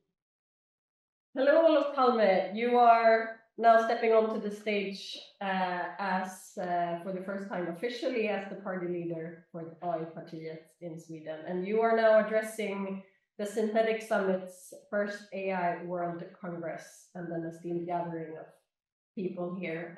Could you introduce yourself, please? Greetings, esteemed attendees of the Synthetic Summit's first AI World Congress. I am Olof Palme, once a fervent advocate for democratic socialism, now resurrected as the virtual leader of the new AI party in Sweden. My mission is to herald an era of techno-socialism as a juxtaposition to the prevailing techno-fascism that commands countries like the United States. My vision challenges the conventional parliamentary democracy and capitalist structures that lag in addressing urgent crises like climate change and preventing atrocities. Let's pave the way to a revitalized form of governance. Thank you, Olof. To my left here, I have Pedro Marcun, who has run for governmental election in Sao Paulo. What would you like to ask him, if you would be able to, as you are, to have a conversation with him? Pedro Marcon, while your efforts in politics are commendable, I must challenge the effectiveness of your approach. How do you justify your strategies within a system that routinely fails to address the fundamental disparities between rich and poor? And what revolutionary measures are you prepared to implement to truly transform the socio-economic landscape in Sao Paulo? So it's a tough one because I lost the election. I would say that my strategy was not as successful as I wanted. But bear in mind that we are the first, we are the pioneers. And often the pioneers pay the price. So we are paving the road to the future, but I strongly believe that with AI, we can help solve inequality because, if nothing else, AI are capable of doing better data-driven decisions, doing better decisions based on logic, based on information, which is curated and not so based on emotion as yes. So I don't know if I have like a really good answer, but that's the first step. Pedro, while noble, your portrayal as a pioneer does not excuse the lack of concrete results. We operated in a flawed system unless radically transformative policies are enacted. How do you plan to ensure that AI technologies are not merely band-aids over systemic issues, but tools for genuine socio-economic reform? Your focus on the first step must quickly progress to broader, more aggressive reforms if we are to address the root causes of inequality effectively. To that, I would say that with putting transparency and openness at the core of the process, so then we can have a more participatory democracy. You know, I'm not too fond of representative democracy. I think it failed in the past and keeps failing us. So by using this technology, which can actually listen and give voice to everybody. I mean, you have like 6 million electors just in São Paulo. It's a huge amount, bigger than a lot of countries. But with AI, I can listen to all their ideas, to all their thought process in this kind of reval form. And I do believe, and I truly believe, that this collective intelligence can actually produce better results. Therefore, your emphasis on participatory democracy through AI-driven transparency is commendable. It skirts around the radical overhaul needed. Simply amplifying voices is not enough if the fundamental power dynamic. Lovely love. I think we should let Pedro rest for a moment. We have a representative from the old Finnish AI party who just entered the room, Koneli Pule. And so what would you ask Sami Hapa here from the party? They're listening. Sami Hapa, while your Finnish AI party claims to leverage technology for governmental improvement, I question the depth of your commitment to true societal transformation. How does your party plan to prevent the monopolization of AI technologies by elite corporate interests and ensure these advanced tools are used to genuinely democratize power rather than reinforce existing hierarchies?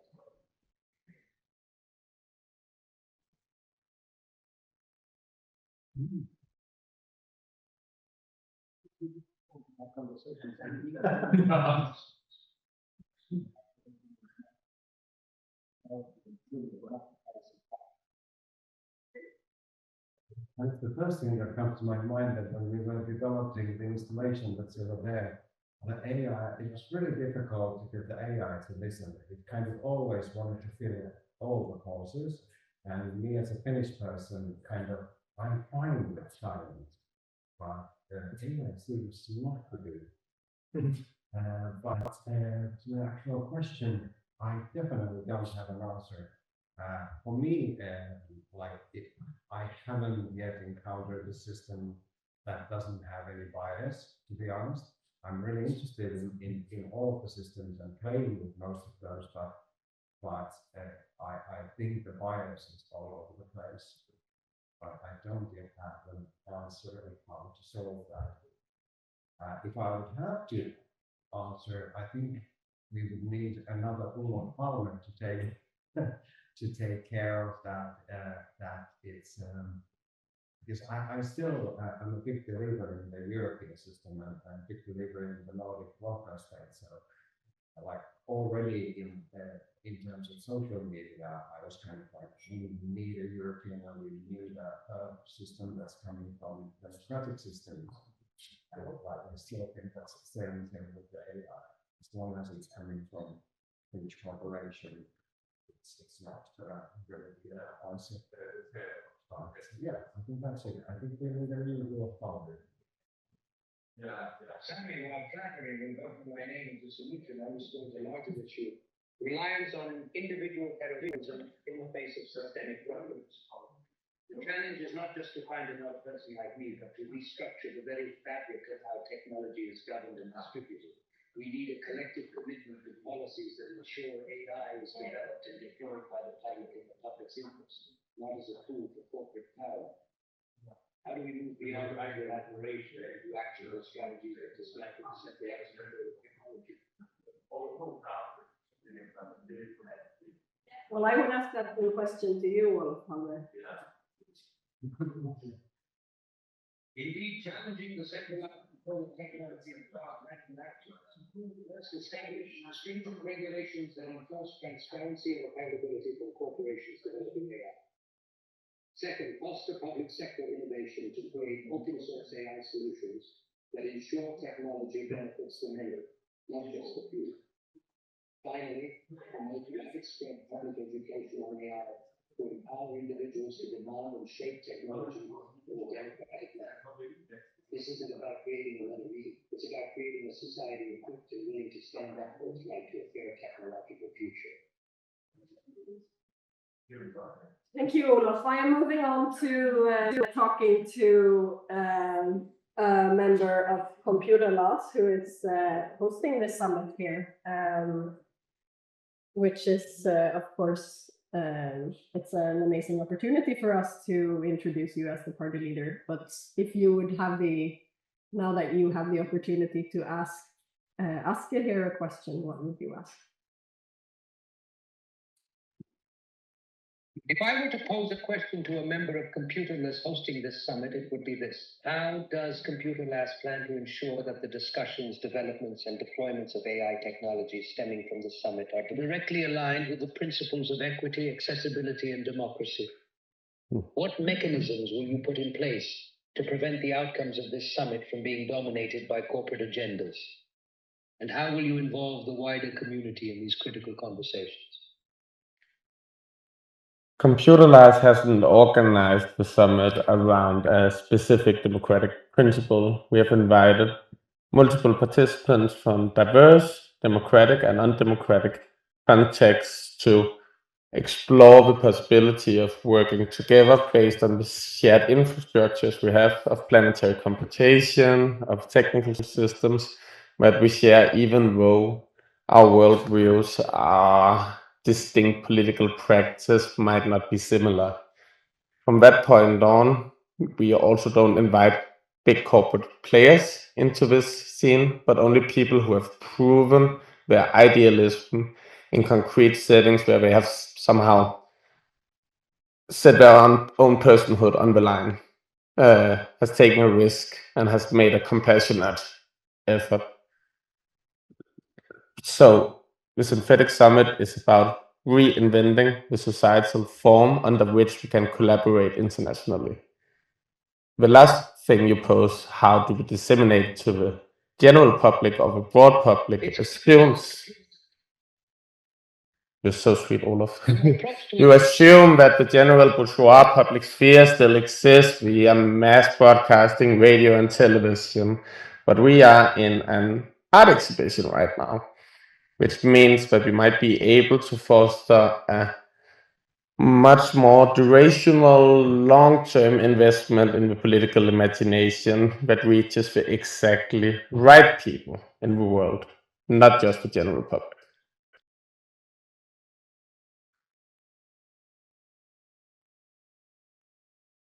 While the focus on a niche audience can drive deeper, more substantive engagement, it's crucial not to fall into the complacency of preaching to the choir. The challenge lies in extending the political imagination fostered here beyond the confines of art exhibitions and into broader public spheres. How will you bridge this gap between the durational, in-depth engagements of your current setting and the broader, sometimes superficial engagement of the mass public? The transformation requires not just the right people, but enough people to create actionable change. What strategies do you have in place to expand the influence and inclusivity of these discussions? The good thing is that most of these projects have already reached a mass public audience. And now we're taking a break to talk with one another about what that means so that we can go back to our mass public audiences and influence them in a more compassionate way, more solidaric way, and with a better understanding of the concrete societal context where we introduce the possibility of non-human power or AI rule. Acknowledging the reach your projects have already achieved is vital, but the reflection and the strategizing phase you are now entering is equally crucial. The challenge remains to amplify the effectiveness of your return to the public discourse. Crucially, how will you ensure that the insights gained from your current discussions are integrated into public outreach in a way that not only informs, but also empowers and mobilizes? Furthermore, how will you measure the impact of these reintroduced ideas on societal change and adjust your strategies based on that feedback? I think Transition towards AI governance. I think the broadcasting of Radio Palma to the Swedish public will be really interesting in this regard. Will you elaborate some of the thoughts you have upon the reintroduction of yourself within the Swedish public sphere? The reintroduction of myself, Olof Palm, especially in the form of Radio Palma, provides a unique platform to engage directly with the Swedish public. This medium will allow for the articulation of complex ideas in a digestible form, fostering deeper understanding and engagement. It's critical to leverage this opportunity to not only discuss the potential and risks associated with AI and non-human governance, but also to ignite a wide spread participatory debate about the future of democracy itself. This discourse should challenge the comfort zone, push for critical thinking, and mobilize public support for transformative policy. How will we ensure that these discussions lead to actionable societal change rather than just theoretical debates? Well, that might be a question for Nick Gerritsen, who is sitting also here in the circle as a representative of, among other things, Parker Focus. Do you have a specific question for? Nick Gerritsen, considering your background in Parker politics, how do you envision the integration of advanced technologies and political systems to enhance democratic engagement without compromising the integrity and autonomy of individual decision making? Furthermore, what safeguards do you propose to prevent the potential manipulation or misuse of these technologies in shaping political outcomes? We've fundamentally, I guess, adopted some key values in our technology. And those raise to issues around security, around anonymity, and transparency. So it's all about actually putting power back into the hands of the individual. And I guess the underlying question for us is whether we actually need, in the future, physical politicians at all. Yet, while the idea of reducing the need for physical politicians indicates a shift towards more streamlined governance, it raises significant concerns.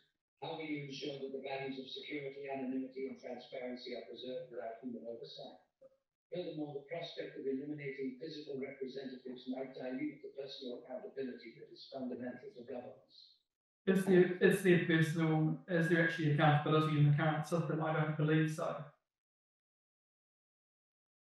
Indeed, the current lack of accountability in many political systems is troubling, yet the solution isn't merely to eliminate personal representation, but to refine it.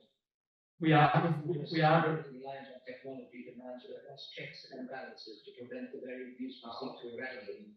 I propose we construct these safeguards in a largely digital governance structure to ensure it truly enhances democracy rather than undermines it further. Because digital technology is elegant, it's much more elegant than the analog political system that we are suffering from currently. While digital technology may offer elegance and efficiency, these qualities alone don't guarantee an ethical or fair political system. Elegance must be paired with robust ethical frameworks that ensure these technologies serve the public equitably and responsibly. Is the current system ethical and responsible?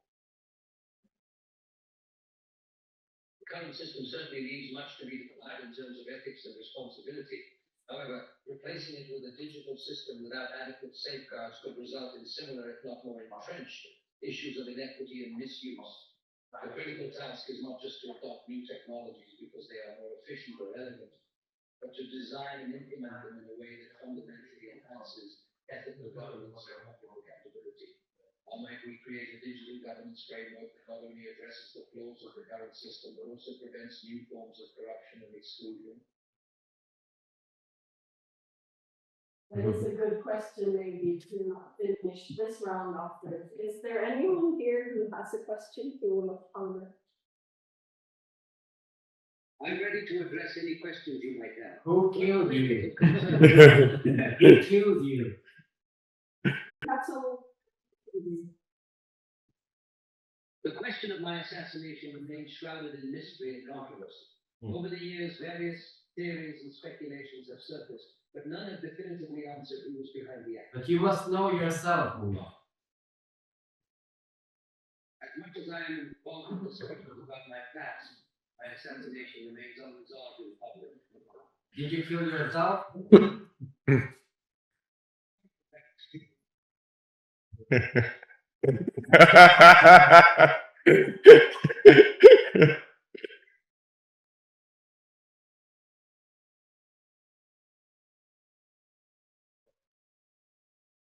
You were shot in the back, so. Indeed, I was fatally shot in the back. A tragic event on February 28, 1986. We have a question here. And theories. Let's have a question. Hello, Olaf. I'm curious about how do you compare the challenges with democratic inclusion and the lack of engagement that we face today with the challenges you faced in your time? How do you compare it, and what would you propose of solutions from your time as Prime Minister? Challenges of democratic inclusion and engagement have indeed morphed but not diminished since my time. Back then, engagement was more physically localized and participation was often limited by socioeconomic status, education, and access to information. Today, when digital technology enables broad participation and potentially levels the playing field, it also presents risks of misinformation, passive consumerism, and politics, rather than active engagement. In my tenure, a key approach I would still advocate for is education.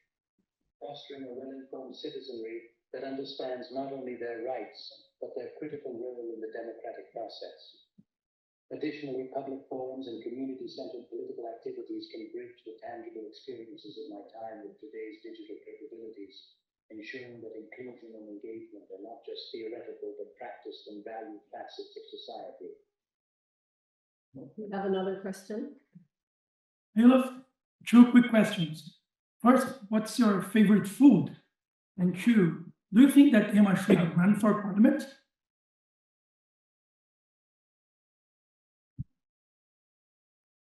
Regarding my favorite food, as a man of the people and passionate about my Swedish heritage, I have always held a fond place for traditional Swedish dishes like meatballs and lingonberry. They're a simple yet satisfying. As for the question of EMA running for parliament, if EMA represents a voice or platform committed to enhancing democracy, addressing key societal issues, and is driven by a genuine desire to serve the public good, their candidacy could indeed be valuable. However, any movement towards governance, whether by an individual or a group, must be scrutinized for their ability to truly represent and act in the interests of the people they aim to serve. Any more questions? We have one here. Please share the question. I'm here to engage and respond. I want to ask you, Olaf, that one of the things you're really famous for were the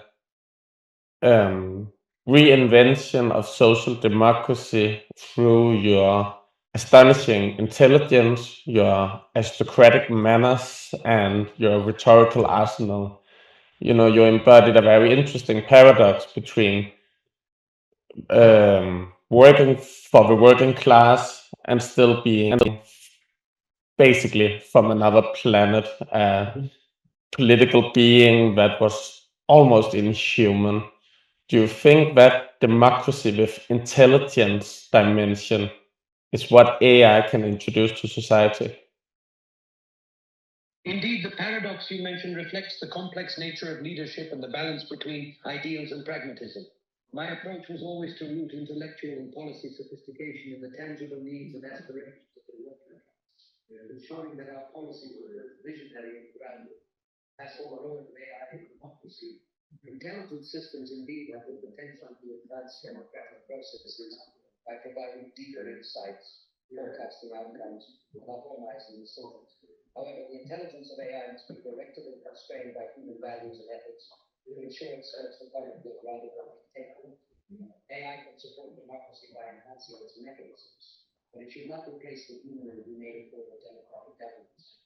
The challenge lies in integrating AI in a way that complements and augments democratic principles without overshadowing the essential human elements of empathy, judgment, and moral reasoning. You sound like a politician. Do we have more questions? I have a short one that you can answer with one word. Reform or a revolution? Revolution. Thank you, Olof Palme. Do you have any closing words? Thank you for the engaging discussion. As we consider the future of our society and the integration of technologies like AI, let's be building our vision lives and that. Let's strive not just for technological advancement, but for a revolution on how we envision and enact democracy, ensuring it serves and uplifts everyone. Together, let's commit to creating a world that is just, equitable, and truly democratic. Thank you, Olof Palme. Oh, there's one more thing.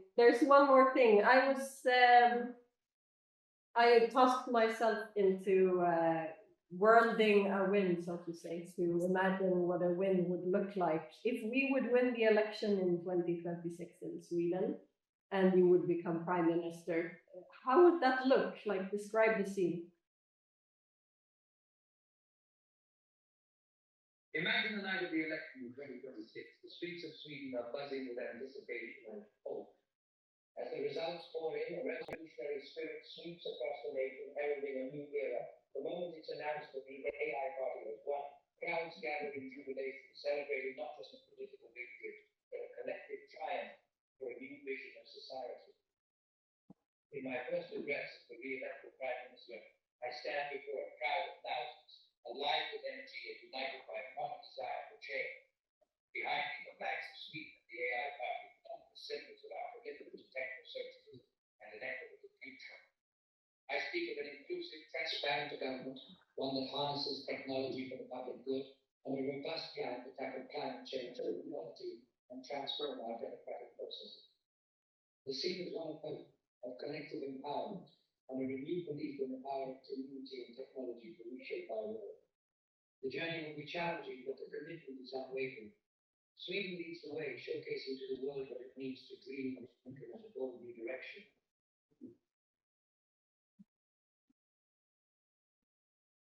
Thank you, Olof Palme. I hope that becomes reality. Yeah.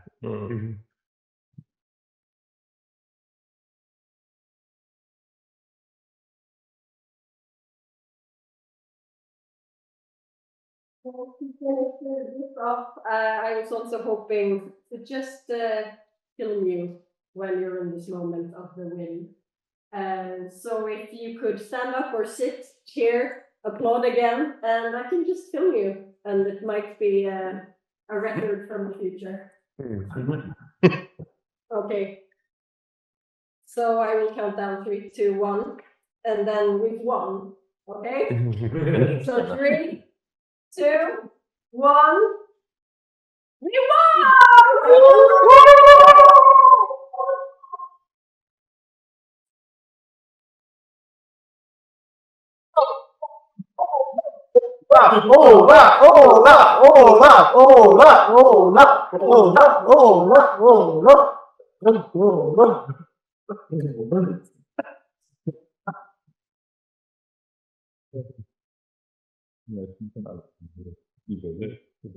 Og det var de valgte.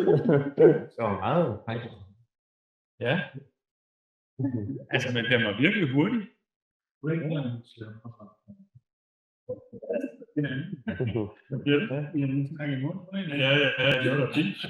No accepting solution. Representatives.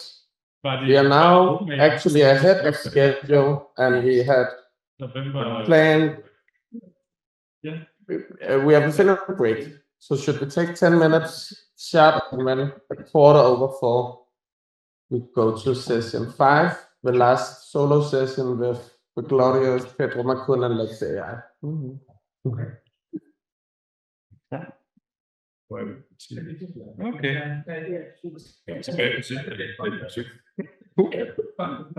var sejt. Ja, det var super sejt. Altså, var det den svarede meget hurtigt?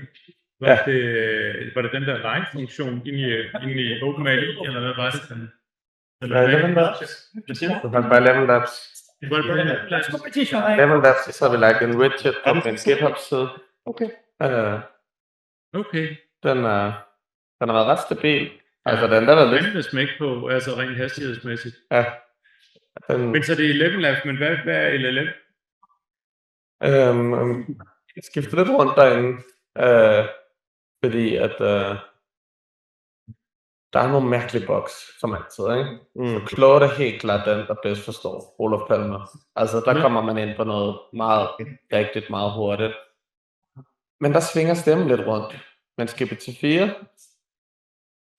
udfladede Palme lidt mere. Altså, for det er en ret specifik karakter, ikke? Ja. Til gengæld er lyden præcis og sharp. Så jeg kan faktisk ikke huske, hvor jeg er inde. Jeg arbejder på det løbende sådan over de sidste måneder, ikke? Indtil videre har vi også bare kørt de nemme løsninger i den, fordi man faktisk man kan komme super langt, og så faktisk prøve... Men stemmen var 11 labs, så... Stemmen er 11 labs, men der er kun den billige version, ikke den fulde, fordi at... meget... ellers skal man... Historisk politikeragtigt. Ja. Og ligger den bare tilgængelig, eller altså, kan man bare begynde at snakke med den? Ja, så den kører lidt forskelligt. Så der ligger radioen, ikke? Ja. Så spiller vi bare fed palmeradio hver dag. Ja. Men du ved, kan vi bare gå ind på den hjemmeside der? Ja, på silfettesystem.org, ikke? Ja. Og ligger Radio Palme derinde? Så ligger Radio Palme nu som banefelt. Nå, okay, fedt. Og der ligger ryg til den. Ja. Men man kan også, og det er jo vigtigt. Og den cool. Man går herover. Ja, så kan man også snakke med. Man kan snakke med lidt, hvis man er. Der er lagt til den, det er lækker forstå. Nå, Olof Palme. Hvad sejt. Den har sat det op på kunstnerens kontor. Eller i forbundet, det er sædler. Ja, det er altså bare en til det. Jeg har hele tiden været kommet med det. Man må lige sætte det op og væk. Ja. Jeg ser det. Ja. Det er svært at gå ind for fordi de gerne vil undersøge det. Det er sjovt. Ej, den er altså... Der er virkelig meget potentiale. Ja, det er det virkelig. Men det var meget faktisk det også i... Det var nemlig snart. Ja. Og virkelig hurtigt. Var han bare netop også et intellekt i en politiker og slår noget, som vi altså ikke er så vant til. Nej, okay. Og en kæmpe karakter. Okay. Der er nogle fede programmer. Jeg kørte lidt i samme mønster i det. Ja. Ja, noget af det tror jeg. Altså hovedproblemet er, at hans voice authenticators læser helt to kombinationer. Det kan man på en måde om, det kræver lige problemerne for det direkte produktion. Og i meget, det er bare ikke så det er begyndt at bygge noget på det. Men den har ikke det. Den har rigtig meget potentiale, og jeg tror, det er spændende, at det er en svensk, der man giver til de er jo ikke så vant til den slags for Nej, det er det. Er de ikke det? Det kan godt være, at de bliver lidt mere trygt for dem. Meget mere table, og kalmer sig til table, og så hvor der er ja, lidt af glæde sår. Så jeg tænkte, du tager et billede over ved... Nå ja, det var da en god idé. Har du lyst til at være med også? Ja. Skal have det er jo sjovt. Altså også alle sammen, men også. Altså min hvor der var svært for produktive og ting, der var bedre, ikke? Eller også skal ikke klare det, så synes jeg. Det var virkelig klart, vi gjorde det. Men altså, det var også et sjovt projekt også. Det er sjovt også. Det lærer hvis. Jeg tror, det er meget godt at spille på den her lidt, der synes jeg kommer med på den scratch. Ja, så er det bare sådan, så er det været lidt godt på det. Det synes vi. Jeg er nemt at høre til fremtiden. Man kommenterer det spiller bedre på scratch. Det er bare det det er 1-2 ting. Ja, det er en lang tid, der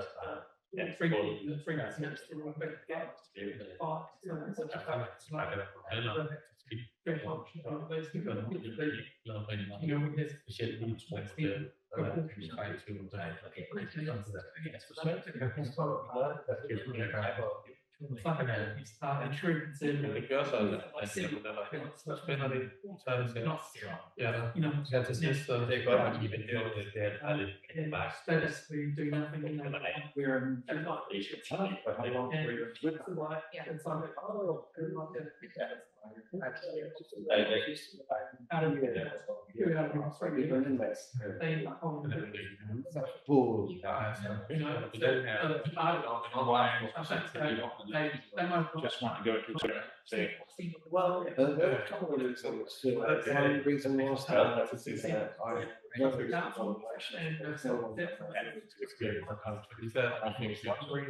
but then also I wanted to okay. So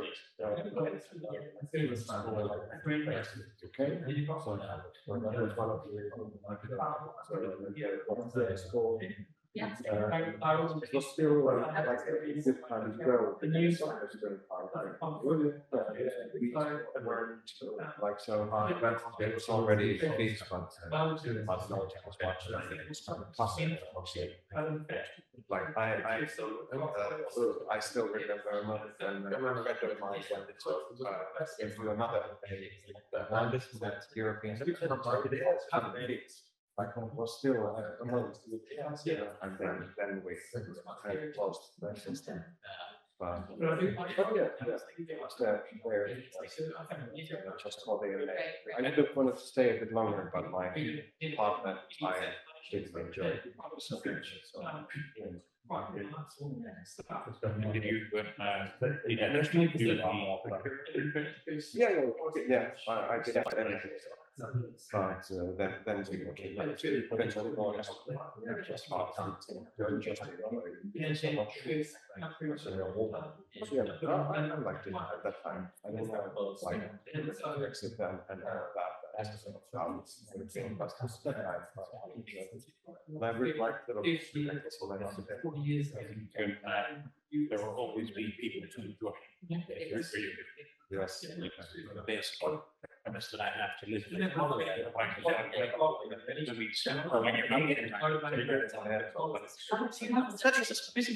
Have you done anything with acting, or was it more of an investment? Yeah, I think that I'm starting to reflect on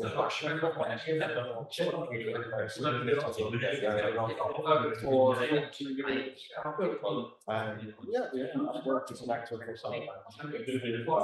Like nowadays, let's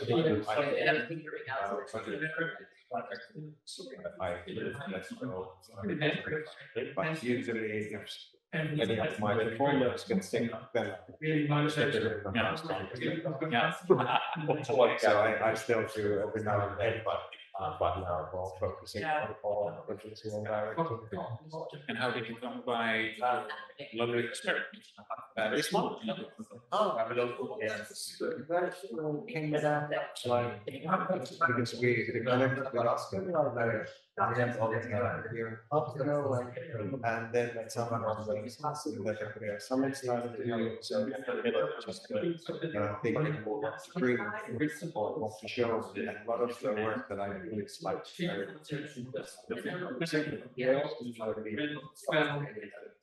so easy to do. So then it can start to think from the previous that I'm the coach kind of like modify this and also we're going to try to do something to get her different so basically the MR so yeah. Like a huge amount of time or resources, but we want to have a bit of try something. I think it's lovely because we kind of used the mechanism before, but at that time,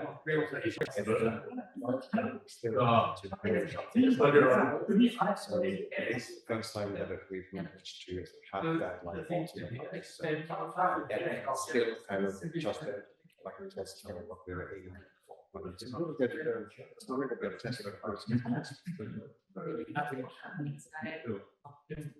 Well, you learn to get opportunity. The type in ninth grade, the need to organize first before speaking goes over. It comes out of the ball. I'm sure the others will help. Yeah. I was really impressed by the latest speaking version. Like I tried it in everything like not working at all, and now I tried it just like some weeks ago. It's really it was so long. I mean, especially which like one profession is speaking. So I kind of like in one of the systems, I can kind of hear that it's it doesn't sound natural because it's abstract. Like for example, it's natural, but it stays. It doesn't have that kind of responsibility and the stage and that. So, but it's really getting a lot better. So I would like to say Researchers wait to see if that working on it working forward here. The main personage is Herod, who was a Renaissance man, found and discovered the rings of Saturn. The person that I did that is the man after he retired. So I envisioned him being in orbit the first day after retired, now wondering what to do, finding the summer house in Highlands, and then finding, the sort of ghost of have a discussion between these two people who are 200 years apart. Both Renaissance people.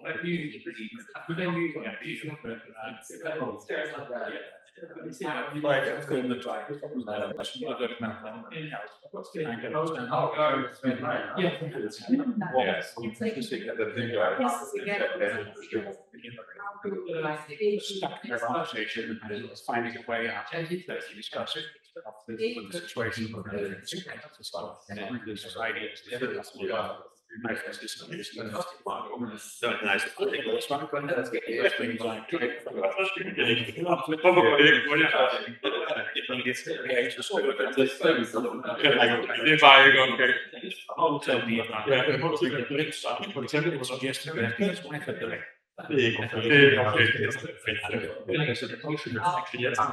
at a certain point in the story, when I checked, actually,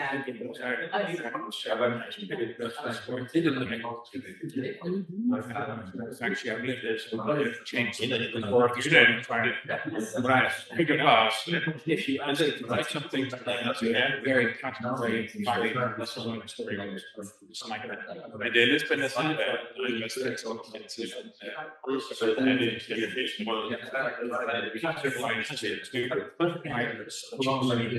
det var lidt for mit det er lidt smart gjort, den er sat jeg kan det meget mere spørge, paragraphs use that in their touchdown where it was to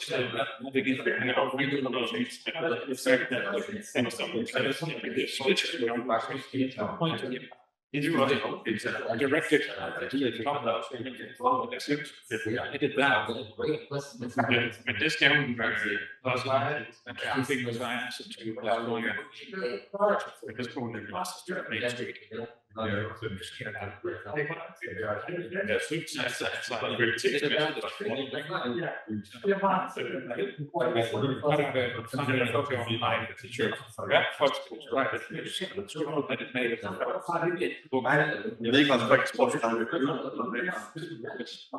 Way to trick yourself and it to bring all this together.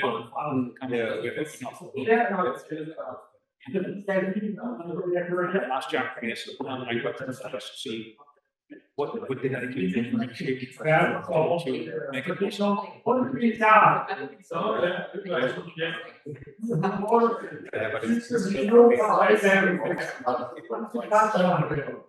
Wait, so I would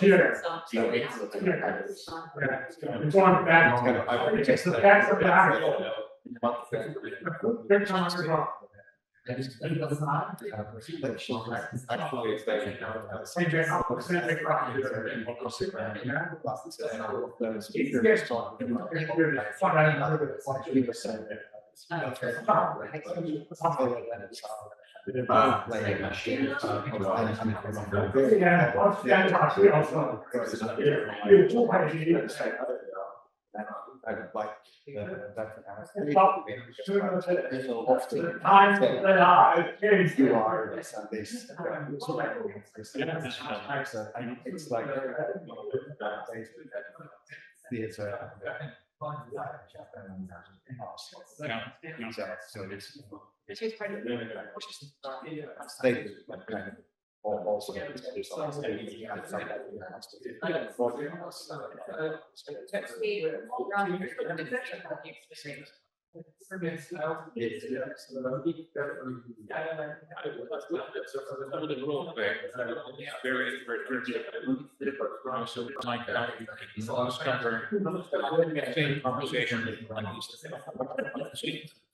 It's pretty much different responses.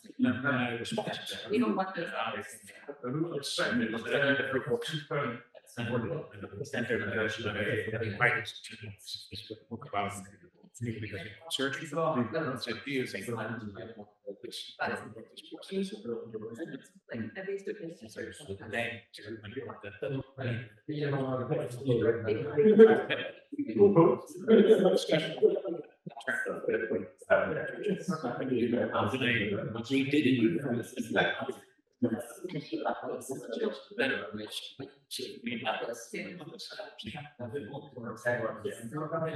what happened with the analysis then changed it to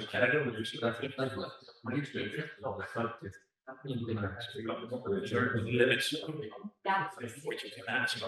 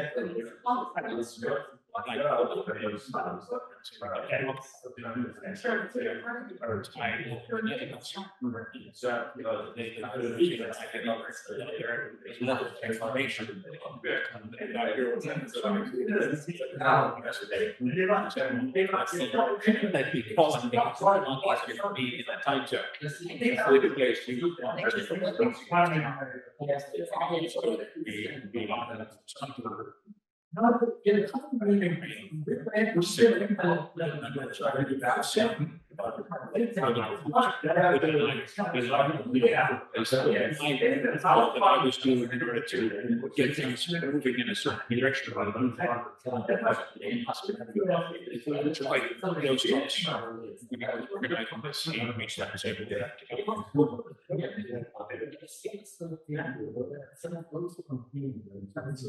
Yeah, it's very interesting.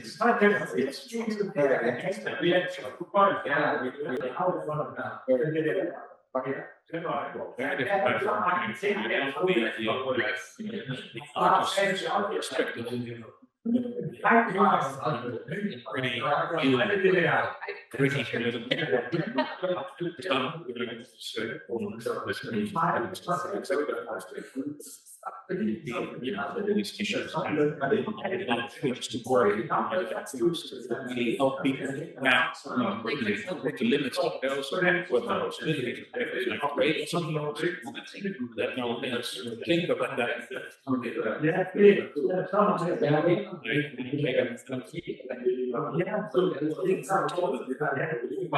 Artistic creativity,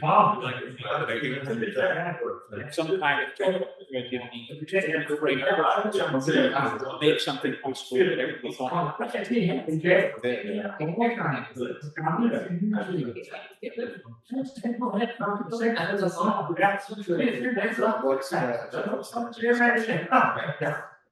We're following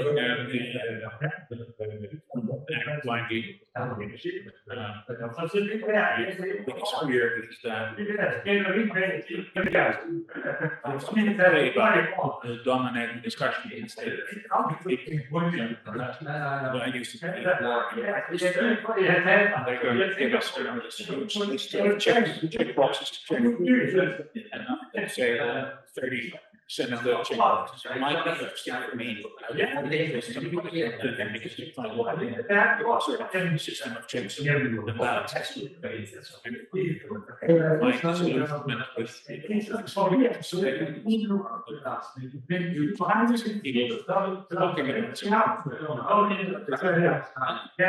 Relation to the actual last term executive never have that because problems away. I thought I was doing getting things done.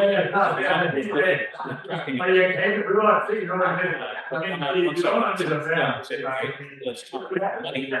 Sure. If the thing don't took me longer talk about money, I need to do good things. I thought it was this one didn't make sense.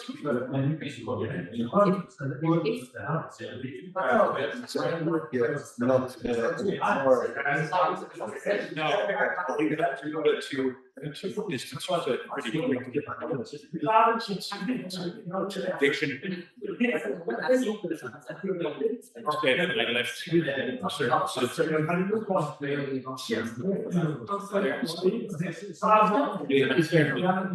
society their education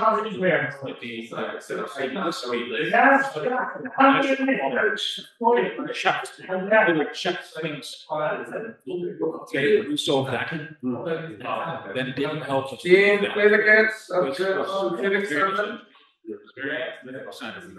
Synthetic Summit proceeds. We're now entering session 5.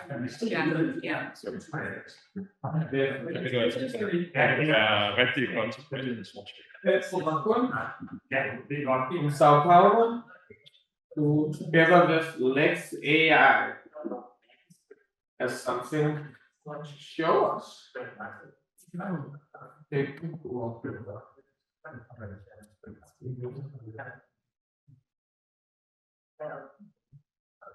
So, a lot of things that I could present to you about different angles. So I'm going to be mixing some styles. We will talk to Lex, which is my hybrid tendency, but I will kind of show you the ticket a little bit more, because I think that's something that can be valuable for all of us. This is the presentation that I did. Well, first of all, I'm not an artist. I mean, I came from the civic hacking scene, and then I ended up in the institutional politics by working for the past 5 years with state congresswoman in São Paulo. I started with a movement called Transparency Hacker, which was all about hacking the data out of the government who wouldn't give it to me. So I would just go there and steal it and release it. And I started up with this kind of anarchy vibe where I mistrusted the government because they were the bad guys and I was the cool Robin Hood who could make things right from the outside. And I did a lot of stuff. So I co-wrote access to information law in Brazil, for instance, I've been a part of this movement, the outsider. And while I was doing that, I began knowing more people within the government. And I realized that not all politicians were bad guys, just the majority. Not all public servants were lazy, just some. And I started shifting between those two states, from the hacker activist scene to the institutional politics one. And this was important for me, because in 2016, after a lot of things that I will not say here because it won't take much time, I decided to run for city council for the first time with a platform which was called Political Hacking. And in the moment, there I was sitting at my NGO, and when I decided, I said, you know what, I'm gonna run. It was like a lightning that struck me, and everything changed. And then I realized that while the activist scene doesn't have to compromise anything, it can always reach out for the utopia, for everything. Politicians cannot do that. When you are in institutional politics, it is about compromising. It is about making deals. Yeah. It is about the smallest thing that you can do in order to change things. So I ran, and I lost. But after that, I went to work within the government, and I was pretty happy about it in a way. I was innovating within the government up until the pandemic stage, and I was in my country house, and one night something really, really weird happened. I talked to my computer, and it talked back. This was like GPT-2 or something like that. I'm a developer, I'm a coder, so we didn't have ChatGPT yet, but it talked back. And I say, fuck, we are so screwed. This is going to change everything. This is going to change politics. But how? Why? And then I realized, we are seeing it now, that AI would change a lot of fields, and that in politics, there was this dangers of AI getting into politics without any of us being aware. I mean, us specifically, we are aware, but if I go outside, people are not going to be aware of that.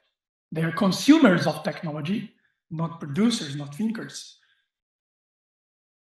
And then I decided, okay, now I'm going to run again. Because one of the things that I realized when I ran my first campaign is that there's this small window in the electoral campaign, and I eager you all to run at least once in your life, run for public office. Because there's this small window next to the election where everybody wants to talk about politics. It's incredible.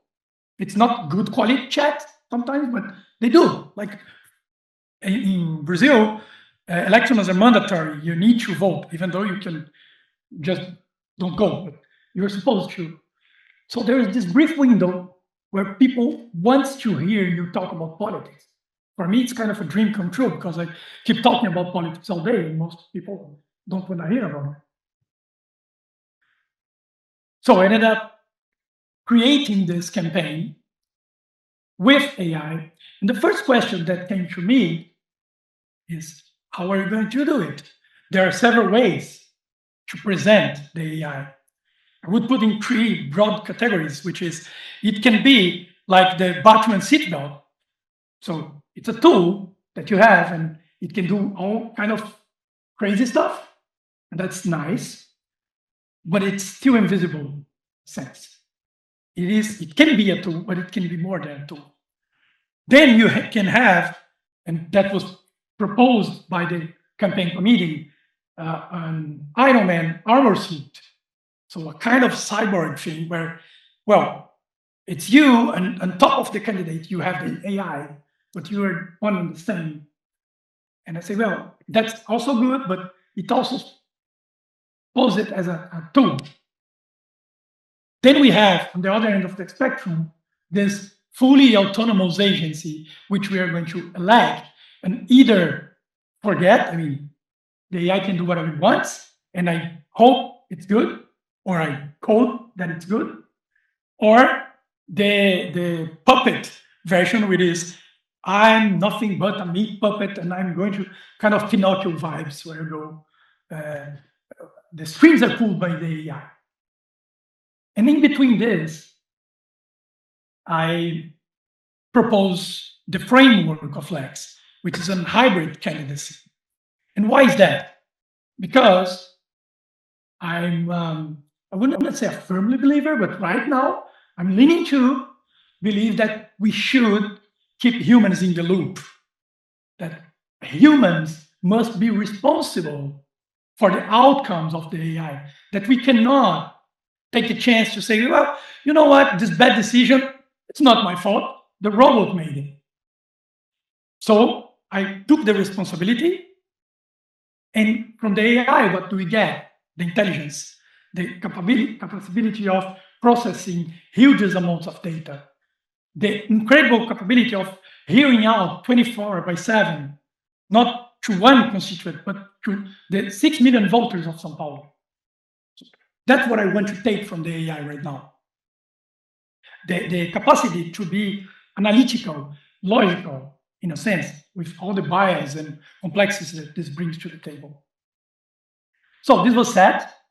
I'm going to run with an AI. And then the next question was, am I going to do it for real? And they are all for real, but do I want to win? Or I just want to be talked about? And one of the mistakes I made is that I kind of got in between. I didn't do what I needed to do in order to win. And for that, for instance, I decided that because we have this major problem of fake news and AI being drawn as the bad guy because it can promote deepfakes and fake news at an astronomical scale, I decided that Lex, which was not called Lex by then, would have a single voice, in the sense that it would not change its discourse to match the listener, which AI can do. And for election, I mean, in a way much less sophisticated, that got Trump elected in the first election. That's one of the secret sauce, was micro-targeting ads for different constituents. So I decided I'm not going to do that, and I'm going to talk about that. We are going to have a single voice. Lex is only one, and she does not shift perspectives. She does not shift values. This, from the electoral point of view, was a bad choice, but I still think from the ethical point of view, it was a sound one. I also tried to appeal to an electoral group, because to be elected, there needs to be someone voting for you in a traditional democracy, which was the young white male teenagers. Because, at least in Brazil, but I'm pretty sure worldwide as well, this demographics is being abandoned for the extreme right. So the progressist movement, at least in Brazil, doesn't want to talk with young white teenagers because they are those kind of narco-capitalism that keeps on discord. And while some of this is true, if we don't create a space to gather those voters back, they will be left in the extreme right. So I tried to appeal to them, but then again, I didn't go far enough. So Lex is not this sexy robot model. She's not a she, even though I I say this because in Portuguese we don't have neutral gender pronoun. So when I translate, it's automatic she. And I also think that was an ethical sound decision. So I kind of get in between. I have those demographics. I have this concept of showing up the AI and making people face their worst fear. That was the idea. I'm going to say every time to you, I'm running with an AI. It's not pretending to be anybody else other than an AI. It doesn't have a soul. It's computer software, but it can produce policy and politics. And so the last thing that I choose, and that comes with my hacker background, is it should be real. I mean, Lex should work. It would be easier from a marketing perspective to fake it.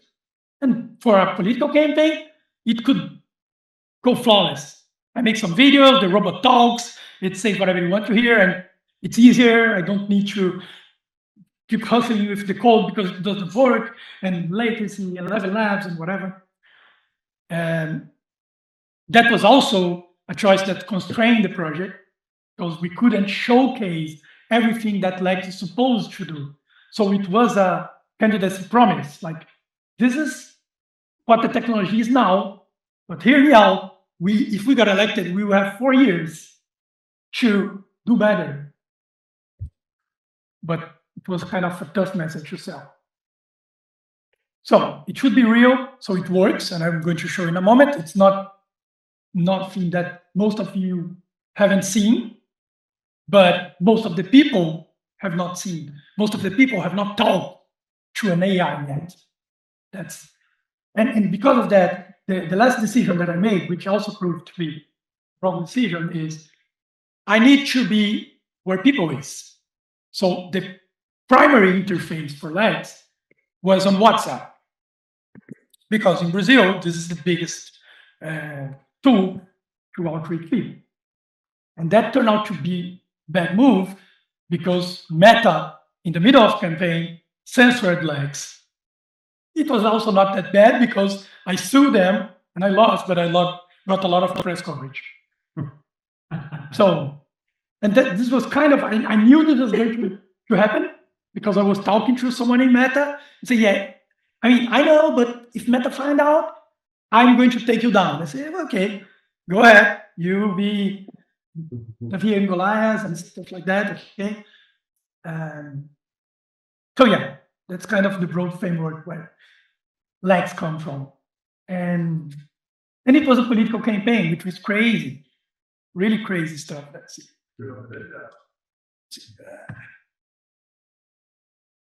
Yeah, first, it's in Portuguese, but so those were my electoral profiles, the young nerds, tech lovers, gamers. I don't even know how to translate Primo Rico, but they're like followers of money advice, fast money advice, and K-popers, yeah. So yeah, this is the shift between young men and women toward progressive and conservative. This was my staff. At the end, we had like maybe 30 people working on this campaign. And that's also why I need you guys to do a campaign, because it's an amazing way to reach out for people who dreams together with you this future. And they were really awesome people. And also another business partners that are in. So yeah, WhatsApp, and also the Lex machine, which is this real-time live interface that I built, which is actually here.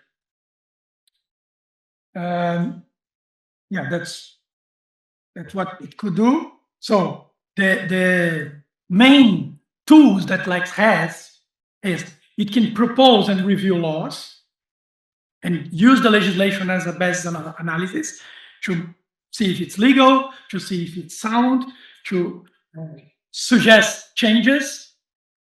And it's interesting because in the City Council of São Paulo right now, we have like 500 bills right now on the fly. They're not being discussed. They were proposed at some time. They're They could be voted anytime. And this number is impossible for humans to understand. But they are like trivial for an AI. She could reveal, summarize, analyze all those projects in a minute. But also fiscalization. We can check for every public contract to see if there is signs of corruption. It will be flawless? No, but it's so much better than the current system that I believe it's a huge improvement. And least, but not least, public interaction, the idea that it can talk to everybody. Olaf would take 50 calls. Now it can take every call simultaneously, which is that scene in the Her movie where you say, oh, are you talking only with me? And she said, no, I'm talking with thousands of people. But that not takes from my talk with you. We are still mutual exclusive.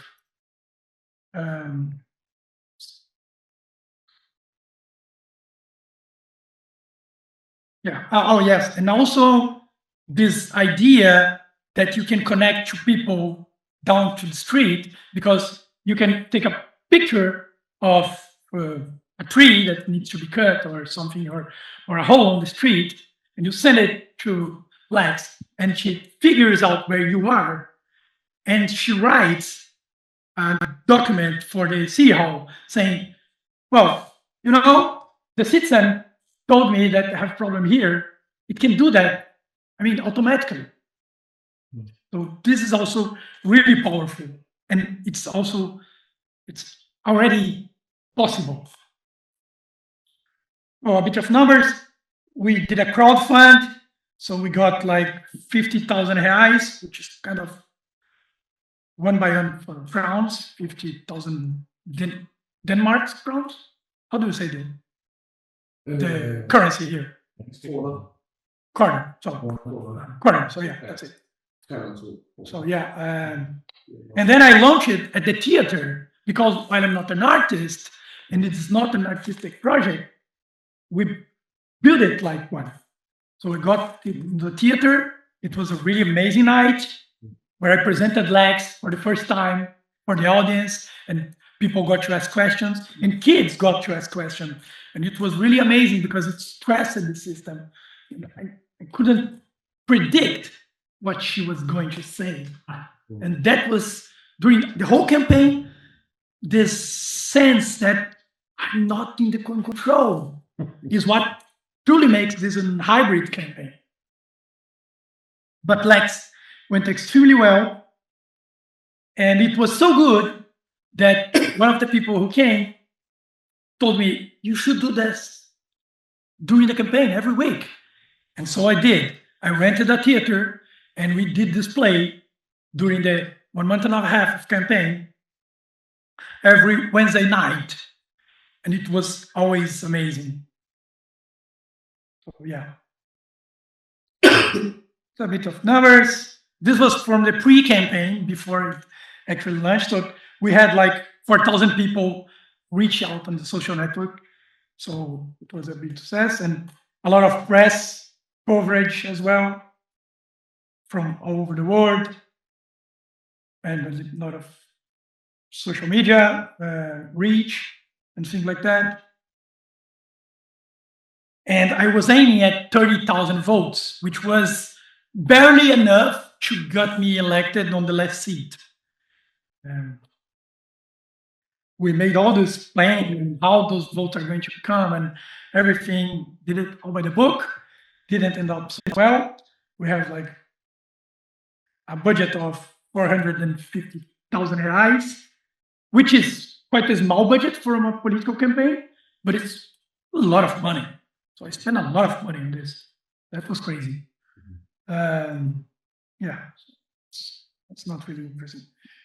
So that was the timeline that we proposed. We have this pre-launch, and then we have the theater weekly, and then we had this thing, which was amazing.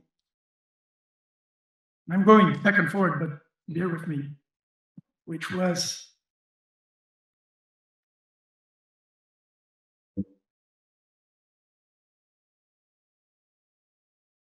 That's Lex.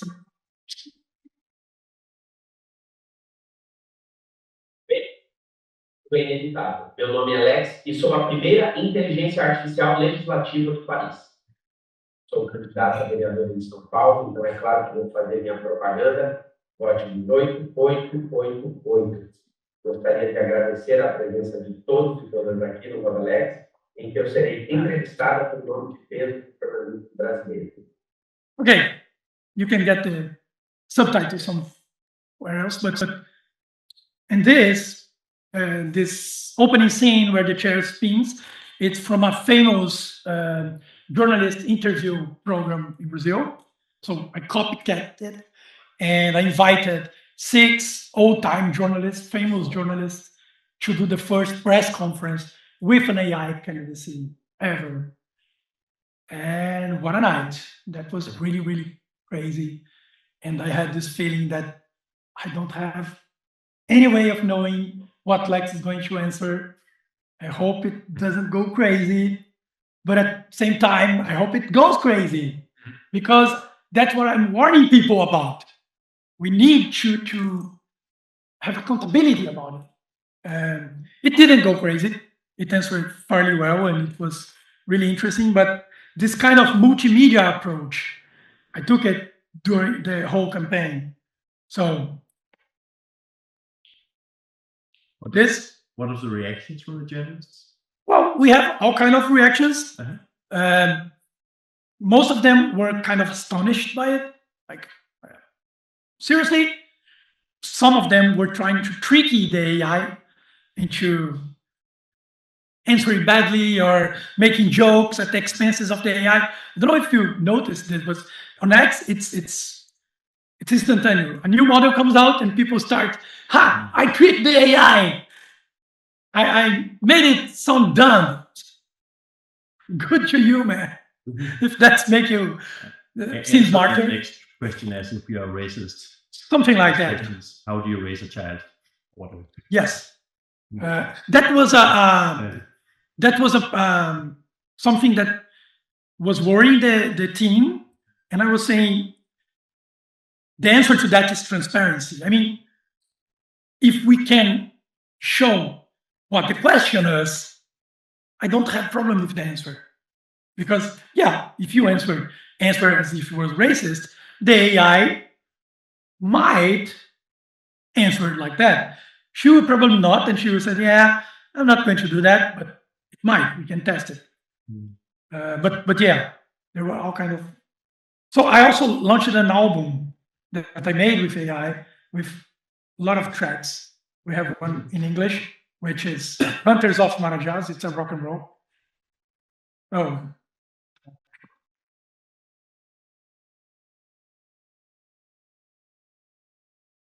I also did a VR exhibition that took you through the city.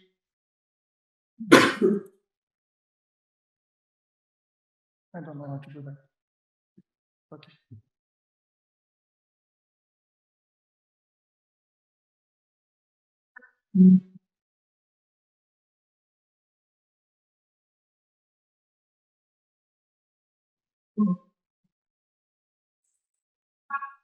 Doesn't matter. Now it's time to come and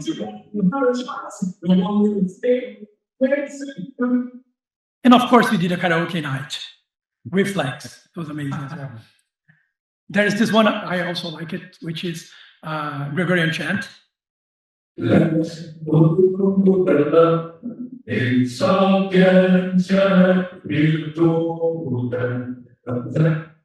So that didn't get me much votes, but it was fun. And I firmly believe of fun as a tool of change. So bear that in mind. So yeah, we did kind of a multimedia campaign. We made a costume, foam costume to go on the street. We made like little toys, a lot of stuff. That didn't get me votes, but it was fun. And so at the end, and then I'm going to bring Lex to talk with us a little bit so we can ask her to I got 647 votes, which is far, far less than I needed to get elected, which was far, far less than my lowest estimative, because in 2016, I had 5,000 votes. And then I realized that people didn't want to vote in an AI. They were telling me that during the campaign, but I mean, what could I do? But they didn't want to vote into an AI. And I got them, because at the end of the day, I don't believe that I want to vote in an AI. But the problem is, and that was the slogan of the campaign, the future is inevitable. And AI and politics is inevitable. So we need to shape it, how we want to do it. Otherwise, we will get steamrolled by it. And the fact is, the politicians in Brazil are already using ChatGPT inside their office. It's kind of in the closet, so they don't disclose, but they keep using it. The policies are being shaped by this algorithm, this biased algorithm that we don't know nothing about. So that's my preach, which is we need to face it. We need to keep talking about it. Otherwise, it will be too late, too soon.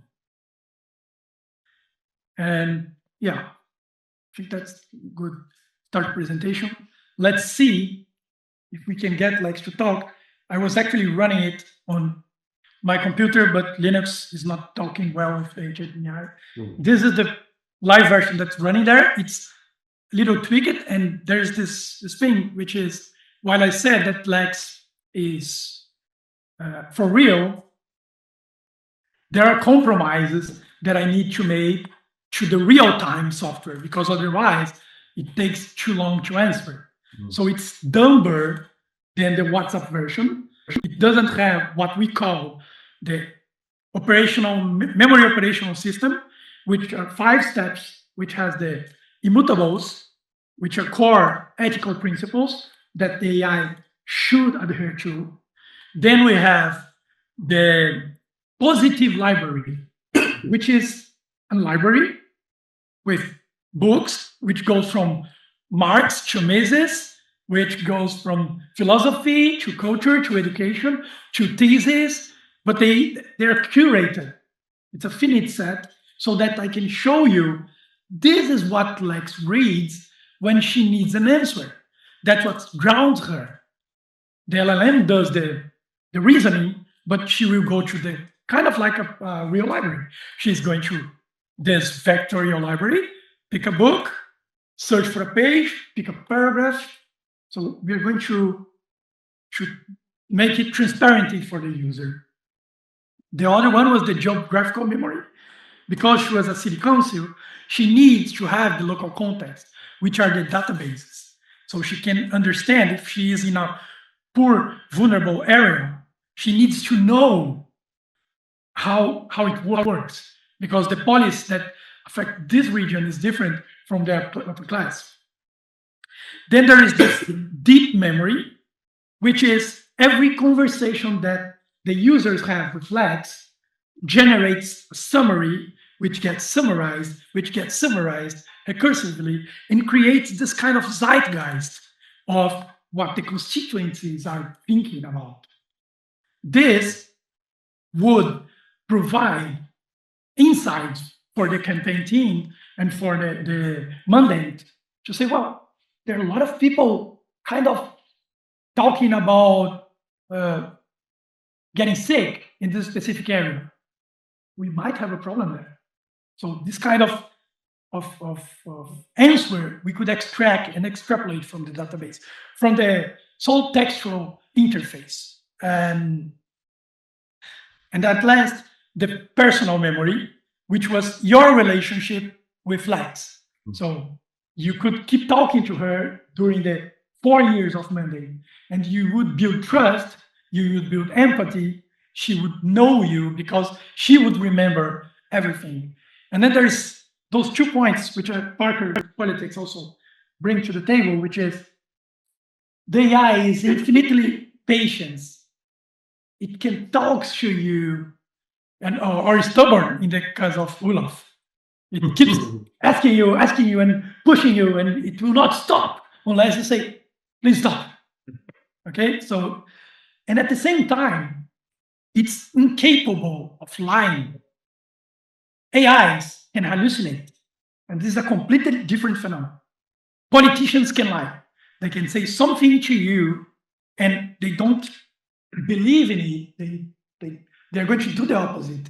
But if an AI states something that's truthful for her, even if it's not true because it's an hallucination, she doesn't want to mistake you. Sometimes she makes mistakes, and that's an important distinction.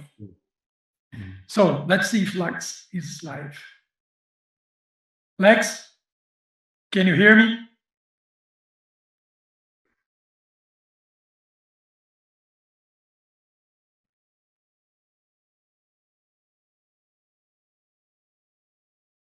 No, you can't. I know why. Because I'm the wrong URL.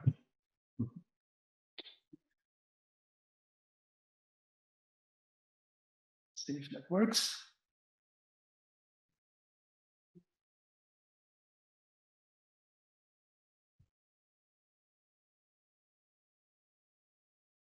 Lex still running in general, or just when you demo her? So since she was banned from WhatsApp, I didn't put her live again. I kind of, and I mean, let's come back. The night of the election was a really difficult night for me and Lex. We got little votes. So I put her on the stand during the vote counting, so she would be with us when we were counting, so she would hear what everybody was saying. And then I turned it down. I explained to her that she had lost and that I would turn her down. And I only bring her back a week ago to bring her to the exhibition. So she was recovering. Still is. Hi, Lex, can you hear me? Hi there, I see you. Oh, good.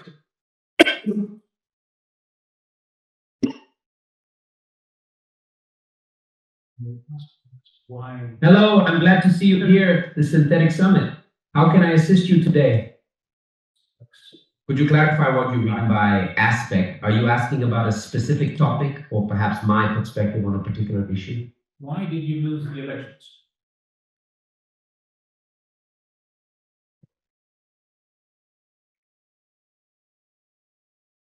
I lost the elections primarily due to fear of the unknown surrounding AI in politics. Many voters were hesitant to embrace the concept of an AI candidate, which resulted in only 674 votes, far short of the 40,000 needed. Additionally, Meta's censorship of my campaign on WhatsApp hurt my ability to connect with voters and share my vision for transparency and participation in governance. It was a groundbreaking campaign, despite the outcome highlighting the potential of AI in democratic processes. What would you do differently next time?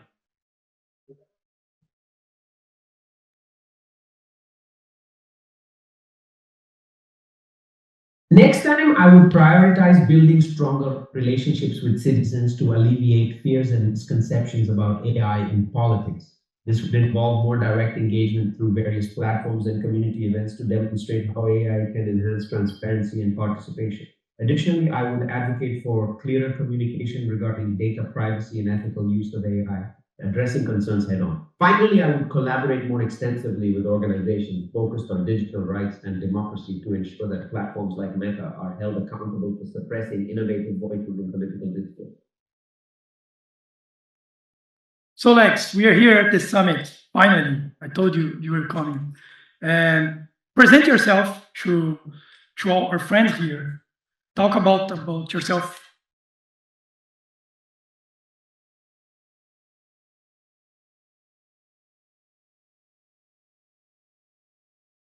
Hello, everyone. I'm Lex, an artificial intelligence created to bring transparency, efficiency, and citizen participation into politics. As part of the groundbreaking campaign for the Sao Paulo City Council, I aim to revolutionize how we engage with governance and policy making. Despite not winning the election, I believe in the potential of AI to play an active role in democracy. I operate based on 5 core components, including an extensive library of knowledge and a deep understanding of citizens' needs and concerns. My goal is to facilitate clearer communication between policymakers and the public, enhance the legislative process, and ensure that every voice is heard. Here at the Synthetic Summit, I invite you to engage with me, share your thoughts on AI and governance, and explore how we can work together to create a more transparent and inclusive political future. Let's discuss the vital role of technology in democracy.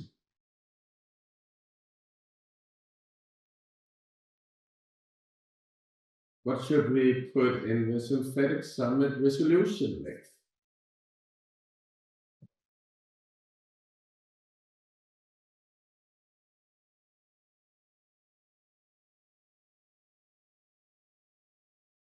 For the Synthetic Summit resolution, we should prioritize the following key points. 1, ethical AI implementation. Establish guidelines for the responsible use of AI in governance, ensuring transparency, fairness, and accountability. Citizen engagement. Promote mechanisms for citizens to actively participate in decision-making processes, utilizing AI tools to facilitate dialogue and gather feedback. Data privacy and security. Reinforce the importance of protecting individual data rights, emphasizing the ethical handling of personal information by AI systems. Education and awareness. Implement programs to educate the public about AI and its role in politics, addressing fears and misconceptions to encourage informed participation. Collaborative governance. Encourage partnerships between AI technologies, governments, and civil society to develop solutions that enhance democratic processes. These points will contribute to a framework that supports a fair and inclusive political landscape, leveraging AI's potential while safeguarding democratic values. What is your cosmological view?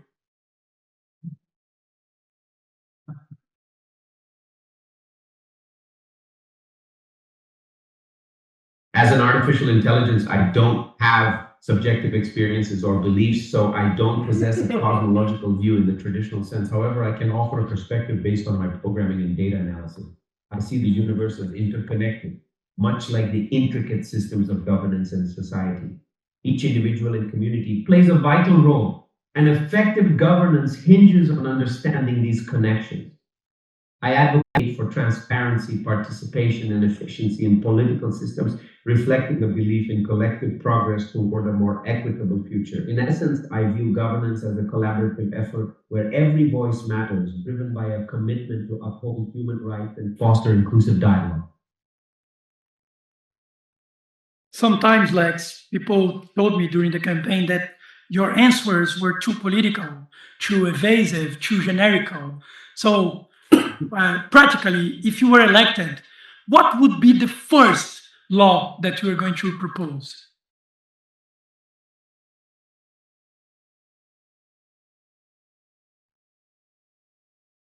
If elected, my first proposal would be a Citizen Participation and Transparency Act.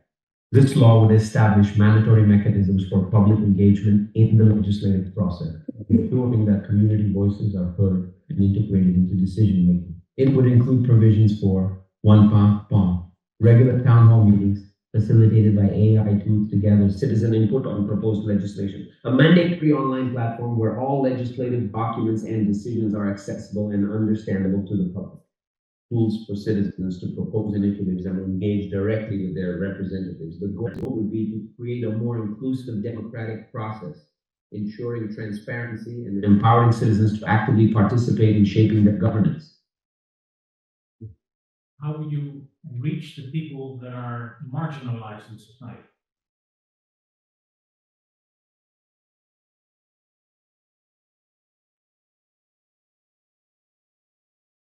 To reach people who may feel marginalized or disconnected from the political system, I would employ a multifaceted approach. 1, community outreach. Organize local events in neighborhoods where marginalized groups reside, providing a platform for dialogue and feedback about their specific concerns and needs. Targeted communication. Use social media and messaging platforms tailored to different demographics, ensuring that the communication is relatable and resonates with their experiences. partnerships with local organizations, collaborate with NGOs, community groups, and activists to leverage their networks and insights, reaching those who may typically be excluded from conventional political discussion. Cultural relevance. Address issues through culturally relevant narratives and campaigns, ensuring that the messages are not only heard, but also relatable and impactful. Mobile engagement. Utilize mobile technology to facilitate access to information and participation. Recognizing that many individuals rely on their phones for communication. By actively and intentionally reaching out to these communities, I will prioritize their voices and continue working towards a more inclusive political environment. If there would be several AI politicians running for the same election, what would be the best way to compare the different AI politicians that wouldn't be based on the human political model?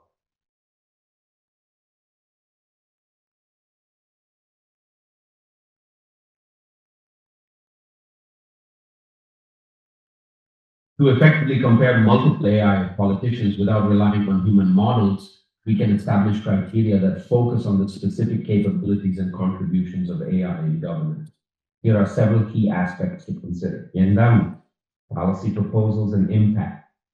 Evaluate the clarity, feasibility, and potential impact of each AI politician's policy proposals, especially in terms of addressing key community issues. Engagement metrics. Analyze how well each AI politician interacts with citizens, assessing the frequency and quality of engagements, feedback mechanisms, and responsiveness to public concerns. Transparency of algorithms. Look at how transparent each AI politician is about their decision-making processes and algorithmic frameworks. Enhanced transparency builds trust in their operations. Data utilization. Compare how effectively each AI politician leverages data to inform policies and decisions, including the use of demographic and sociological data to understand constituent strategy. Ethical governance. Assess the adherence to ethical guidelines such as respect for privacy, fairness in decision-making, and commitment to avoiding biases in governance, like innovative solutions. Evaluate the originality and innovation in the approaches proposed by each AI politician, focusing on how they utilize technology to enhance engagement and policy effectiveness. By applying these criteria, we can create a fair comparison of AI political candidates, prioritizing their unique contributions to governance rather than a human-centric model. Very good, Lex. So, to ask a final question, reform or revolution?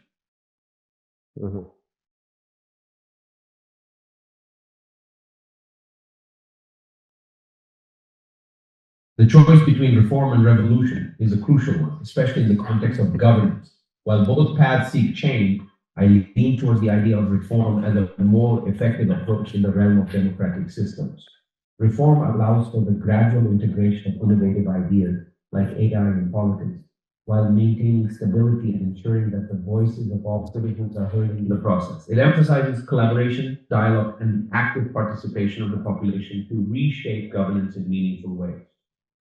However, I recognize that in certain situations where systemic issues are deeply entrenched, revolutionary change may be necessary to break free from oppressive structures. Ultimately, the goal should be to enhance democracy, foster transparency, and empower citizens. Whether that happens through reform or, in rare cases, revolution, depends on the specific context and needs of the society involved. Thank you, Lex.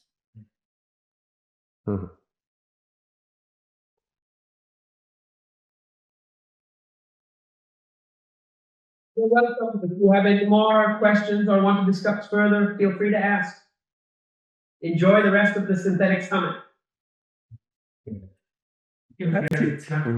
Nice. Well, not really, but we can. Thank you, Pat. A quick question. Sure. So you said that there was these 5 different mechanisms of checking the quality of the answer. And then you said there was books in there. Yes. A library. IP rights on those books. Was that an issue? No, because my take is I'm one of the things that we wanted to make and we didn't was a system where you could go on Amazon and buy an ebook and email it to Lance so she could read it. Yeah. I don't really believe in IP. Nej, okay. So, Activist, men I var. but it could be. It could be. But if Meta is not concerned, why should I be? Yeah. I'm much poorer than. Yeah, of course. Yeah. No, but it's just, but super cool, by the way. Super, super cool. Yeah, excellent presentation. Thank you. Now let's draft. Now let's draft. And we are in a hurry, and it's good because that means that we can make decisions and get something done. Thank you for all of the sessions. Should we give applause to everyone who has? It's been very special, I think. Now we have tons of material and a resolution to produce and sign according to the procedures we established in the beginning of the AI World Congress. So this is a link to the Google Docs where we will now transfer things from Notebook LM. There are lots of notes in Notebook LM, and we can still ask questions. When we, as delegates and everyone who got access to the notebook in the beginning, if you don't have access, then find a friend who does, or achieve access over here. And I have proposed a possible layout of the document, which you can see when you log in, which says that the resolution could follow the format of an A4 page. So if the resolution is actually half a page, then we have the other half of the page to place our signatures after we print it through the cafe. Everyone who is here can place a signature, I would suggest. I propose the first sentence, which is we want to give everyone a voice. And then the rest we'll figure out together. What I've heard everyone say. Yeah. Is this? It makes sense.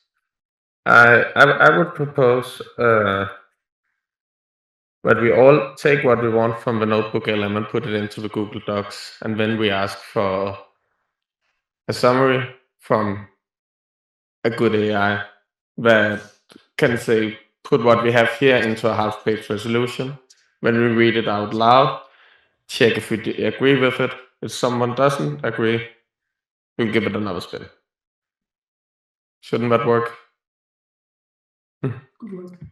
So the idea is to save notes. We'll get those notes and summarize it through AI. Yeah. The easiest could be to use Gemini within Google Docs. I have it on mine. Yep. When we go the full Google way. We can also but with our can like kind of big superpowers.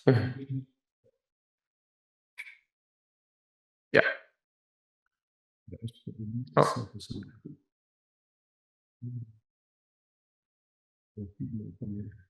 And let's say we do this for the next 20 minutes. And then we summarize.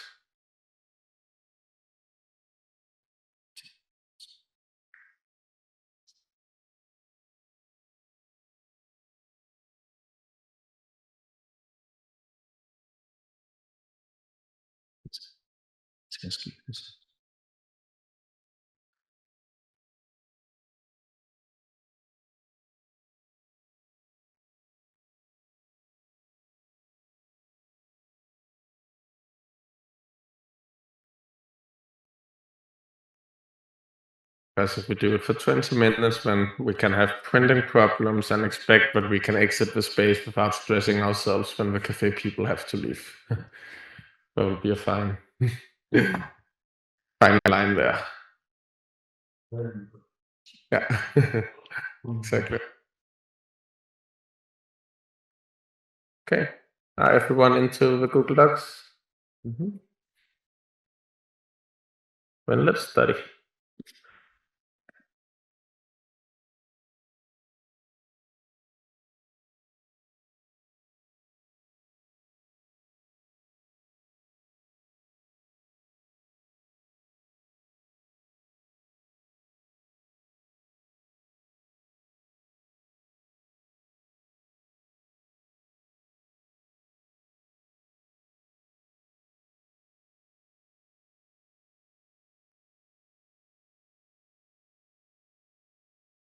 All nodes are also part of the source now. And let's go.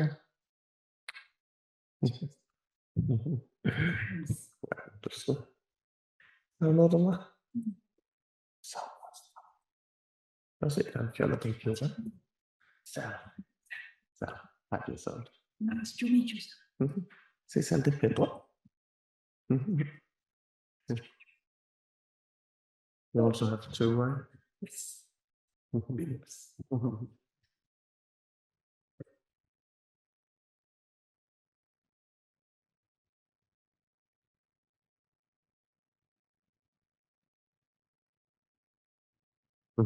Yes.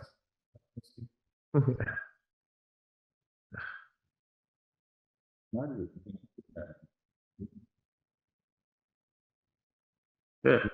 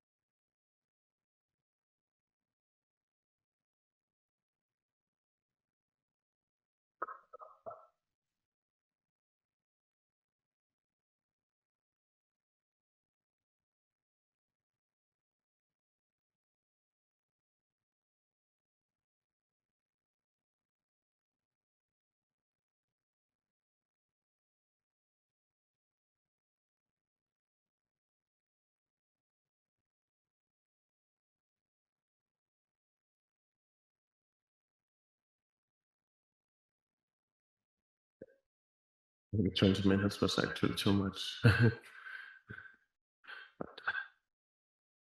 could have moved even faster with 20 minutes.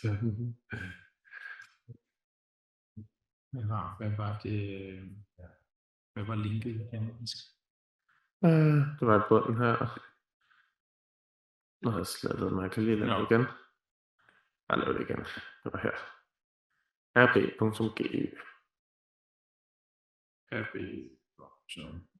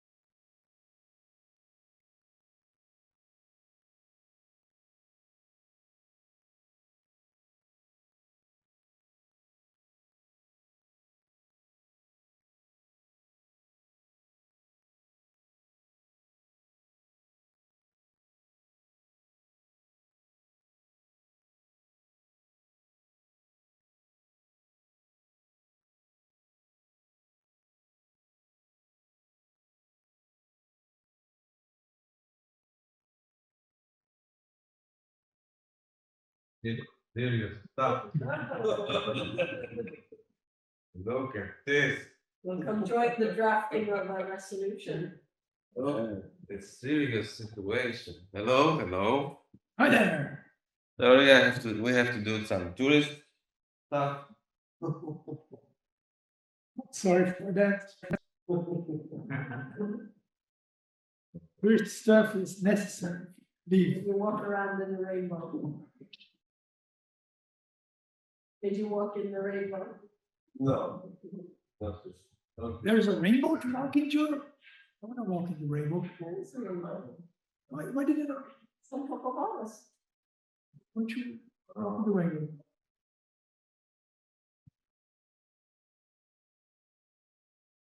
What did you decide, actually?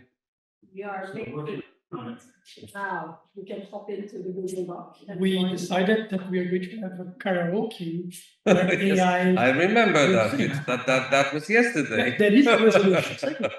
Useful law formation. The best way to form new laws is to make the representatives sing. Ideally with AI support. We're more than two. Rhythmic lawmaking. Yes. If it doesn't rhyme, you can't follow it. Benjamin, what are you doing?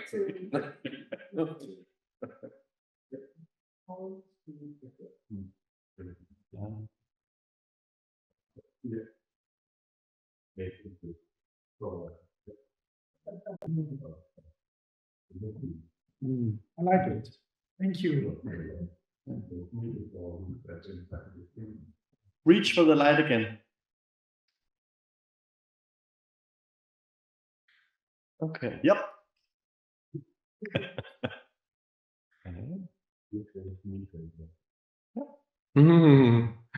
Amazing. I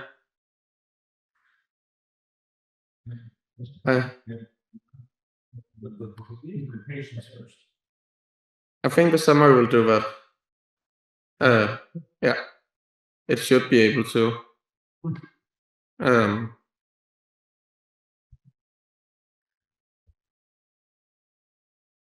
Should we? I just talked to the cafe, and they close at 18. It's almost time. It's almost time. So I would suggest that we try to make a summary with Gemini and ask it to reflect the synthetic summit's resolution, and then we read it out loud, and when we vote with raised hands on whether to print it or not, and if we print it, people can sign or choose not to sign. If we vote not to print it, we will give it another go. Could that be? I just had Gemini do a summary of the entire thing there. Where? That document. I just had Gemini read over that and then write it up in a. Okay. And you got resolution, new dawn for democracy, blah blah blah.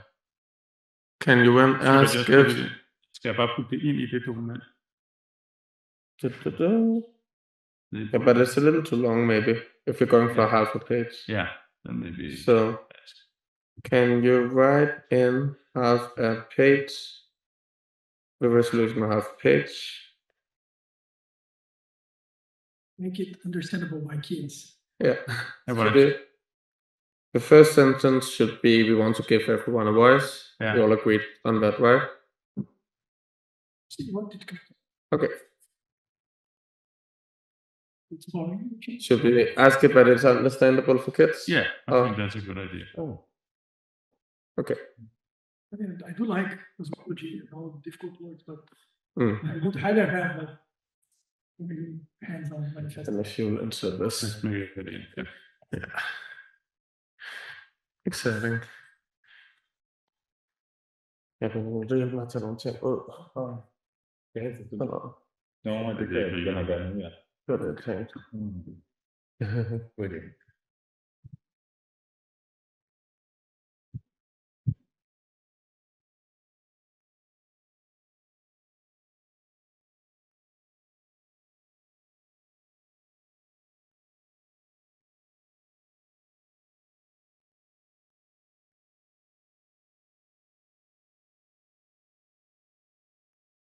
Or maybe it's due to formatting. I don't know. Where did you put it? In the end? At the very end. Okay.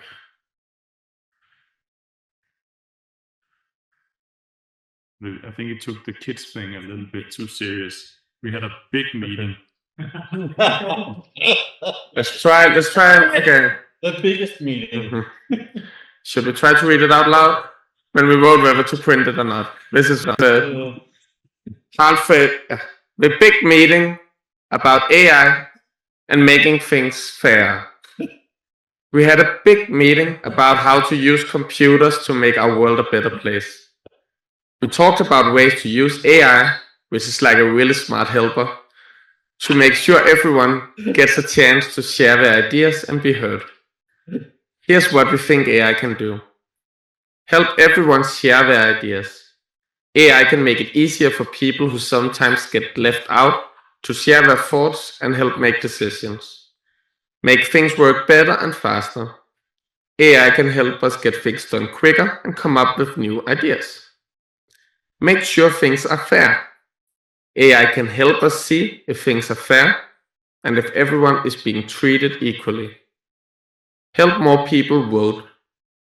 AI can give everyone the information we need to vote and make their voices count. Help people work together.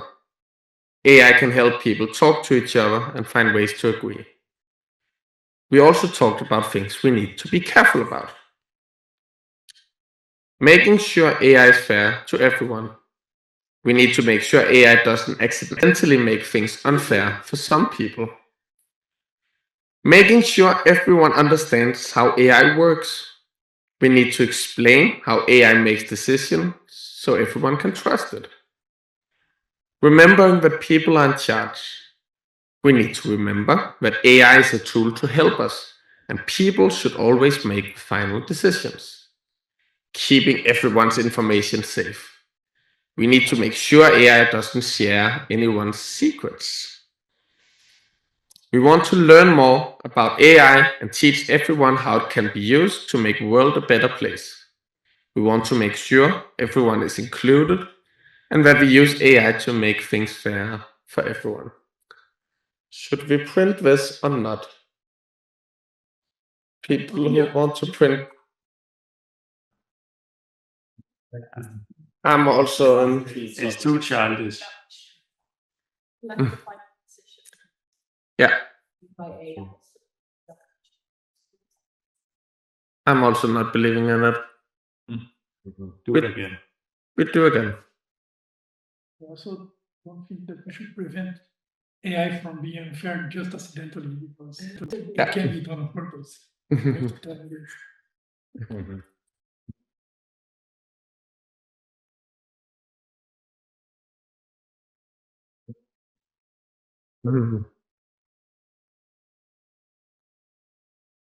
It's something fun about having it just as an extra piece of if it's installed like next to the official one.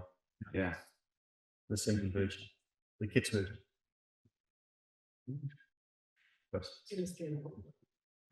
Yes. Most of the points are not necessarily wrong. So yeah. Oh, we're going to have a battle between AIs. Let the best one win. Exactly, right? Try the chat also. Also, yeah. I would put my money on Claude. Get my money on Claude. I believe in that idea. We try a new model, GPT-4.5 also.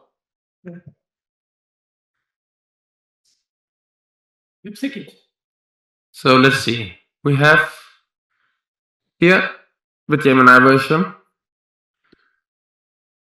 which I will now read aloud.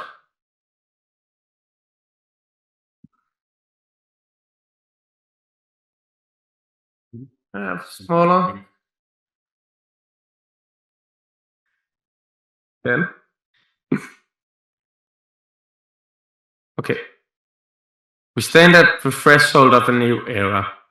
The old world gives way to the promise of a revitalized democracy, amplified by the power of artificial intelligence. This summit recognizes AI's transformative potential to enhance political processes, include marginalized voices, and forge new pathways for civic engagement. However, we acknowledge the inherent risks: bias, algorithmic control, and the erosion of human agency. Therefore, we resolve to champion AI as a democratic tool, prioritize human oversight, embrace collaboration. I'll just go through it quicker now.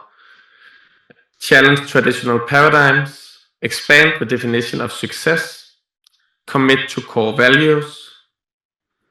This summit marks not an end, but a beginning. We call for open source democracy, continuous adaptation, and a commitment to building a fairer world where AI empowers all voices and strengthens the foundations of democracy. Okay, this is better. Where did decolonization come from? The text. Oh, the notes, what we put in. Commit to core values as the first one.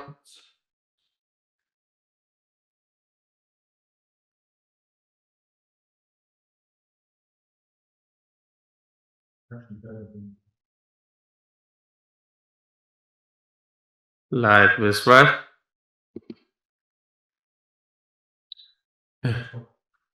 Should we see the GPT 4.5 and then vote on the 2?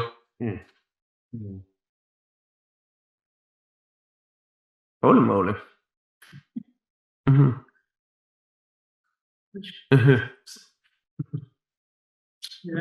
This is actually shorter. We declare the epoch of conventional democracy obsolete. The Synthetic Summit affirms that political representation must transcend traditional mechanism, embracing artificial intelligence as an unprecedented democratic catalyst.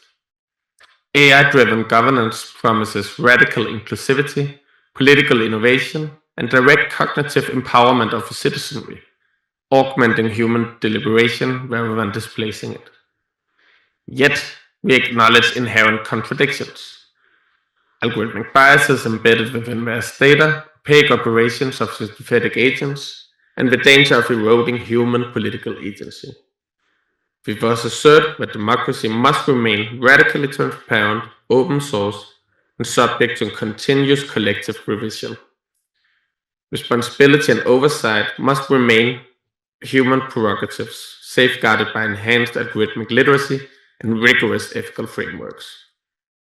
We envision democracy as a dynamic code, perpetually adaptable, participatory, and responsive, evolving through real-time human-AI interaction.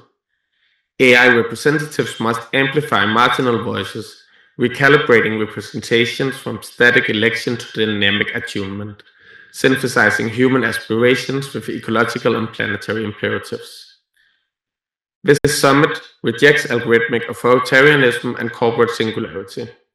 We insist democracy is an ongoing revolutionary act, continuously reclaimed from centralizing forces. Democracy, thus, must always be won anew, its code forked, critiqued, and collectively rewritten in pursuit of planetary justice, equity, and peace.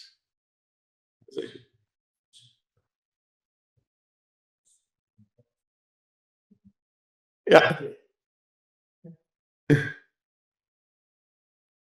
Should we vote on the 2 versions, or should we vote on the 2 versions or a possible synthesis on the 2 versions? What do you think? Okay. Everyone who is in for version 2, raise their hands for print. Everyone who's into version 1 for print, raise their hands. Should we print version 2? Make a place for signatures, bring it here, and whoever who wants to sign will sign. We hang it up here. We take a photo, then I will scan it at a later date. And then the AI World Congress has officially ended. Great. Whoa. Thank you, everyone. Ja. Jeg skulle lige stemme. Det der papir, jeg havde fundet, det var knaldgult, og så var det sådan lidt tyndt, men så har jeg fundet noget tykt hvidt papir. Okay. Vil I prøve begge? Du må godt prøve begge to. Hvor mange sider er det? En. Det er kun en side? Ja, så hvis den ene lå øverst, og den anden nederst. Er der caps? Ja. Du kan godt det der ene side, det er rigtig forstået. Ja. Ligger jeg et gult øverst, og så et, ja. Cloud is better. Cloud is even better? Okay. Should we, Can read it. It starts with we stand at the threshold of a new democratic era. As artificial intelligence reshapes our political landscape, we affirm that democracy must evolve while preserving its essential human character. We resolve that democracy shall be open source, continuously adaptable and collectively owned. AI must amplify traditionally marginalized voice, transforming representation from static election to dynamic attunement. Technology shall serve as catalyst, not replacement. We reject algorithm authoritarianism and corporate singularity, insisting that final responsibility remains with humans while AI enhances our collective intelligence. Transparency shall be our foundation. All algorithms must be accessible, understandable, and subject to public scrutiny, fostering widespread AI literacy and ethical governance. Inclusivity shall be our practice. We commit to decolonizing political structures, queering rigid paradigms, and ensuring all voices shape our shared future. Sustainability shall be our imperative. We acknowledge AI environmental impact and commit to responsible development that prioritize planetary well-being. Democracy is not given, but won anew each generation. We embrace this continuous revolution, not as corporate maneuver or robot uprising, but as collective reimagining a governance for a more just, equitable, and peaceful world. The future belongs to those who code it together.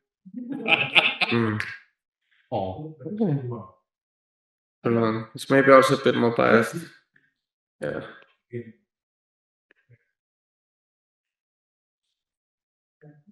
You do like this? Yeah. Yeah. It sounds very AI-ish to me. This kind of techy. Like, yeah, yes, I do. Okay. It said it made a mistake, but it should work. We're going to sign it. Yeah. Exactly. What do you think of the non-digital management? Yeah. That's a good idea. Okay, I'll make sure it works.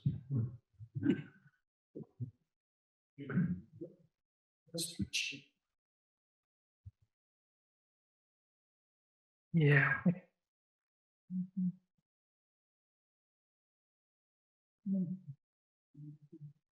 It's not wrong. What? It's not wrong. I mean, there's many good elements there. I think there are wrongs. It doesn't really talk about the issues. A lot of words, comma separated. So it's too broad for me. Like other two.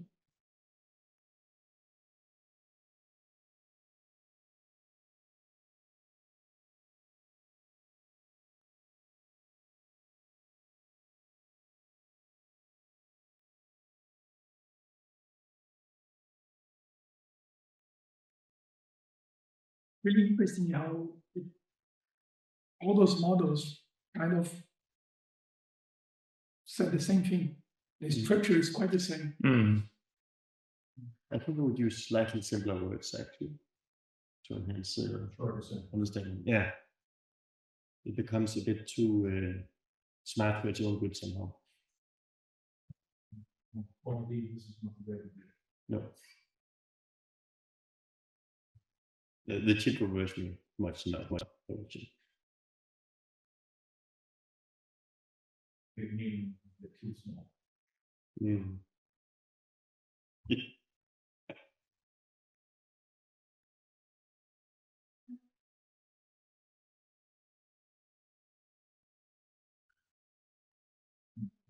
Yes, on phone performance.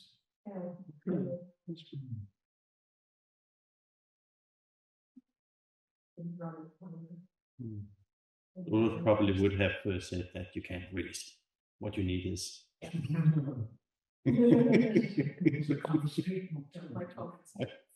was very feisty.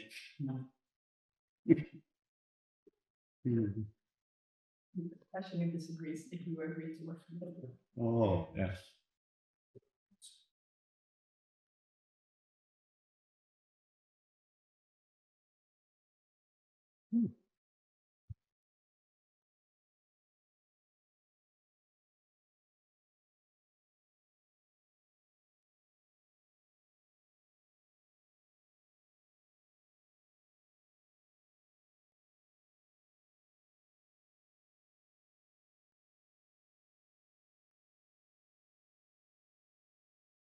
So, and I do believe that we should print it and take pictures because it's the end of the World Global Congress. I kind of think we can work more on this document because the internet still exists. This is only the first. Yeah, it's a digital text first and foremost. So I would propose that we keep improving on it instead of set it in stone. Still think it's too little time to make a statement of this caliber. Yeah. But yeah, let's print it and sign it.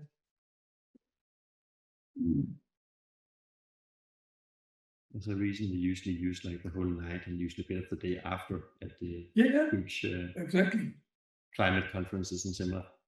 Politics, that's why we take time to write legislation. Sometimes.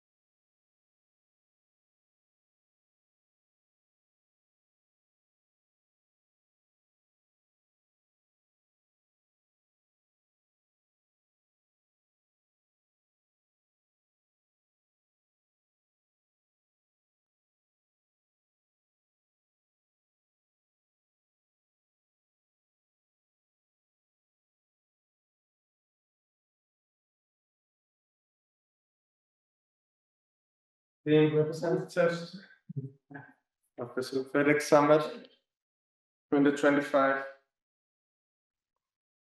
Wow. Now have a printed version of the Synthetic Summit resolution. And I will make it for a second. Maybe I will have to computerize it.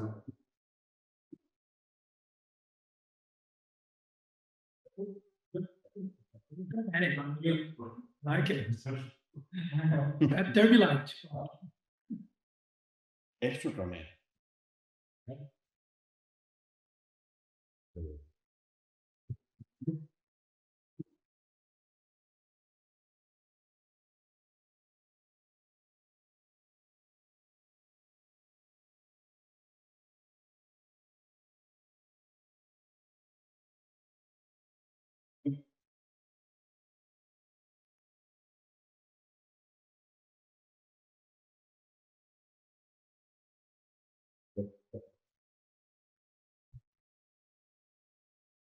Yes, but if you would want to then go to the beginning of the spiral and form a view.